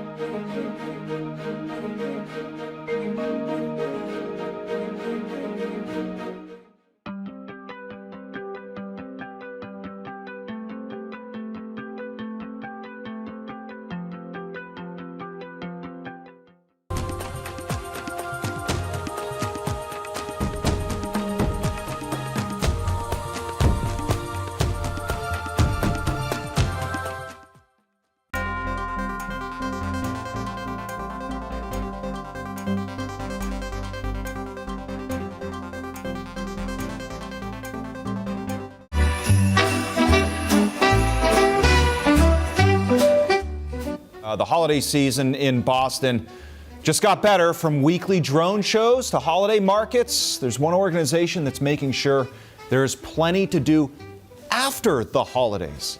Meet Boston is calling this Boston Frostival. It's the inaugural winter festival taking place all across the city. I spoke with them to learn more about all the fun and exciting events they've got planned for Boston area visitors this holiday season. So this is the inaugural Frostival event? It is. First time ever. We're excited. What is Frostival? So it's an array of programming and events and festivals that will kick off during the holiday season. In fact, coming up starting this weekend with the drone shows that will carry right into first quarter, right into January and February. And it's just an opportunity for us to activate different neighborhoods, first with, holiday flair and festivities, but really to find ways to introduce novel events and experiences that will drive more interest in winter in Boston, right? So for both residents, of course, that want to come into the city, but also visitors, right? Driving overnights is really the key for us. So, we have a great lineup of iconic events that already happen in Boston. We have great holiday theater, we have great sporting events, we got a great culinary scene, we've got the ice skating, the holiday lights, the holiday markets. We wanted to add to that new programming that would entice new visitation. Yeah, and what I love about this is kind of you're linking or creating a bridge from the holidays over into deep winter, let's just say. And in, the last 5 years, if the Patriots aren't making deep runs into the playoffs, once you get past New Year's, for, non-skiers and skaters, January into February can be a pretty bleak time, but what you're doing is now creating gathering spaces and events for them. Exactly. We're activating spaces where people can convene, enjoy themselves. And you're exactly right. We wanted to take the magic that always characterizes holiday in Boston and create momentum beyond that for the first quarter, right? Yeah. So if you're excited about holiday, if you're excited about, going to the Snowport Holiday Market or the SOA Market, or being over in Charlestown or ice skating on the Common, you're not worried about outdoor temperatures. You see that as a seasonal, embrace almost. So how do we ride that into the first quarter, right? Yeah. Where if there is snow or cold, well, you know what? We have the fun programming to complement it, right? So and when you're talking about, a Ferris wheel in the Greenway with sweeping views of the harbor and the North End and the waterfront, or an activation in Copley Square that coincides with the Winter Olympics and has curling and fire pits and cocktail bars and a ski chalet type of vibe. These are elements that we think will define a Boston winter in new ways. And you're exactly right. We're trying to take that moment that's the holidays and kind of ride that into the first quarter, just to introduce new ideas of what winter in Boston can really entail. I love it. Okay, so that's the view from 30,000 feet. Let's dive into some of the specifics here. You mentioned the weekly drone shows. Let's start with that. Seems pretty cool. Yeah, it is very cool. So we're going to be doing those on Saturdays, right into starting this weekend, but right through December 20th. 6 o'clock and 8 o'clock. We wanted one version to be earlier to be more family friendly. What's really cool is the first version of the drone shows that will be happening this upcoming Saturday will also have the FIFA mascots. So the Jaguar from Mexico, the Moose from Canada, and the Eagle from the US. So, the World Cup draw is right around the corner as well. So we had an opportunity to have the mascots come to our first drone show. So that'll be a lot of fun. These are about 15-minute shows. Drone shows have become quite popular. We had an experience in Boston with them in April for the 250th of Paul Revere's ride, and it just kind of captivated people. So we thought, why not program drone shows for the holidays, right? So, and you'll see it for yourself, but, imagine like a mix of iconic, holiday stories, vignettes mixed with Boston affiliated vignettes, all sparkling throughout the sky. That's the goal. And again, we're doing it twice every Saturday because we want there to be a later option as well for people that maybe are coming into the city later. And again, if we can drive new visitation and overnight stays, even for people from the region or from Greater Boston, make a night out of it, stay overnight. We have as part of our Frostable page, almost 24 hotel packages as well. Right. So we're really trying to make sure that these drone shows, which will be the first specific program associated with Frostable, become a mechanism to drive these overnight stays. Yeah, I love it. And there are obvious advantages to the drones beyond the captivation, which is so novel and authentic. But the fact that you can send them up again, unlike explosives. Yeah, exactly. You've shot and it's done. It's such a great idea. And it's a great location, Chris, right? Like on Boston Common, it's a central area, right at the corner of Boylston and Charles. There's, we identified early, like a space that would work for them to lift off, but also for people to congregate. Yeah. So we think it'll just make for like a really fun event.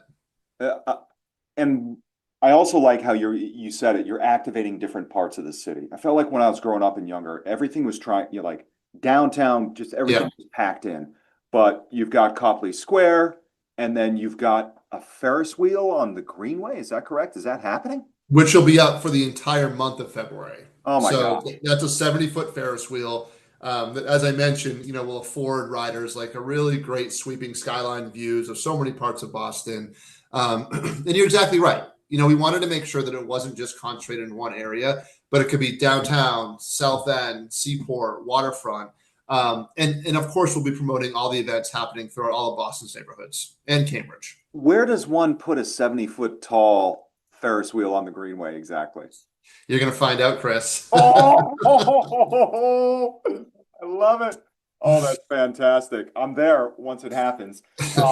And let's explore the Copley Square activation, because that sounds sure. You said you had me at Chalet. Yeah, so that'll open on February 6th and run through the month. And again, it's just an opportunity for us to program a space where people can come in, feel cozy, kind of again embrace this convivial winter vibe, right? Have plenty of options as it relates to food and drink, and we'll be announcing soon who some of the vendors are we're partnering with to activate the space, right? And recreation, right? That could be everything from, I mentioned curling, but we're looking to add in some other kind of outdoor Olympic inspired sort of experiences there that, again, will all be revealed very soon. But it's a place where we think that people can go and have fun, right? And be part of winter in Boston in a way that we've never really programmed before. Yeah, 100%. And I want to get to the wine festival because that's at the end of February. That's right. And, at its worst, I feel like wine can be austere and unapproachable. Mm-hmm. And it feels like you're addressing this and knocking down both of those barriers at once. Yes. I mean, we've worked with Haley Fortier from Natalie Wine Bar and Haley Henry on a number of just promotional ideas and concepts, right? Not just this wine festival, but how do we make the notion of wine culture more accessible, right? And how do we celebrate the fact that Boston is now a place that has unique and eclectic wine bars that are global in nature, right? So Haley is all in on this concept. And when she approached us with this idea of the FemFet Wine Festival at the Cyclorama at the end of February, we were all in. First of all, convening just, women winemakers and somms and vineyards from across the globe. We're all in on that, right? Because we think that's a unique part of the story. And Haley, of course, is a champion of that story. There's all kinds of other elements beyond just making wine more approachable and accessible. around sustainability and how it's done well and how sourcing happens in a way that's sustainable, that are all part of her story. So we're all kind of underlying aspects of this wine festival will entail as well, right? So as women winemakers from all across the globe, we're really excited to be a main sponsor for it. We think it'll complement other sort of food and wine events that happen throughout this part of the year. You know, obviously we have Valentine's Day. We then have our signature culinary program, Dine Out Boston.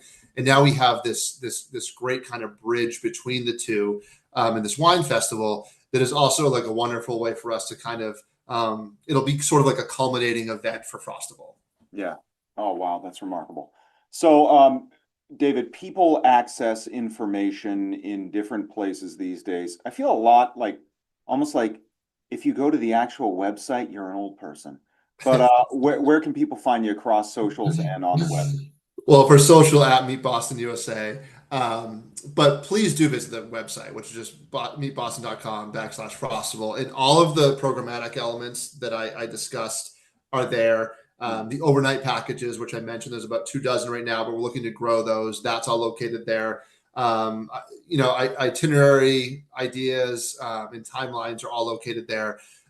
So I would encourage everyone to go to the main Frostival website, even if it is old school, to your point, Chris. But of course, Meet Boston USA on social as well would be a great place. One add-in question that I just thought of. And again, this is on background, so don't worry about that. You know, we'll point people to the website without my poor sense of humor. Post holidays for hotels, this partnership again seems very shrewd. I would imagine that might be kind of a lull period where you're getting all the rentals and all the ski resorts up in the mountains, right, sucking up business or sucking up winter lodging. So now it seems like a great time to pull it in and for people to experience the city at a discounted rate at some. Yeah, no, absolutely. It's a very important point. And the impetus of this entire thing is the seasonality, right? And that component of it. And us as the destination marketing organization, understanding and seeing that the first quarter is always where hotel numbers and occupancy rate are lower than they are throughout the rest of the year, right? Yeah. So everything we do in terms of promoting the destination, if it comes back to filling hotels and driving overnights, then we're checking the box of the overall big picture of what we're tasked to do at Meet Boston, right? So you're exactly right. Like, not only is it great programming and new events for residents, but we've identified this first quarter in February specifically as a time where the hotels need help as well, right? And we tried things in the past around parking discounts or restaurant discounts, but what we really need is something that adds new and novel elements to a Boston experience, right? So that's what Frostival is and what it does. And in that way, we're enticing, hopefully generating those new overnights, and therefore helping our hotel partners in this need period. Yeah, and you create that upward spiral. Exactly. It's for everyone. Awesome. Exactly. David, I love it. This is just an interesting conversation. I'm glad we can talk about it, chop it up, and use this information to spread the word. Cool. Thanks so much, Chris. If you missed the first drone show, well, you're in luck. 6 more are scheduled to take place this month. You can see the dates right there on your screen.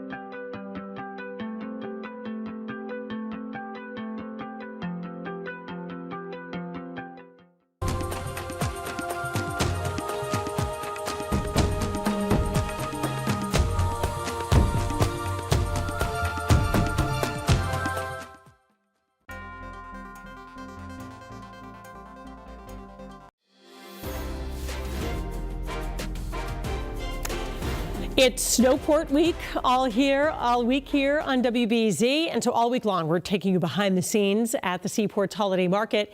Today, WBZ's Levin Reed checks out the food scene. It's the 5th year for the Snowport Holiday Market, but the first for a couple of vendors. If you find yourself in the mood for poutine, there's a spot for you. Tell me how you came up with the name That Fat Duck.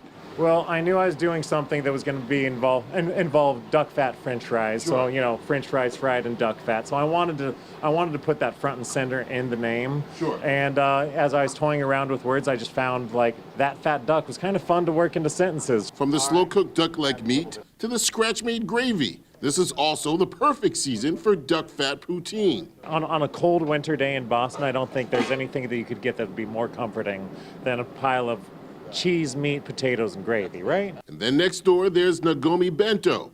They specialize in Japanese rice balls, but they do it with a twist. So rice ball, usually the filling is inside. Yeah. But today we like to put it outside so that we can torch it and add another layer of flavor to it. The ingredients are delicious and delicate, and being able to show culture through food is something that Snowport Holiday Market has made possible. It's been my dream. I've been wanting to, Japanese food is not only sushi, there's a lot of different things to it, and this is more like a homey kind of food. The vendors are also just like you and I. They want to try some of the different tastes as well. How was the poutine? Oh, it was amazing. We did a little trade, and it's always fun to trade, food with other vendors. What was it like to try the Japanese rice ball? Oh, I thought the rice balls were delicious. I really like the scallion and miso ones. A lot of good flavor comes through that. Oh, food is fun. At the Snowport Holiday Market, I'm Levin Reed, WBZ News. It's really good. And join WBZ Friday night. We're going to light up the night at the Snowport Holiday Market. Lighting Boston's biggest tree, there will be holiday performances from the Grace Notes, Lord Child's Bermuda Search Party, and more. It all starts at 7 p.m. on WBZ. Next, have you seen the raccoon in Virginia who experienced a little too much holiday cheer? If not, we'll be right back.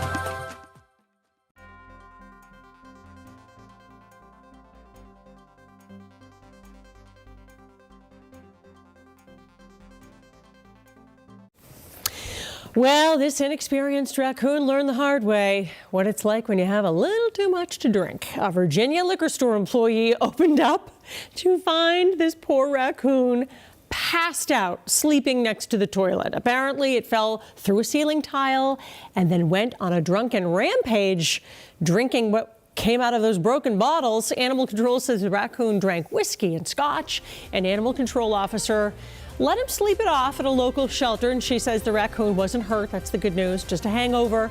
He has since been released back into the wild, where we hope he will make wiser life choices. Thank you for joining us.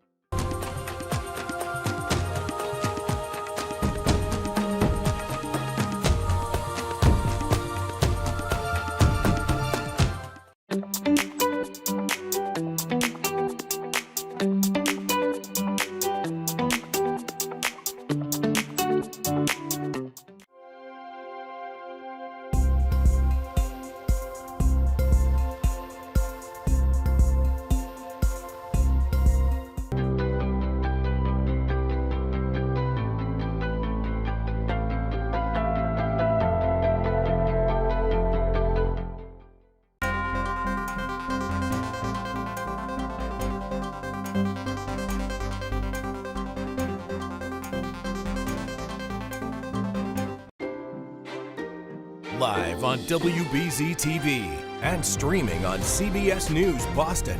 WBZ News starts now with breaking news. Search crews are looking for a missing person in the Merrimack River. According to the Coast Guard and Newburyport officials, a witness heard someone yelling for help and then saw that person in the water next to a drifting boat. The boat was recovered, but the person is missing. Now Now to your next weather. We are clearing out for the snow and rainstorm of the season. But next, the frigid end to the week. Good afternoon. Thanks for joining us. I'm Paula Evan. WBZ meteorologist Jason Michael is tracking what's next. This is a week where the weather business is just coming one day after another.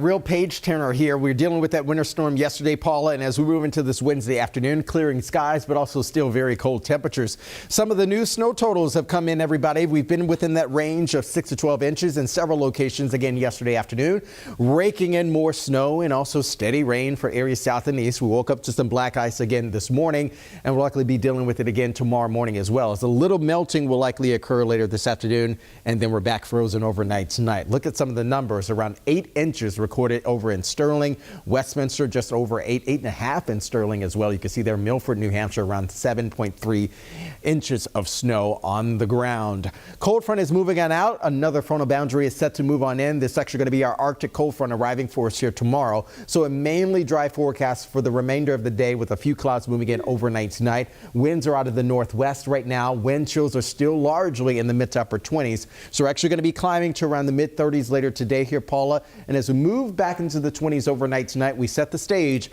for our next weather making to move back in. We have flakes arriving for us tomorrow along with that Arctic front. Let's talk temperatures coming up. All right, we will. Jason, thanks. Towns which saw the snow don't really have much time to clean it up. Travel's already tough in some spots, as WBZ's Anna Myler found out. We had to drive west to find the snow, and as you can see, we found it. It's beautiful out here, but drivers had to deal with some tough conditions out on the roads. Central Mass is a winter wonderland. People are shoveling out and drivers are slipping around. Almost slipped a few times, got a little upset, but got to get to work, make money. On Route 2 West in Westminster, police shut down part of the highway. We were among many drivers who had to get off while crews repaired electrical lines. We were detoured to Gardner, where drivers said the roads were covered in slush and ice. It's a little better than last night. They got it mostly cleaned up, but it's a little slick. Hope got about 8 inches of snow in Ringe, New Hampshire. Her kids had a snow day yesterday, but are back in class in Gardner today. We made sure last night to just clear everything out. Despite the slippery conditions, the first snowfall brings a festive feel for now. The first one is good, and then maybe one more for Christmas, and then maybe a trip to Florida would be nice. So, yeah. Mass DOT is reminding everyone, especially after the first snow of the season, to go slow and to leave plenty of space between yourself and other cars on the road. In Gardner, Anna Myler, WBZ News. Brian Walshe's murder trial started today with a focus on digital evidence. The 50-year-old Cohasset man is accused of killing his wife, Anna. On cross-examination today, a state trooper testified that there was no evidence anyone tried to tamper with the Walshe family's devices. Yesterday, that trooper testified about finding searches on those devices about how to get rid of a body. Jurors also heard from a Cohasset police officer who was dispatched to the Walshe home after Brian Walshe filed a missing persons report. Did he say why he wanted to report his wife missing? He contacted her workplace, and they had not heard from her, and he had not heard from her in a few days.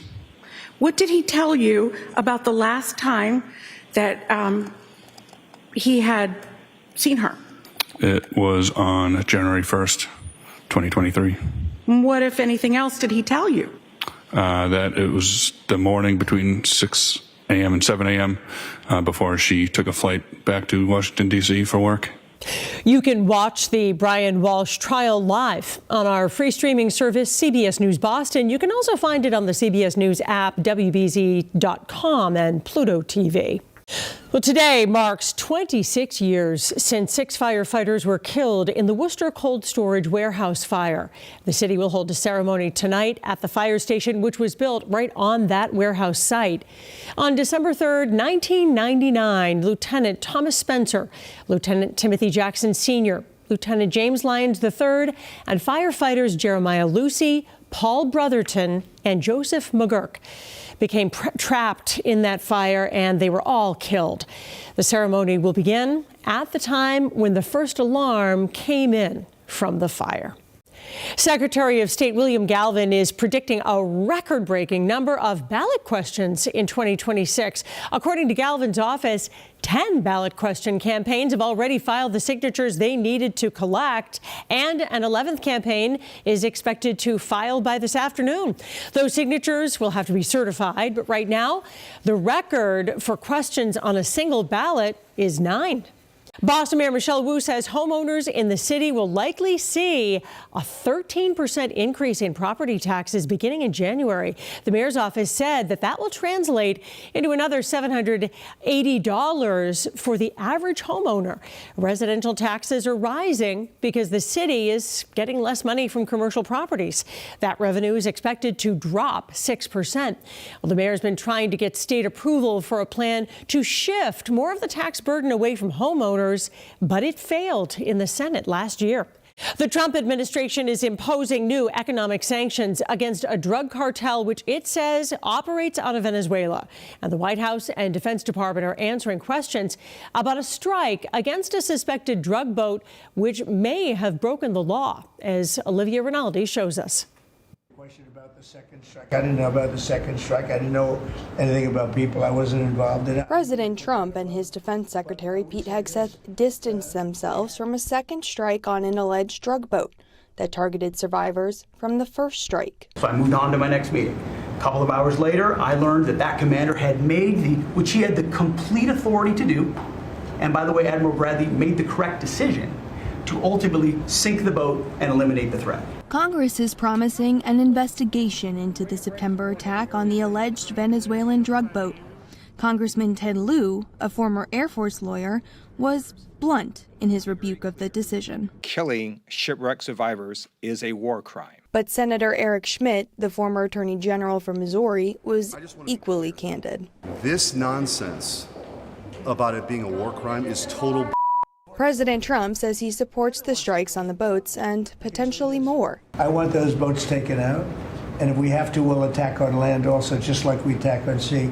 President Trump hit several other topics during Tuesday's cabinet meeting, also vowing to deport immigrants from the African country of Somalia. Somebody would say, oh, that's not politically correct. I don't care. I don't want them in our country. Their country's no good for a reason. Their country stinks, and we don't want them in our country. He also railed against an issue Democrats have put front and center. The word affordability is a con job. And he talked about his health. I took my physical.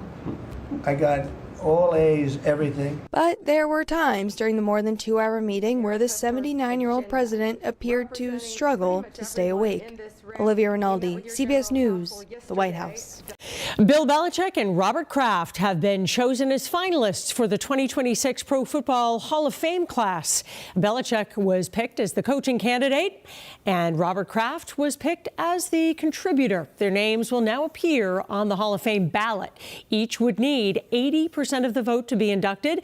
The winners will be announced before the Super Bowl in February. Criminals again target trading card shops. The two owners whose businesses were hit over the weekend.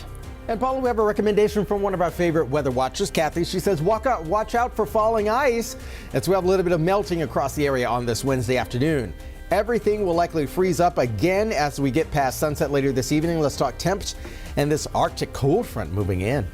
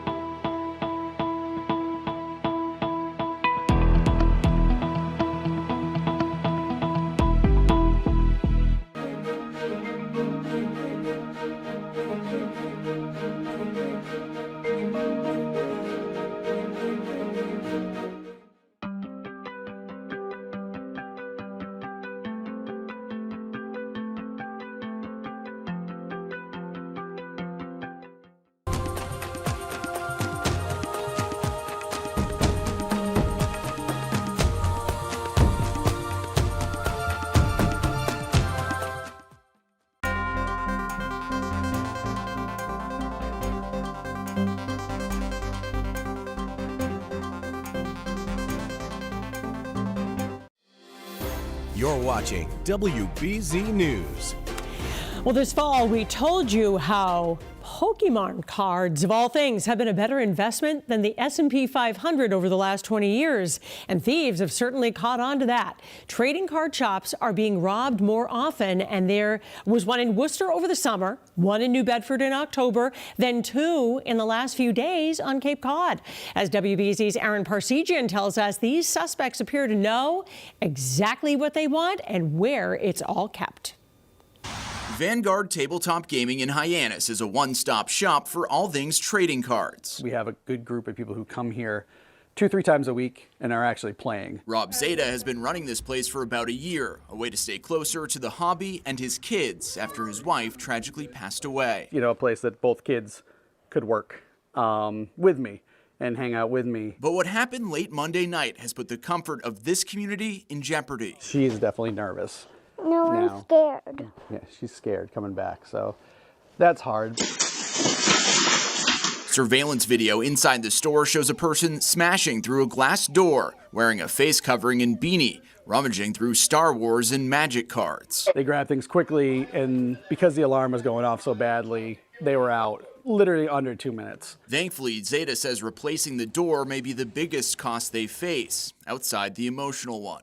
When something like this happens, it's kind of, it's frustrating. And that burglary shares striking similarities to one that happened days before, 20 minutes up the road at this hobby shop in Mashpee. Someone just comes in and just rips it all away from you. Late Thanksgiving night, someone smashed through a door at Darkwater Games in Mashpee.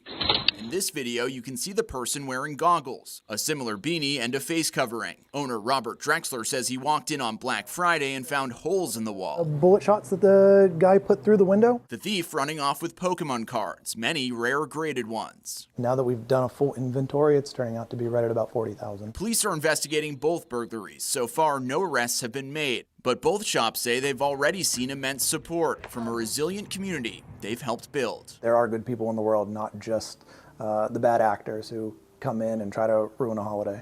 On Cape Cod, Aaron Parsegian, WBZ News. To our next weather forecast, Jason, you were teasing earlier we were going to talk about temperatures coming up. I'm not so sure people are prepared to hear what the temperatures are going to be by the end of the week. Oh, cue Doechii, her song Anxiety. Okay, yeah. We are experiencing a little bit of anxiety, everybody, because we're actually turning a page to another start of our weather forecast here, and this is mainly going to be talking about cold as well. We were dealing with the winter storm yesterday. We have increasing clouds as we head deeper into the afternoon, but the front is still well off to the west as of right now. You see these sort of kind of fuchsia colors as of right now. That is that Arctic plunge of air that's coming right behind this frontal boundary that's set to move in by tomorrow afternoon. Our current wind chills are still suffering at this hour. It feels like around 30 degrees here in the city.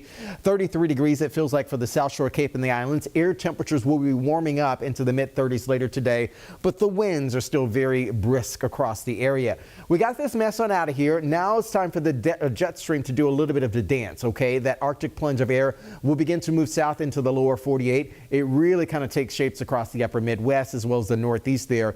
As we close out the end of the week, heading into the weekend, we'll have another notch of cold air moving on in. We're going to keep it fairly broad. There's a cold front sliding into the region by tomorrow afternoon. A few extra flakes will likely be setting up shop as well. Then we have another system crawling along the Atlantic coast from the south that arrives Friday night through early Saturday. So we're actually not going to be done with any sort of wet weather. That's actually going to be a low-level threat for the region here. So the hour-by-hour forecast, again, increasing clouds overnight tonight. Southwest winds will begin to take over. We'll have a few extra clouds around for tomorrow morning. Frontal boundary passes throughout the day for tomorrow afternoon. Largely, a lot of people may not even notice it, but you're going to feel it with those winds coming out of the north and west. Going to have a little bit of a sting to them because they're going to be even drier and also fetching in some of that colder weather. We'll be back into the 20s, low 30s, perhaps even upper 20s areas south and east of town. A beautiful full moon will be hanging overhead overnight tonight. Maybe you saw it earlier this morning there if you didn't have any extra clouds there. 6:14 will be the official full moon time, at least for tomorrow evening.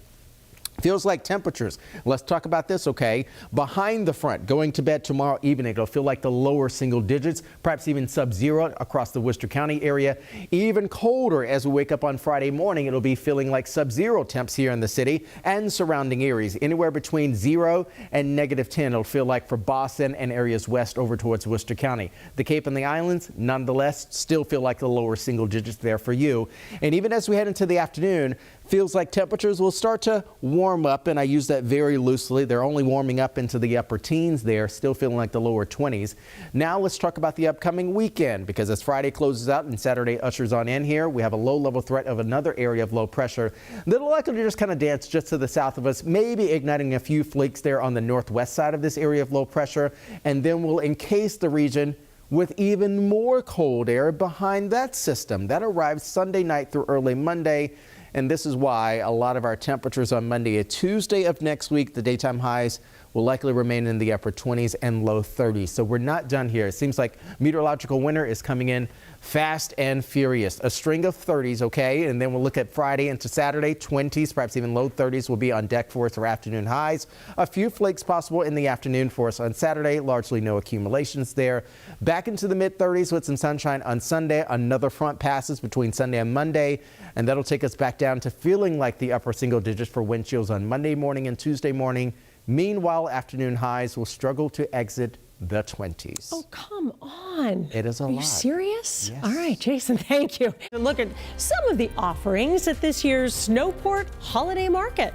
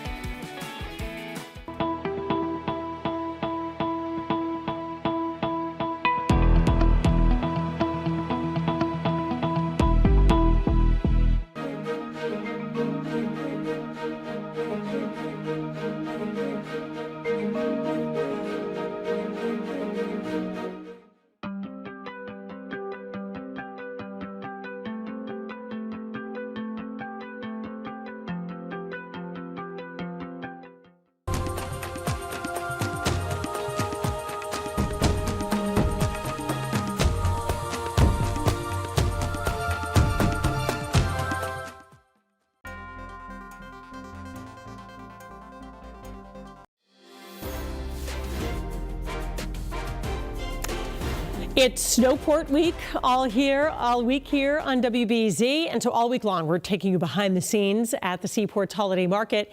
Today, WBZ's Levin Reed checks out the food scene. It's the 5th year for the Snowport Holiday Market, but the first for a couple of vendors. If you find yourself in the mood for poutine, there's a spot for you. Tell me how you came up with the name That Fat Duck. Well, I knew I was doing something that was going to be involve duck fat French fries. Sure. So French fries fried in duck fat. So I wanted to put that front and center in the name. Sure. And as I was toying around with words, I just found like That Fat Duck was kind of fun to work into sentences. From the slow-cooked duck leg meat to the scratch-made gravy, this is also the perfect season for duck fat poutine. On a cold winter day in Boston, I don't think there's anything that you could get that would be more comforting than a pile of cheese, meat, potatoes, and gravy, right? And then next door, there's Nagomi Bento.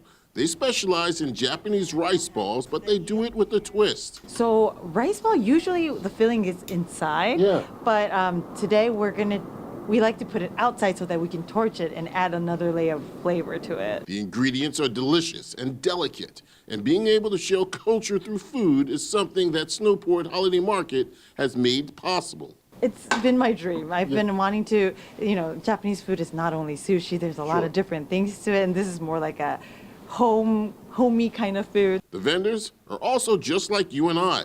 They want to try some of the different tastes as well. How was the poutine? Oh, it was amazing. We did like a little trade, and it's always fun to trade, food with other vendors. What was it like to try the Japanese rice ball? Oh, I thought the rice balls were delicious. I really liked the scallion and miso ones. A lot of good flavor comes through that. Oh, food is fun. At the Snowport Holiday Market, I'm Levin Reed, WBZ News. It's really good. And join WBZ Friday night. We're going to light up the night at the Snowport Holiday Market. Lighting Boston's biggest tree, there will be holiday performances from the Grace Notes, Lord Child's Bermuda Search Party, and more. It all starts at 7 p.m. on WBZ. Next, have you seen the raccoon in Virginia who experienced a little too much holiday cheer? If not, we'll be right back.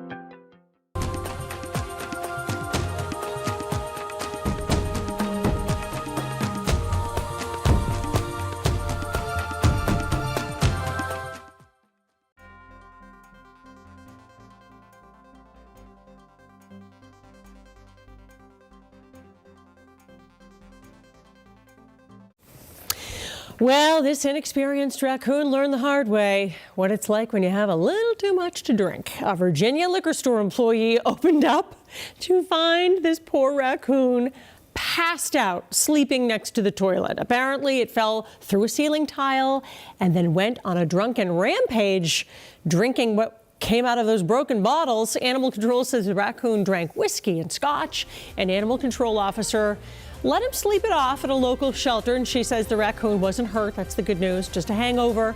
He has since been released back into the wild, where we hope he will make wiser life choices. Thank you for joining us.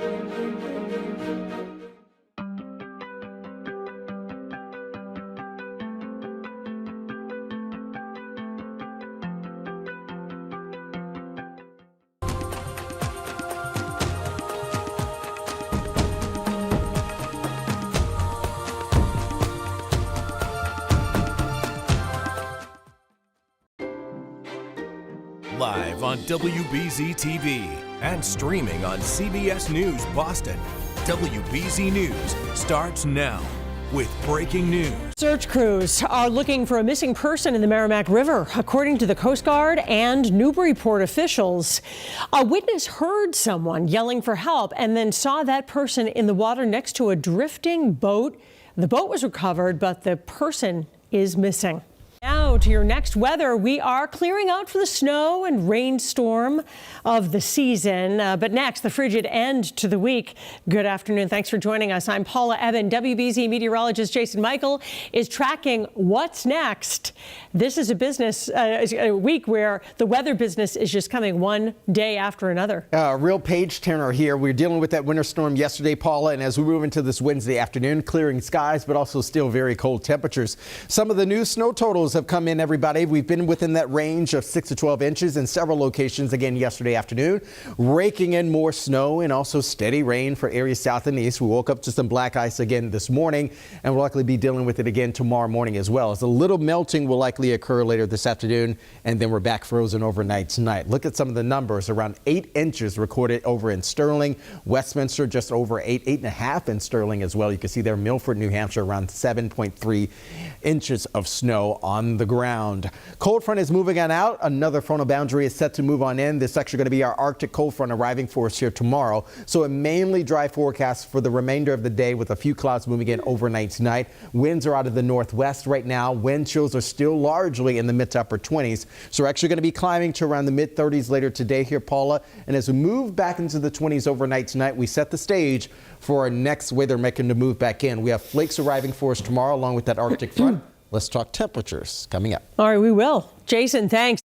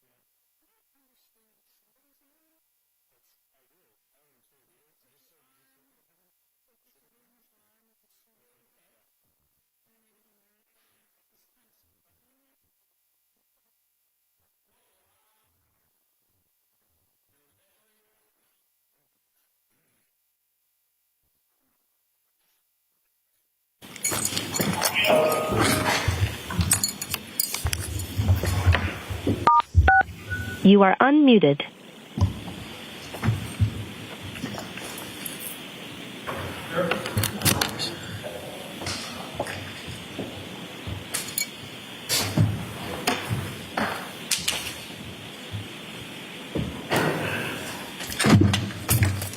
Thank you. That was, oh no, it wasn't. It was yours.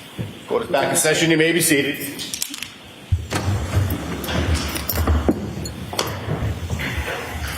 Do you understand, sir, you're still under oath?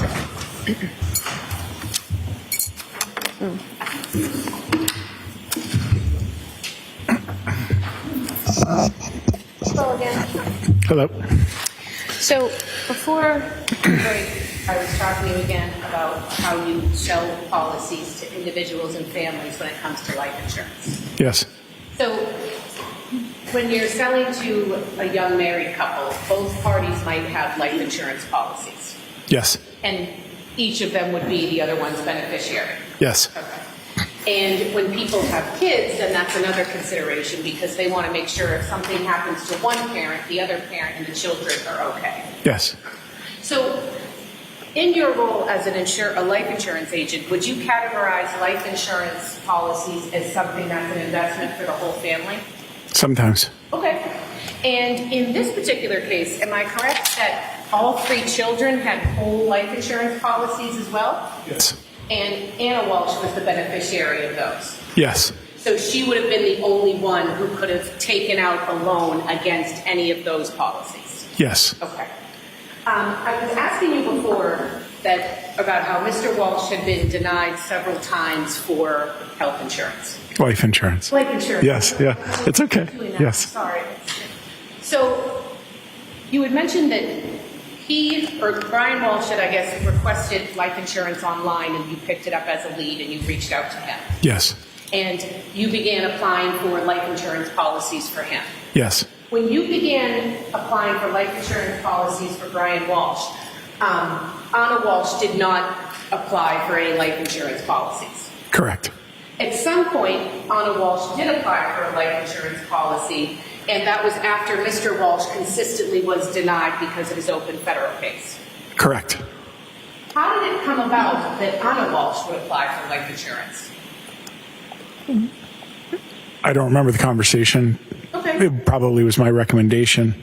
So it was probably your recommendation that Anna applied because Mr. Walshe was getting denied. Correct. Okay. Is it customary once you sell a policy, I don't know if that's the right term, that you might stay in touch with your clients if they ever have questions in the future about their policies or payouts or any beneficiary questions? Yes. So people can email you or call you and say, hey, I have a question about this policy, right? Yes. After Anna Walshe and the children were insured in February of 2021, at no point did Mr. Walshe ever email or call you and say, hey, how do I... I'm just being a lady. Okay. No, I apologize. Okay. I'll finish. At no point did Mr. Walshe ever contact you to ask you about getting paid out on any of Anna Walsh's life insurance policies? Correct. Overruled.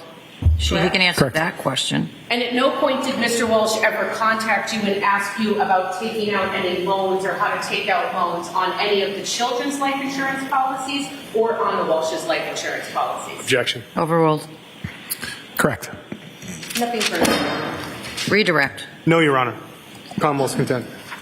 The witness may step down. Thank you, sir. Thank you.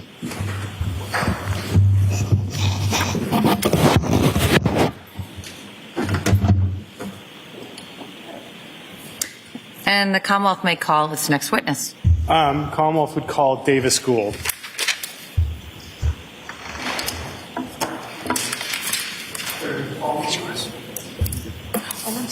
Don't worry about it.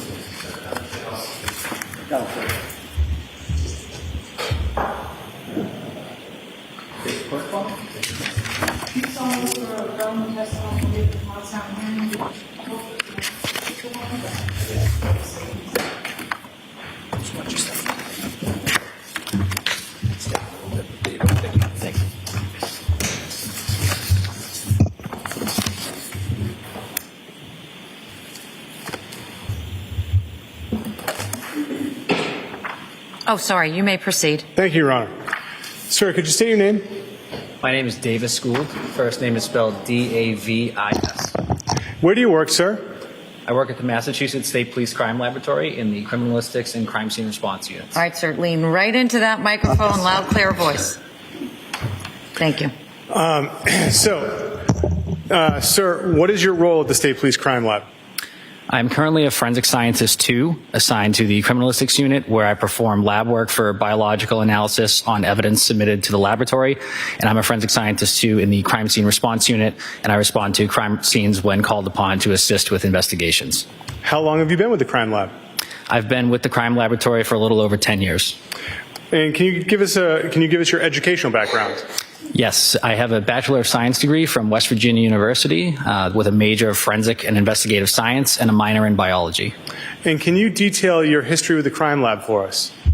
I first started working at the Crime Laboratory in 2015 with the CODIS Collection and Investigative Unit. I was a lab technician. I was at that position for approximately a year and a half until a position opened up in the Criminalistics Unit, where I joined as a Forensic Scientist 1. There was about a 1-year-long training period where I went through various modules of training, and upon that completion, I was then promoted to Forensic Scientist 2, which is when I began working on cases. And you said the CODIS Unit. What is that, sir? The CODIS unit is a unit at the State Police Crime Laboratory responsible for collecting DNA standards from individuals who are required by Massachusetts general law to supply standards to the state database. Now, sir, you've said I think you kind of briefly told us that you work for 2 units and the difference, but if you could just help us figure this out. What's the difference between the Criminalistics Unit and the Crime Scene Response Unit? Sure. So the criminalistics unit exclusively works in the laboratory. We get cases assigned to us by supervisors, and we then perform the necessary biological analysis on those cases based on the information provided to us. The crime scene response unit, everyone in the criminalistics unit is also in the crime scene response unit. That unit performs the same biological analysis and trace collections as well. However, we respond to the physical crime scenes when called upon to collect evidence, to perform testing, and then write reports. Are you familiar with competency tests? Yes, I am. Can you tell us what competency tests are? Competency test is a final test that is conducted at the end of training.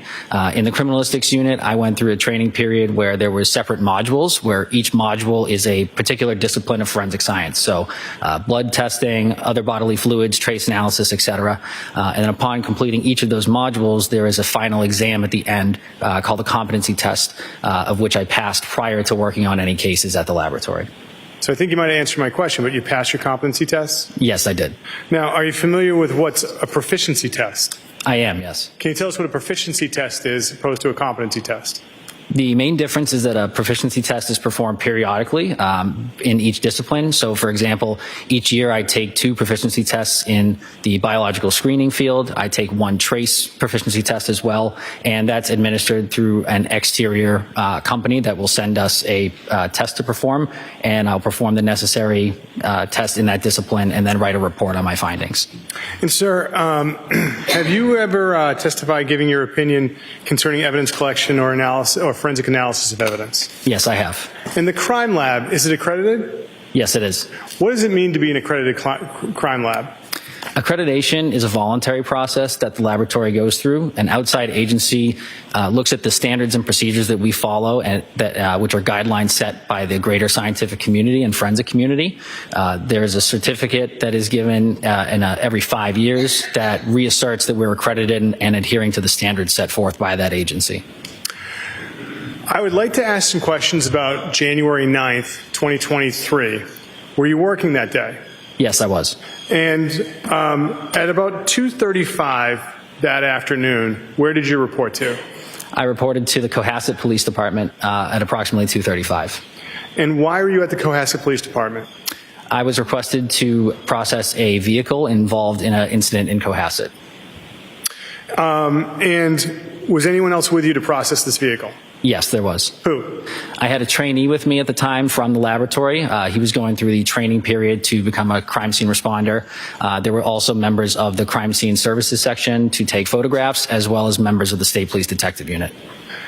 Your Honor, I'm at this point in my examination, as I start questioning Mr. Gould, I'm going to be referring to a series of pre-marked exhibits that are photographs, starting at number 100 going to 128. When you say they're pre-marked, are they pre-marked and agreed to by the other side? Correct, Your Honor. All right. So when you offer them, identify what they are so there's a complete record of them. But at this time, they'll be moved into evidence 100 through 128. Thank you, Your Honor.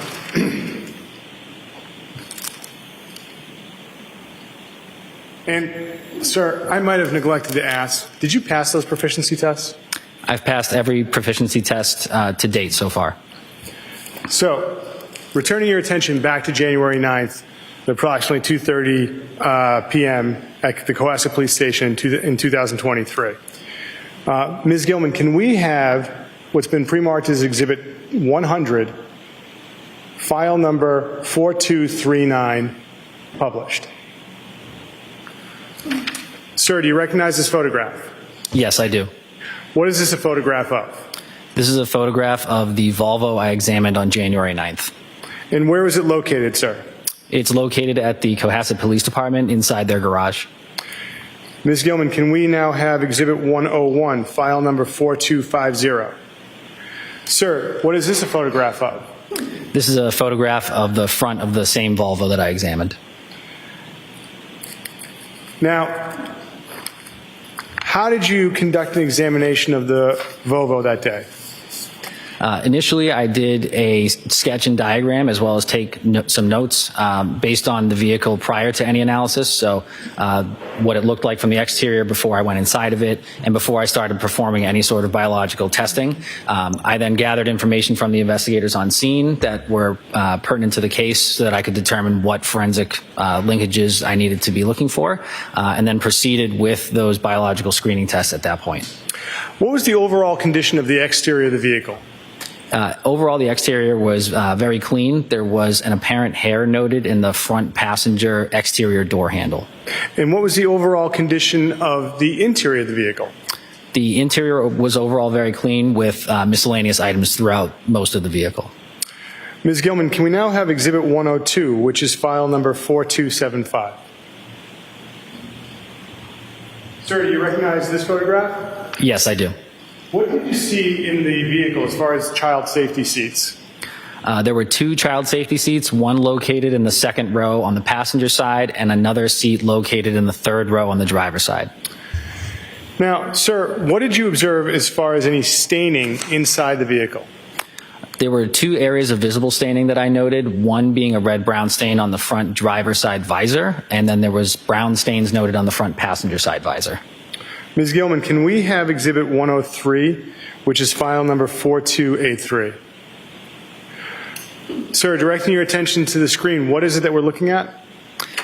This is a photograph of the stain, the red-brown stain on the driver's side visor that I had marked with a ruler and the letter A. And so you're the person who would put that piece of tape there? Yes. Ms. Gilman, can we have Exhibit 104, which is file 4286? What is it that we're looking at here, sir? Similarly, this is a photograph of the brown stains on the front passenger visor that I marked B with the ruler tape. Now, what did you find as far as gloves on the passenger side of the car? On the passenger side of the vehicle, on the floor, there were 2 examination-style gloves. In the front passenger door pocket, there were 2 additional exam-style gloves in a Ziploc bag. And in the center console, there was 16 exam-style gloves inside of the center console. Ms. Gilman, can we have Exhibit 105, which is file number 4279?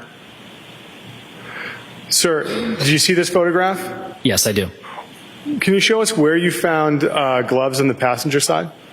Yes. So on the right-hand side of the photograph on the floor, there are the light blue-colored gloves. Those would be the 2 gloves that I observed on the floor. And Ms. Gilman, can we now have Exhibit 106, which is file number 4258? Sir, do you recognize this image? Yes, I do. And what is this an image of? This is the open center console between the front driver and passenger seats with 16 examination-style gloves inside of it. With the Volvo that afternoon, what were you able to do as far as any testing? The testing I performed on the Volvo was the blood screening test we use at the laboratory. It is a color-changing test involving 2 chemicals. I'll take a clean swab and apply it to any areas that I'm interested in determining if there is potential blood present. It is a screening test, so it does not confirm the presence of blood. Additional testing would be needed, but the color test allows us to visualize stains that we can't see. So I applied this test throughout multiple areas inside the vehicle, looking for blood that was not visible to the naked eye. When it's negative, the swabs don't change any color after I add the chemicals. If it's positive, it will turn a pinkish violet sort of color after the addition of the chemicals. And prior to performing all of those tests, I made sure that my chemicals were working by using a positive and negative control on those chemicals. And can you tell us what items might trigger a positive that are not human blood? Yes, so there are vegetables such as cauliflower that have a peroxidase reaction, which is the main reaction in our blood screening test.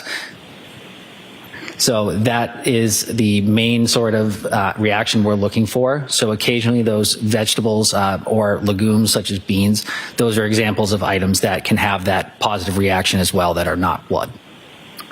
Now, with this test, were there any areas that tested positive? Yes, there were. What areas of the Volvo tested positive? Of all the areas I examined, there were 5 that tested positive for blood screening. One was the front driver side seat controls for the front seat.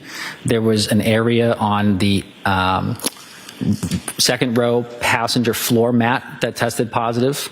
The third row passenger seat was folded down, and the back side of that screened positive for the presence of blood. And 2 additional areas on the mat that was in the trunk that was covering the trunk storage space. There was 2 mats, 1 area on each of them, test screened positive for the presence of blood. And these were areas that I did not observe any visible staining. And, sir, how many areas do you think you tested overall in the Volvo? Overall, I would estimate approximately 40 to 50. I covered a lot of the contact areas, so steering wheels, door controls, the radio controls, handles, door pulls, the floor mats, the brake pedals, and many areas inside of the vehicle. And so, did you have the opportunity to take any samples from the car? Yes, I did. And so, what did you take as far as samples from the Volvo that day? From the Volvo, I collected the hair I previously mentioned, or the apparent hair that I mentioned from the exterior front passenger door handle. And then each of those 5 areas that screened positive for the presence of blood, I took samples from each of those individually for further testing back at the laboratory. So can you walk us through how do you take those samples? Like, how do you package them up? How does that work? So the samples are collected with a set of swabs. I'll use a drop or 2 of clean water and apply it to the swabs. And then I'll take those swabs and go over those areas that screen positive to collect any sample that might be there. And then I'll put each of those samples into a glassine envelope, which then goes into a coin envelope that I'll transport back to the laboratory to be sealed and then stored properly for a further analysis. How long do you think it took to examine the Volvo and collect the samples? I would estimate it took me roughly 3.5 to 4 hours. And after collecting the swabs, did you go back to the crime lab? No, I did not. Where did you go to next? While I was examining the vehicle, I was requested to respond to 300 Forest Street in Peabody, Massachusetts. What time do you think you got to 300 Forest Street? I arrived there approximately 8:15 p.m. And can you describe what 300 Forest Street in Peabody is? 300 Forest Street is a recycle and trash collection center located just off of Route 1. And what did you see when you got to 300 Forest Street? Mainly there was a large area where trash had been collected from various neighborhoods and areas, and there was a certain section of trash that had been separated from the larger piles that were there. Ms. Gilman, can we have what's been marked as Exhibit 107, HAS 6556? Sir, do you recognize this image? Yes, I do. What is this an image of? This is the entrance to the recycle and trash collection center, showing the mounds of garbage that are there. And Ms. Gilman, can we have HAS 6564, what's been previously marked as Exhibit 108? And do you see this image, sir? Yes, I do. What is this an image of? This is a continuation of the interior of the center. And so the trash that you had the opportunity to see people going through, I'm going to direct your attention to what's been marked as Exhibit 109. Ms. Gilman, can we have Exhibit 109, 6566? Was this mixed in with all the other stuff that we just saw, or is this somewhere else? I'm unsure. This photo was taken prior to my arrival at the collection site. Okay. But what is this a picture of? This is a picture of a separated portion of the garbage in the center. Now, what did you see? What did you see as far as people searching or going through the trash that night?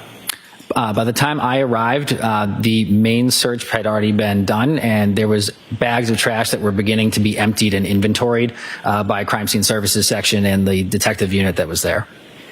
And so what was your role as far as dealing with these bags of trash that other officers were going through? My main role was to assist with the other units that were present and to sift through the items in those bags to determine what items would be relevant for forensic analysis and then which units would be responsible for taking those items back to the laboratory afterward. And so what was the first thing that was done when a bag was opened if there was some kind of evidentiary analysis that needed to be done on it? The first thing that I did while the trash was being emptied was I had my notes where I noted the items that were coming out of the bags, and then I worked with the crime scene services section trooper there as well, who photographed those items as they were coming out of the bag as well. And how many different bags of, is it fair to say that you numbered the bags that you found to have some kind of value to you that night? The crime scene services section did use placards to denote the bags that they were removing and photographing. All right. Ms. Gilman, can I ask that you publish what's previously been marked as Exhibit 51, file number 6810? Sir, do you recognize this image? Yes, I do. All right, so what's happening in this image that night when you were at 300 Forest Street? This is the contents of one of the trash bags that was separated at the center. And Ms. Gilman, can you now show us Exhibit 52, file number 6867? So now what are we looking at in relation to that last image, sir? Since that last photograph was taken, bench paper was put out onto the floor of the collection center in order to preserve the integrity of the evidence that we were collecting at that point. And so if it went onto a piece of paper like this, was it going to be collected? Potentially, yes. And this bag, sir, that we see on the screen for Exhibit 52, did you have the opportunity to know what was inside this bag, bag 1? Yes, I did. Can you tell us what was discovered inside of bag 1? Inside of bag 1 was a pair of green boots, a black jacket with red-brown stains, and a bracelet inside of the pocket. There was a black purse with red-brown stains, a black wallet, and a pair of headphones inside of a case, as well as a pair of socks. Was anything discovered as far as car keys? Yes, there was a pair of Volkswagen keys as well. Ms. Gilman, can we have what's been marked as Exhibit 110, file number 6869?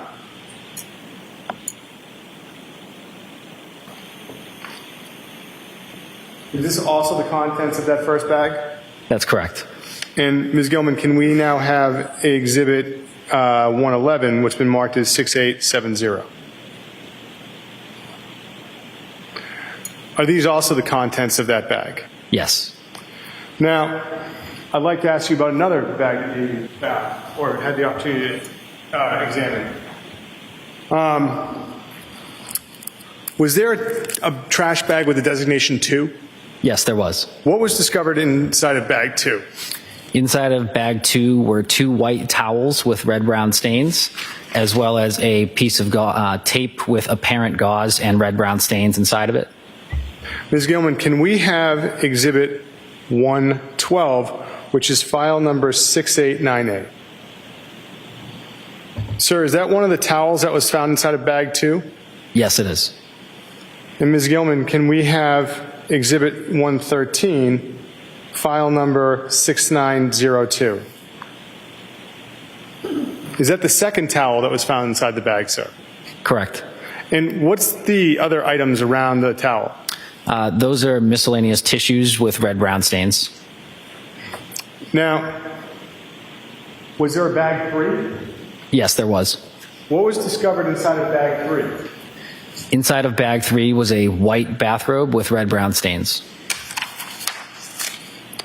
Ms. Gilman, can we have what's been marked as Exhibit 114, file number 6906?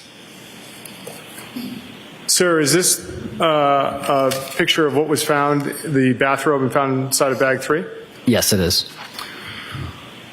Now, was there a bag 4? There was. What was discovered inside of bag 4? Inside of bag 4 was a pair of gray slippers with red-brown stains, a pair of dark gray slippers with red-brown stains and trace materials, as well as apparent hairs with red-brown stains.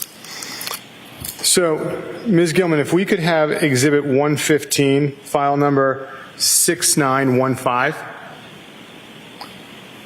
Sir, do you recognize this image? Yes, I do.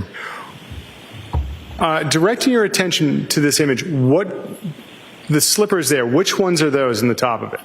The slippers located at the top are the gray slippers. And at the bottom, what is there next to the left of the jar? There is a leather strap wristwatch located as well. And you had said that there was a second pair of slippers that was recovered from that bag? That's correct. Ms. Gilman, can we have Exhibit 116, file number 6929? Sir, can you tell us where the second pair of slippers is in this photo? Yes, at the bottom center of the photo, you'll see the dark gray slippers with the red-brown stains and trace material noted on the bottom of one of the slippers. What is trace material? Trace material could reference a number of things. In this particular instance, it references the apparent hairs or fibers that I observed on the slippers. Ms. Gilman, can we have Exhibit 117, file number 6934? Sir, what is the trace material you saw that night when you were at 300 Forest Street? In the photo on the right-hand side of the overturned slipper, there are the apparent hairs and fibers that I called trace materials located on the right-hand side at the toe end of the slipper. Sir, I'd like to ask you some questions about bag number 5. What did you observe inside of what did you observe produced from bag 5? Bag number 5 contained pieces of rug with red-brown stains on some of the pieces. Ms. Gilman, can we have Exhibit 118, which is file number 6948? Sir, what are we looking at here? These are pieces of a rug with red-brown stains that I noted on 2 of the pieces. And Ms. Gilman, can we have Exhibit 119, file number 6944? Sir, where did you see the red-brown staining on the rugs? On the 2 leftmost pieces, the left piece has red-brown stains in the bottom right corner, and then the one in the center of the photo has red-brown stains on the majority of the piece of rug.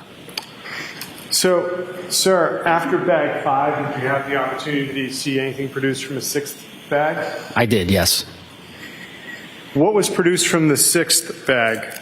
Inside the sixth bag was additional pieces of rug with red-brown staining on those as well. And besides red-brown staining from of rug, what was discovered as far as a Tyvek suit? There was a white Tyvek suit discovered in the bag as well, along with a wrapper for a Tyvek suit. Was anything else discovered as far as a safety goggles or anything like that? Yes, safety goggles were discovered, as well as additional miscellaneous items. Ms. Gilman, can we have Exhibit 120, which is file number 6951? Sir, do you recognize this image? Yes, I do. What is this an image of?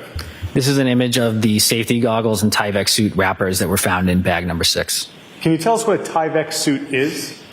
A Tyvek suit is typically a piece of personal protective equipment that one would wear in order to protect themselves from anything they might be working with. Have you ever worn one? I have, yes. When would you wear one?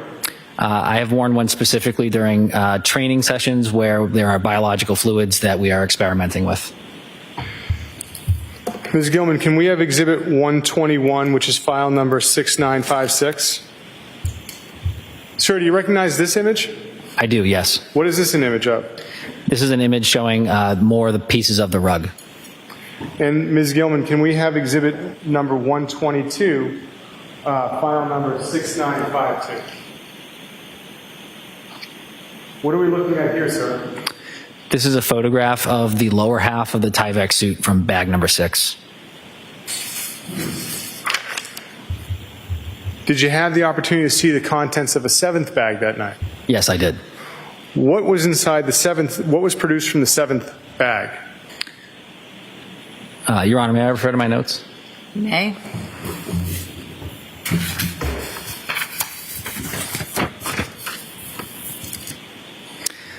The 7th bag contained a bottle of hydrogen peroxide, a ice pack, a blue flat sheet as well. And sir, I neglected to ask you about the rug as well. I showed you one image, which was Exhibit 121. So, Ms. Gilman, can we have Exhibit 123, file number 6963? Sir, what is this we're looking at? This is another piece of the rug from bag number 6 containing red-brown stains with apparent tissue. And what is apparent tissue? For those of, like, I don't know what that means. It's not like Kleenexes, right? That's correct. Apparent tissue from the forensic perspective is a material that may or may not resemble human skin tissue. In this particular instance, based on my observations, that's what I called it. Ms. Gilman, if you could take that down, and if we could have Exhibit 124, 6974. And so, sir, does this represent the contents of the seventh bag? Yes, it does. And so, in the upper center, what is that brown bottle? It is a bottle of hydrogen peroxide. And the cut up like labels off to the side, did you note what those were for? I didn't note what they specifically were for. I grouped them under the miscellaneous items that were in this bag.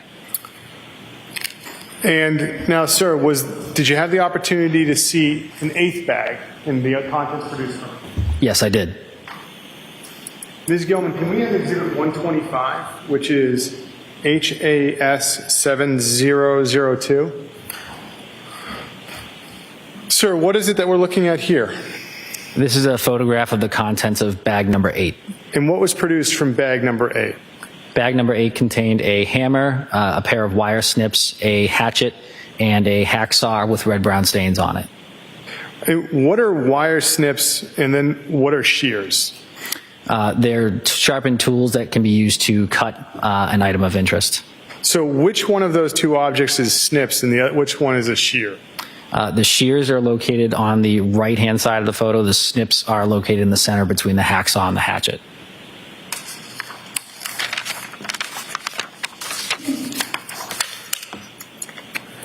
Now, sir, I want to ask you about bag 10. Skip it. What was recovered from the 10th bag? The 10th bag contained a large piece of tarp that was taped together, so multiple pieces were taped together to form a larger tarp. Ms. Gilman, can we have Exhibit 126? Is this what the 10th bag looked like, sir? Prior to opening the contents, yes. And Ms. Gilman, can we have Exhibit 127? What is it we're looking at here in 127, sir?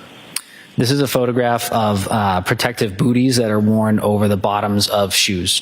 And where were those recovered from, sir? Those were also recovered in bag 10 once the contents were emptied.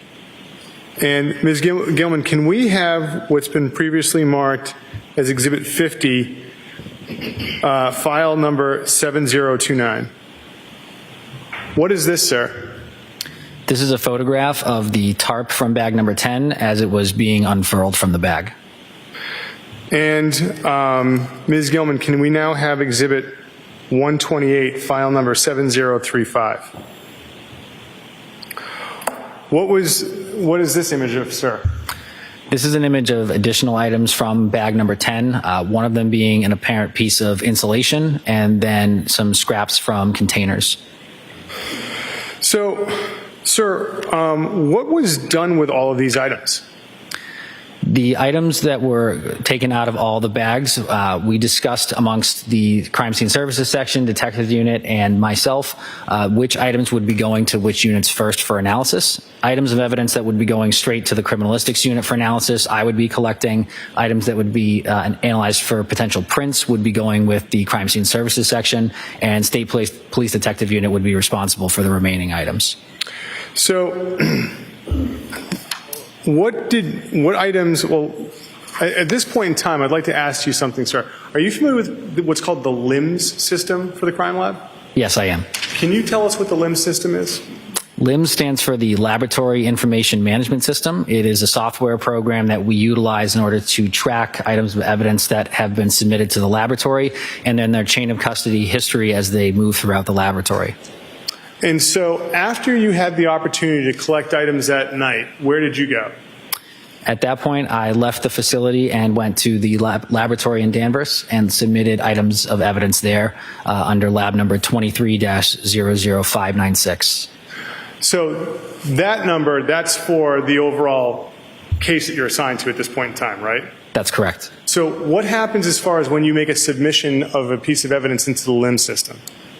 Once the evidence has been submitted into the laboratory information management system, I then make assignments for myself to write a report based on what I collected from that scene, as well as assignments for the criminalistics unit for any items that need to be analyzed in the criminalistics unit as well. Every item is then appropriately packaged and or dried if it's wet, and then eventually transported to the appropriate storage facility. And so I'd like to ask you about some of the LIMS numbers that you were able to assign objects that you entered into the evidence. Your Honor, if it may be with the court's approval and with no objection from defense, would he be able to refer to his report during this portion? Any objection? No objection. You may. Thank you, Your Honor. Sir, what item number under LIMS did the swabs from the driver's seat controls get? Those swabs were given item number 9-1, 9 referring to the submission and 1 being the first item under that submission. And what item number did the swabs from the rear passenger seat floor mat get? The rear passenger side floor mat was given 9-2. What LIMS number did the swabs from the rear passenger third row seat get? 9-3. What was the LIMS number for the swabs from trunk mat 1? Trunk mat 1 was 9-4. What was the LIMS number for the swabs from trunk mat 2? 9-5. What was the item number for the swabs from the red-brown stain with the letter A? 9-6. What was the item number for the hair sample you got from the door of the Volvo? 9-7. What was the LIMS number for the swabs for the gloves? I'm sorry, what was the LIMS number for the gloves from the floor? From the front passenger floor, it was 9-8. And what was the LIMS number for the Ziploc bag in the passenger door pocket? 9-9. And what was the LIMS number for the gloves in the center console? 9-10. Now, did you seize any Band-Aids from the floor of that vehicle? I seized 2 Band-Aids from the center console of the vehicle, yes. And what LIMS number did they get? Those were given item 9-11. Now, directing your attention to the items from 300 Forest Street, what was the LIMS number for the black jacket from bag number 1? 9-12. And what was the LIMS number for the bracelet from the left pocket of that jacket? 9-13. What was the LIMS number for the black purse in bag 1? 9-14. And what was the number for the black wallet from bag 1? 9-15. What number did the pair of boots get from bag 1? 9-16. What item number did the Volkswagen keys get? 9-17. And what LIMS number did the headphones, did you find headphones that night? There were headphones inside of a case, yes. And what number did they get? They were 9-18.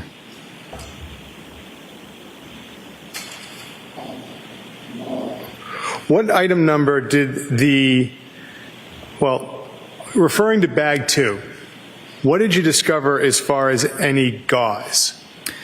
Inside of bag 2 was a piece of tape that had gauze inside of the tape. So the non-adhesive side was on the exterior, and then the gauze was on the interior of that tape, and the gauze appeared to be red-brown stained. And what was the item number that you gave to the tape with the gauze and the red-brown stain? 9-20. And regarding the wipes that you found from bag 2, what was the item number they got? They were 9-21. And the towels that were retrieved from bag 2, what numbers did they get? The white towel, one of them was 9-22 and the other was 9-23. What about the bathrobe from bag 3? What LIMS number did that get? The white bathrobe with red-brown stains was 9-24. And the watch that was in bag 4? 9-25.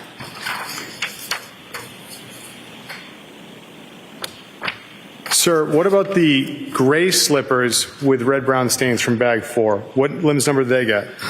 Gray slippers were 9-26. And then there was a second pair of slippers.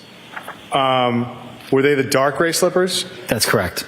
All right, so what did the dark gray slippers with trace material get as a limbs number? 9-27. And was there any hair samples recovered from bag 4? Yes, there was. What was recovered as far as a hair sample? There was apparent hairs with red-brown stains that were not on the slippers. They were just loose inside of the bag. I collected those as well. And what item number did they get? They were given 9-28. And any wipes recovered from bag 4? Yes, correct. And what did they get for an item number? 9-29. And in the images from that bag, was there a sponge? There was, yes, a sponge with a wipe stuffed into it. And what item number did that get? That was given number 9-30. And was anything retrieved as far as cuttings, or I shouldn't say that, what was the item number given to the pieces of rug from bag 5? From bag number 5, I took a cutting myself from the red-brown stains that were seen on those pieces of rug. That cutting was given 9-31. What item number did the Tyvek suit get? 9-32. And in bag 6, what number did the hand towel get? 9-33. So, sir, now I'd like to show you some of these objects. And before I do you have any gloves with you? I do, yes. Can I see counsel at the side of the bench? Yes, Your Honor.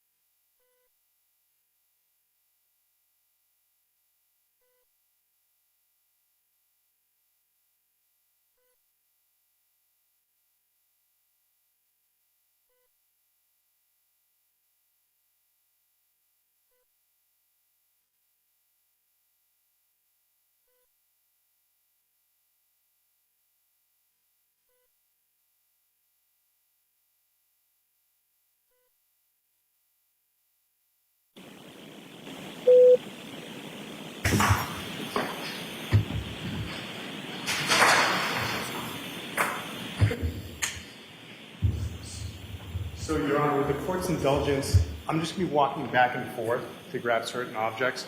And I apologize if I appear to be a ping pong ball, but I think that's probably going to be the easiest way to do it. That's fine. Thank you, Your Honor. And for the court, I'll keep my voice up.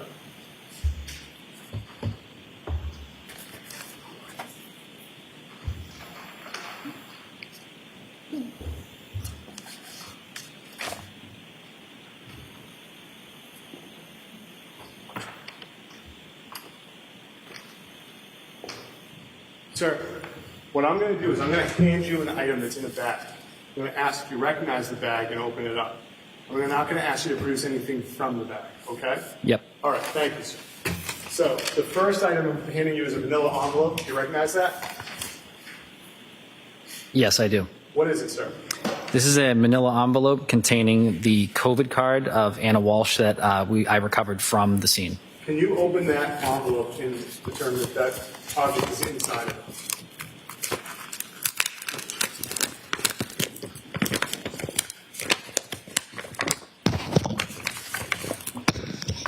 Yes, it is. Thank you. The Commonwealth would seek to have this envelope marked as the next exhibit, Your Honor. Any objection? No objection. Is it 129 we're at? Yes, Your Honor. Yes, Your Honor. The COVID card will be, or the exhibit with pouch that contains the COVID card is now in evidence as 129. Jurors, I do expect that there's going to be a series, and based on what we're consulting with at the side of the bench, there's going to be a series of bags of evidence that the Commonwealth's going to move into evidence. And those bags, to the extent that they are admitted as evidence, will go back with you in the jury room for you to examine as you need during your deliberations. But it's my understanding that they're going to stay in the bags right now. And when they go back with you, you'll have proper gloves, just like the witness now has. All right? Thank you. Sir, do you recognize this bag? Yes, I do. What is that? This is the bag of keys and headphones that I recovered at the scene. Could you open it and confirm that those items are inside that bag?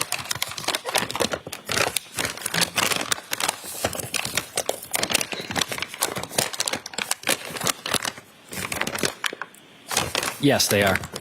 The Commonwealth would seek to have the bag with the keys and headphones marked as the next exhibit, Your Honor, which I believe is 130.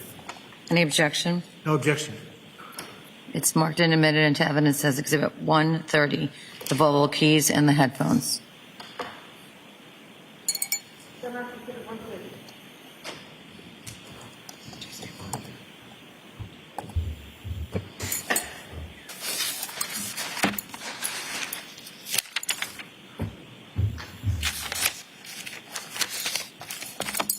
Oh, my bad.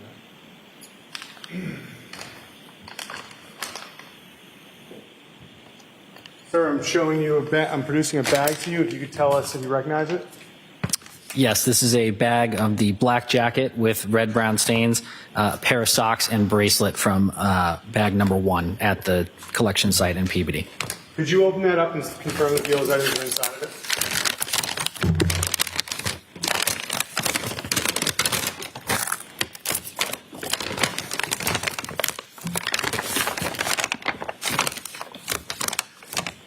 I can see the black jacket. However, without removing it, there's nothing I can see that might be underneath it. Okay. So for today's purposes, that bag with the black jacket, I would seek to mark as the next exhibit, Your Honor, without having to move the jacket around and go underneath any objects inside it. What's the outside labeling say? Black jacket, bracelet, and what else? Pair of black socks, Your Honor.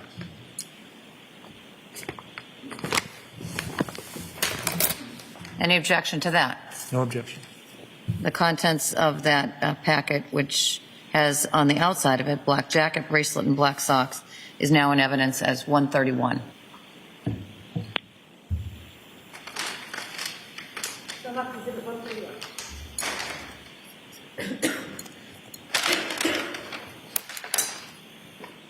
Sir, I'm producing another bag to you. Do you recognize this? Yes, I do. What is that? This is a bag marked as purse and wallet from bag number 1. Could you open that bag and confirm the purse and wallet?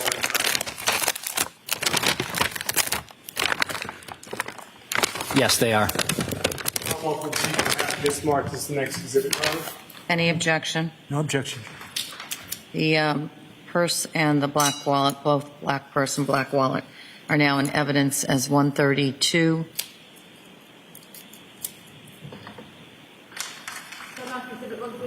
Thank you.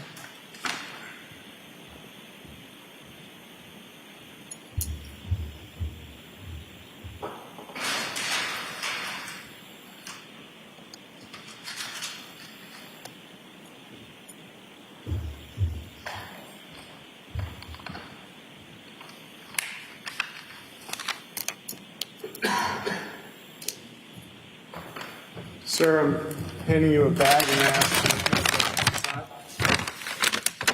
Yes, I do. what's inside that bag, sir? A pair of green boots recovered from bag number 1. And sir, what is the outside of the bag, sir? The outside of the bag reads green boots, bag number 1, with my initials, my trainee's initials, and the date. The Commonwealth would seek to have this marked as the next exhibit. The bag with the green boots is now in evidence as Exhibit 133.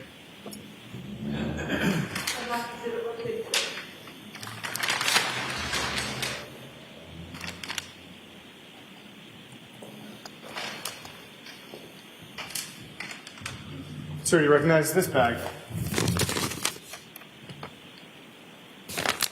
Yes, I do. What is that, sir? This is a brown paper bag containing a bracelet. Can you open the bag and confirm the bracelet's inside?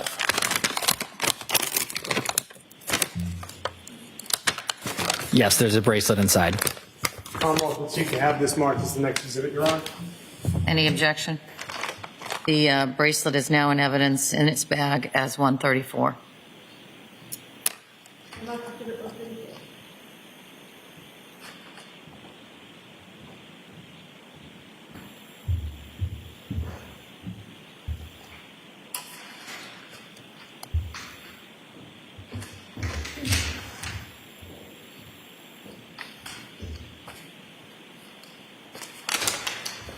Sir, I'm handing you this first bag.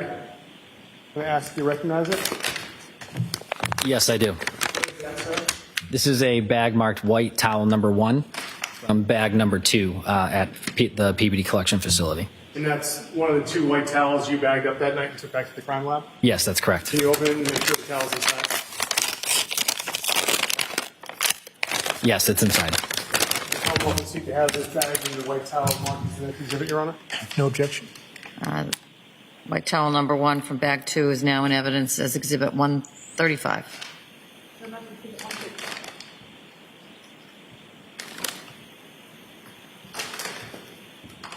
I'm handing you another bag, sir.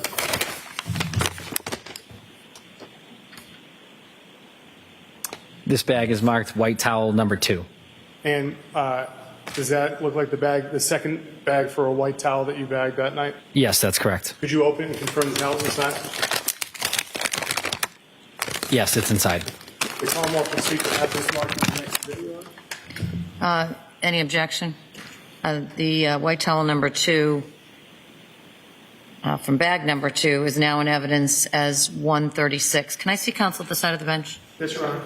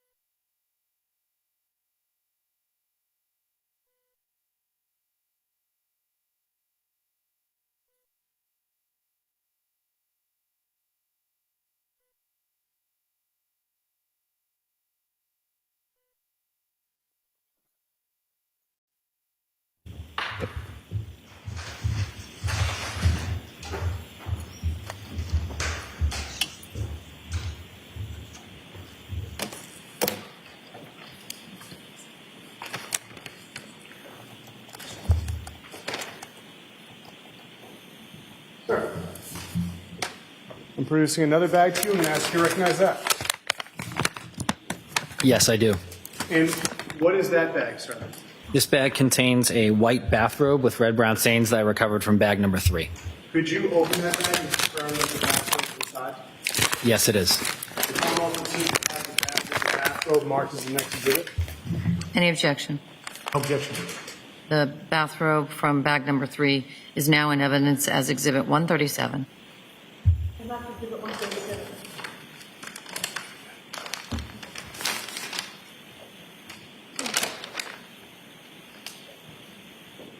Sir, what's this bag that I'm handing you?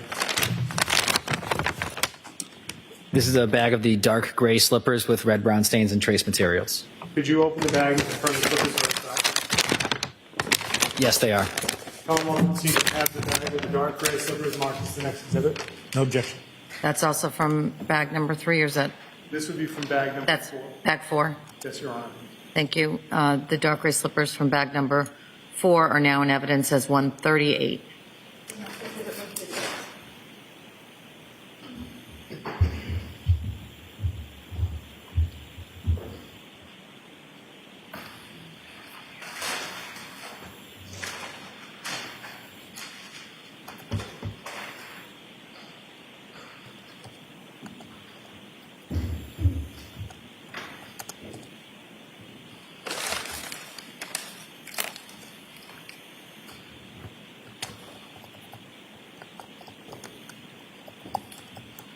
Cool. Recognize that bag?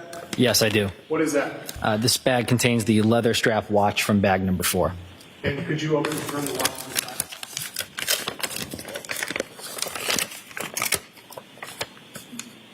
Yes, it is. The Commonwealth would seek to have the next bag as the watch from bag number 4 as the next exhibit.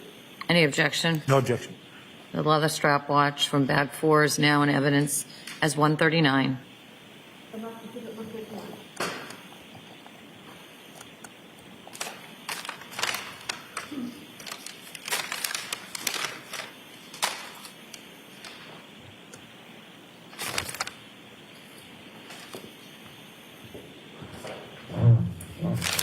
So you recognize that bag?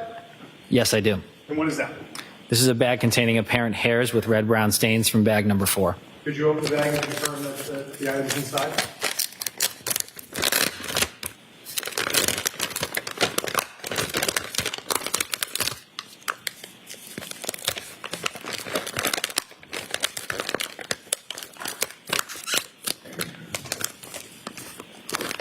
This one's still sealed.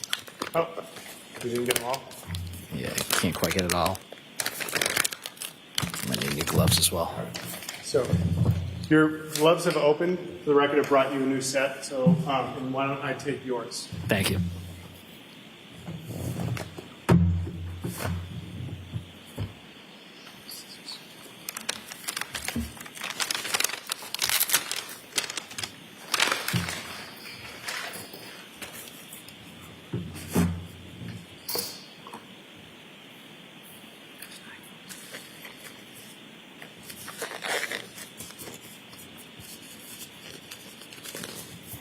Good? Good. All right. Thank you.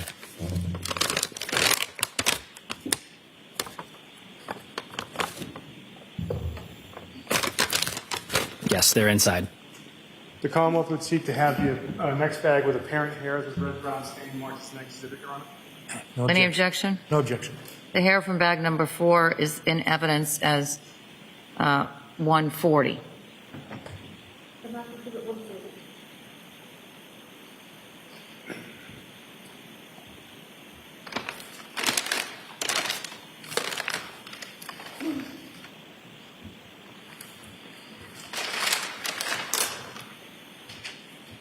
Sir, do you recognize this bag? Yes, I do. What is that? This is a pair of slippers with red-brown stains from bag number 4. So those are the light gray slippers? That's correct. Can you open the slippers inside? Yes, they are. Commonwealth would seek to have the next bag marked as Exhibit 141, pair of slippers from bag number 4. No objection. Thank you. The bags light gray slippers from bag number 4 now in evidence as Exhibit 141.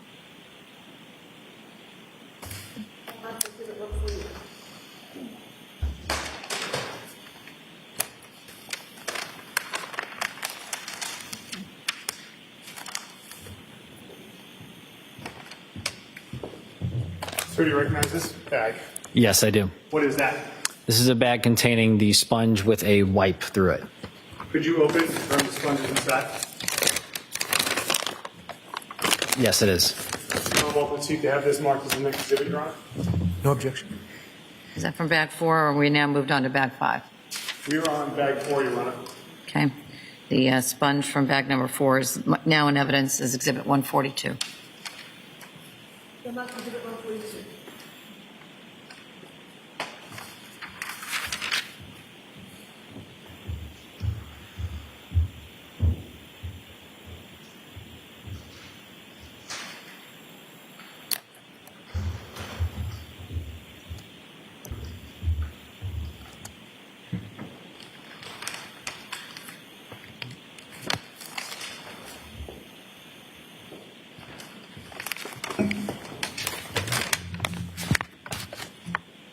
So do you recognize that bag? Yes, I do. What is that bag? This is a bag containing the Tyvek suit recovered from bag number 6. Could you open and confirm the Tyvek suits inside? Yes, it is. The Commonwealth would seek to have this next bag, Your Honor, marked as next exhibit. Tyvek suit from bag number 6. No objection. Thank you. Now in evidence as 143 is the Tyvek suit from bag 6.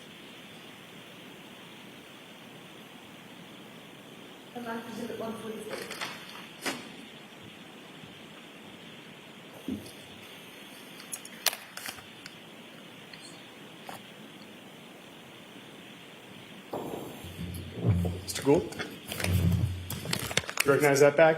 Yes, I do. What is that, sir? This bag contains the hand towel with red-brown stains from bag number 6. Can you open and confirm it's inside? It is. The Commonwealth would seek to mark this as the next exhibit, Your Honor, which is hand towel with red-brown stains from bag number 6. Any objection? No objection. Hand towel from bag 6 is now in evidence as 144.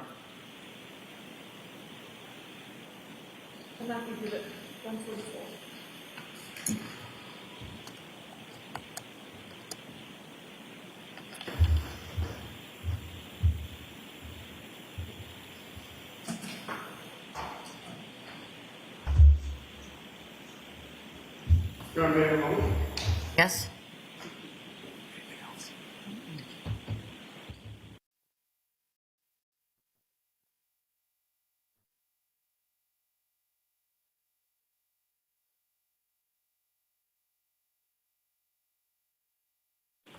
Nothing further, Your Honor. Thank you. Cross? Good afternoon, sir. Good afternoon. Oh, my apologies. Sorry about that.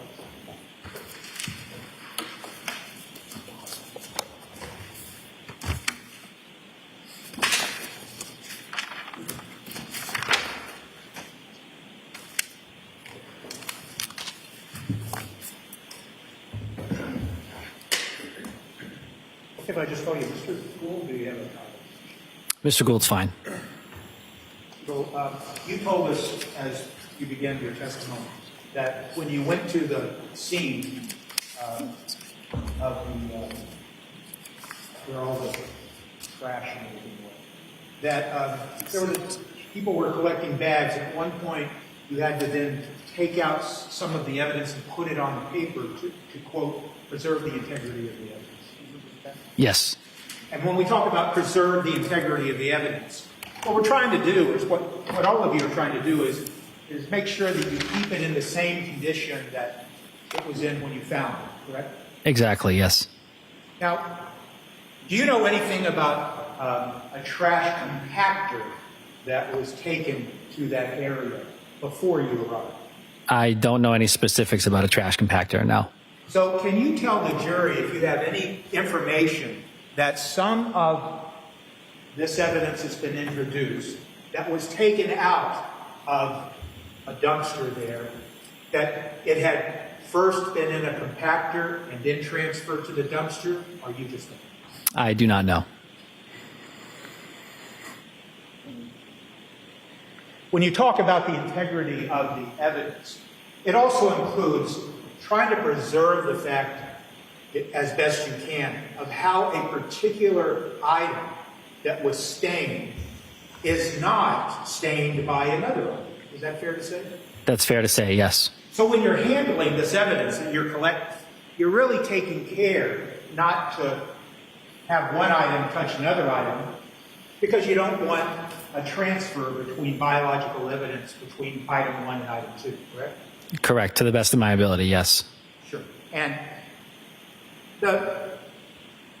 in this case, and in the collection of this evidence, it's fair to say, isn't it, Mr. Gould, that you have no way of knowing before you were able to begin your examination of these items at the scene how they had come into contact with each other, either within a bag or just being pulled out by people before you arrived.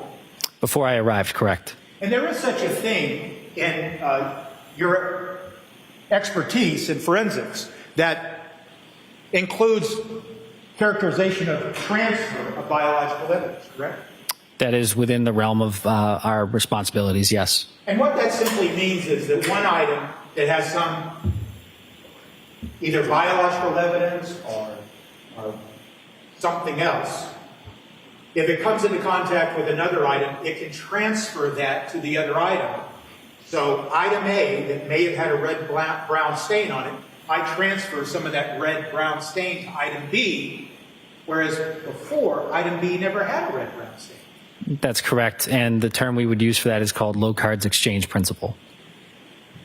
And that would include, for instance, if you were looking at a pair of slippers like we have in this case, and you see in one of the photographs that there looks to be apparent hairs attached to the slippers, it could very well be that those hairs that are seen attached to the slipper, they could have transferred to that slipper because they were already in the bag or they came into contact with something else. Absolutely, yes. And so it's fair to say then that when you're out there very careful, and with all the training and experience you have, there's no way for you to be able to tell a jury, with regards to this specific case, how exactly some of this red-brown stain or biological evidence actually came to be on any piece of evidence. Correct. I cannot say the manner of deposition. I can only confirm its presence. And so it's fair to say, isn't it, that there could very well be some of this evidence that now, when you look upon it, it has a red-brown stain on it. That red-brown stain may not have been on that piece of evidence when it was, in fact, initially placed into, for example, a black bag. That's possible, yes.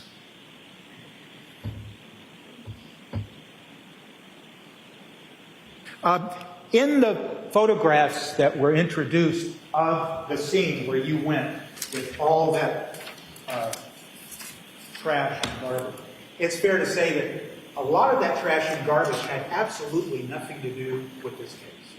Correct. How did you differentiate at the scene what applied to this case and what didn't apply to this case? Mainly once the discovery was made of red-brown stains on items, I was looking for any items of interest that might be in with those bags that have those red-brown stains on them as well, to try to establish any potential biological connections with the items in those bags. And we saw a lot of photographs, but some of the photographs appeared to have some of the items that were eventually taken into custody by you and given a lens number, like you described for the jury.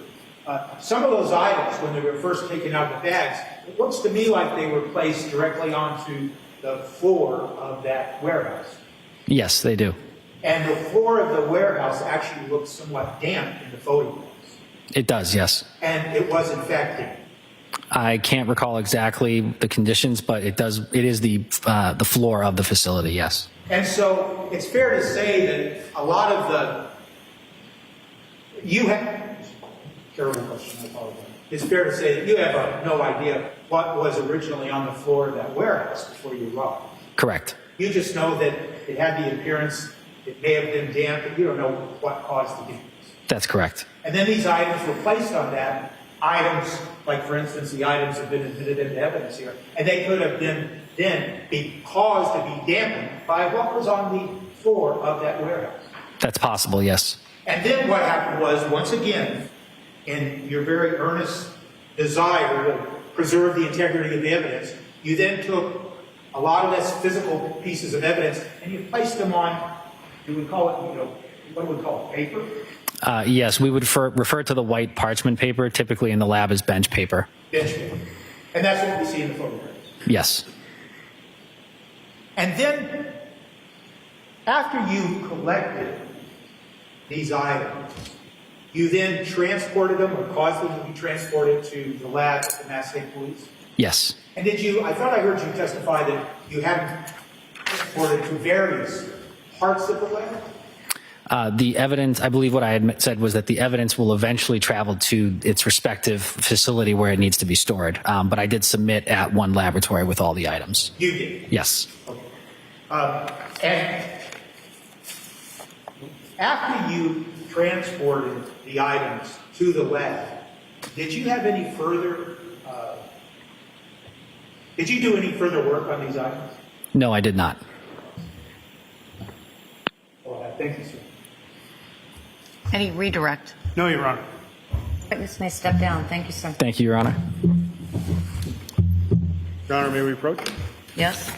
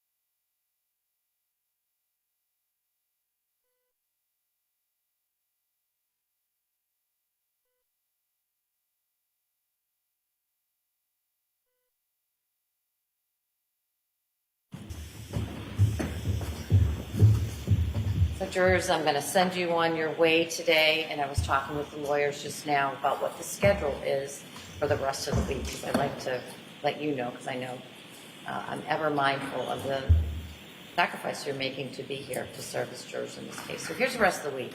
I expect tomorrow will be a full day, 9 to 4. And then on Friday, I think I told many of you during empanelment, seems like a long time ago, so you may not remember, that my plan always was to go 9 to 1 while the evidence was presented on Fridays. And that's frankly just for your own education, to let me continue with the other cases that are in this session. So I see them on Friday afternoon when I have a longer case. So that's what I'm going to be doing Friday afternoon. But what it means for you is our day on Friday will likely be just 9 to 1. All right? So you have a layout. Parties tell me so far we're right on schedule, maybe a little ahead of schedule. So I try to keep you informed. So again, I know the sacrifice you're making. Have a good night. But before you leave, I remind you, jurors, don't do any research about this case. Don't go on social media or any news media. Don't speak to anyone about this case, and continue to have open minds as you listen to the evidence. So have a good night, and I'll see you back here tomorrow ready to work. All rise for the court, please. Close the notebooks. Follow me.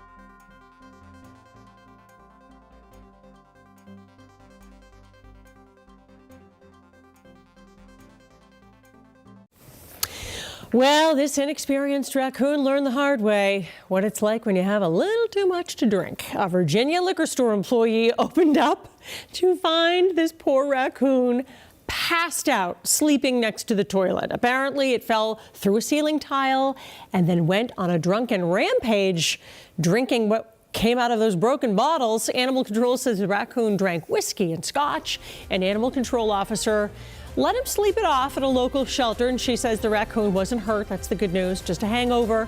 He has since been released back into the wild, where we hope he will make wiser life choices. Thank you for joining us.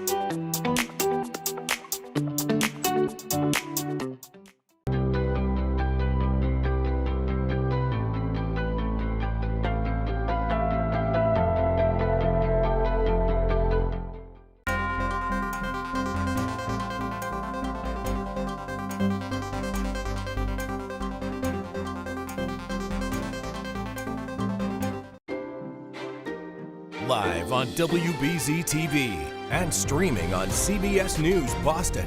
WBZ News starts now with breaking news. Search crews are looking for a missing person in the Merrimack River. According to the Coast Guard and Newburyport officials, a witness heard someone yelling for help and then saw that person in the water next to a drifting boat.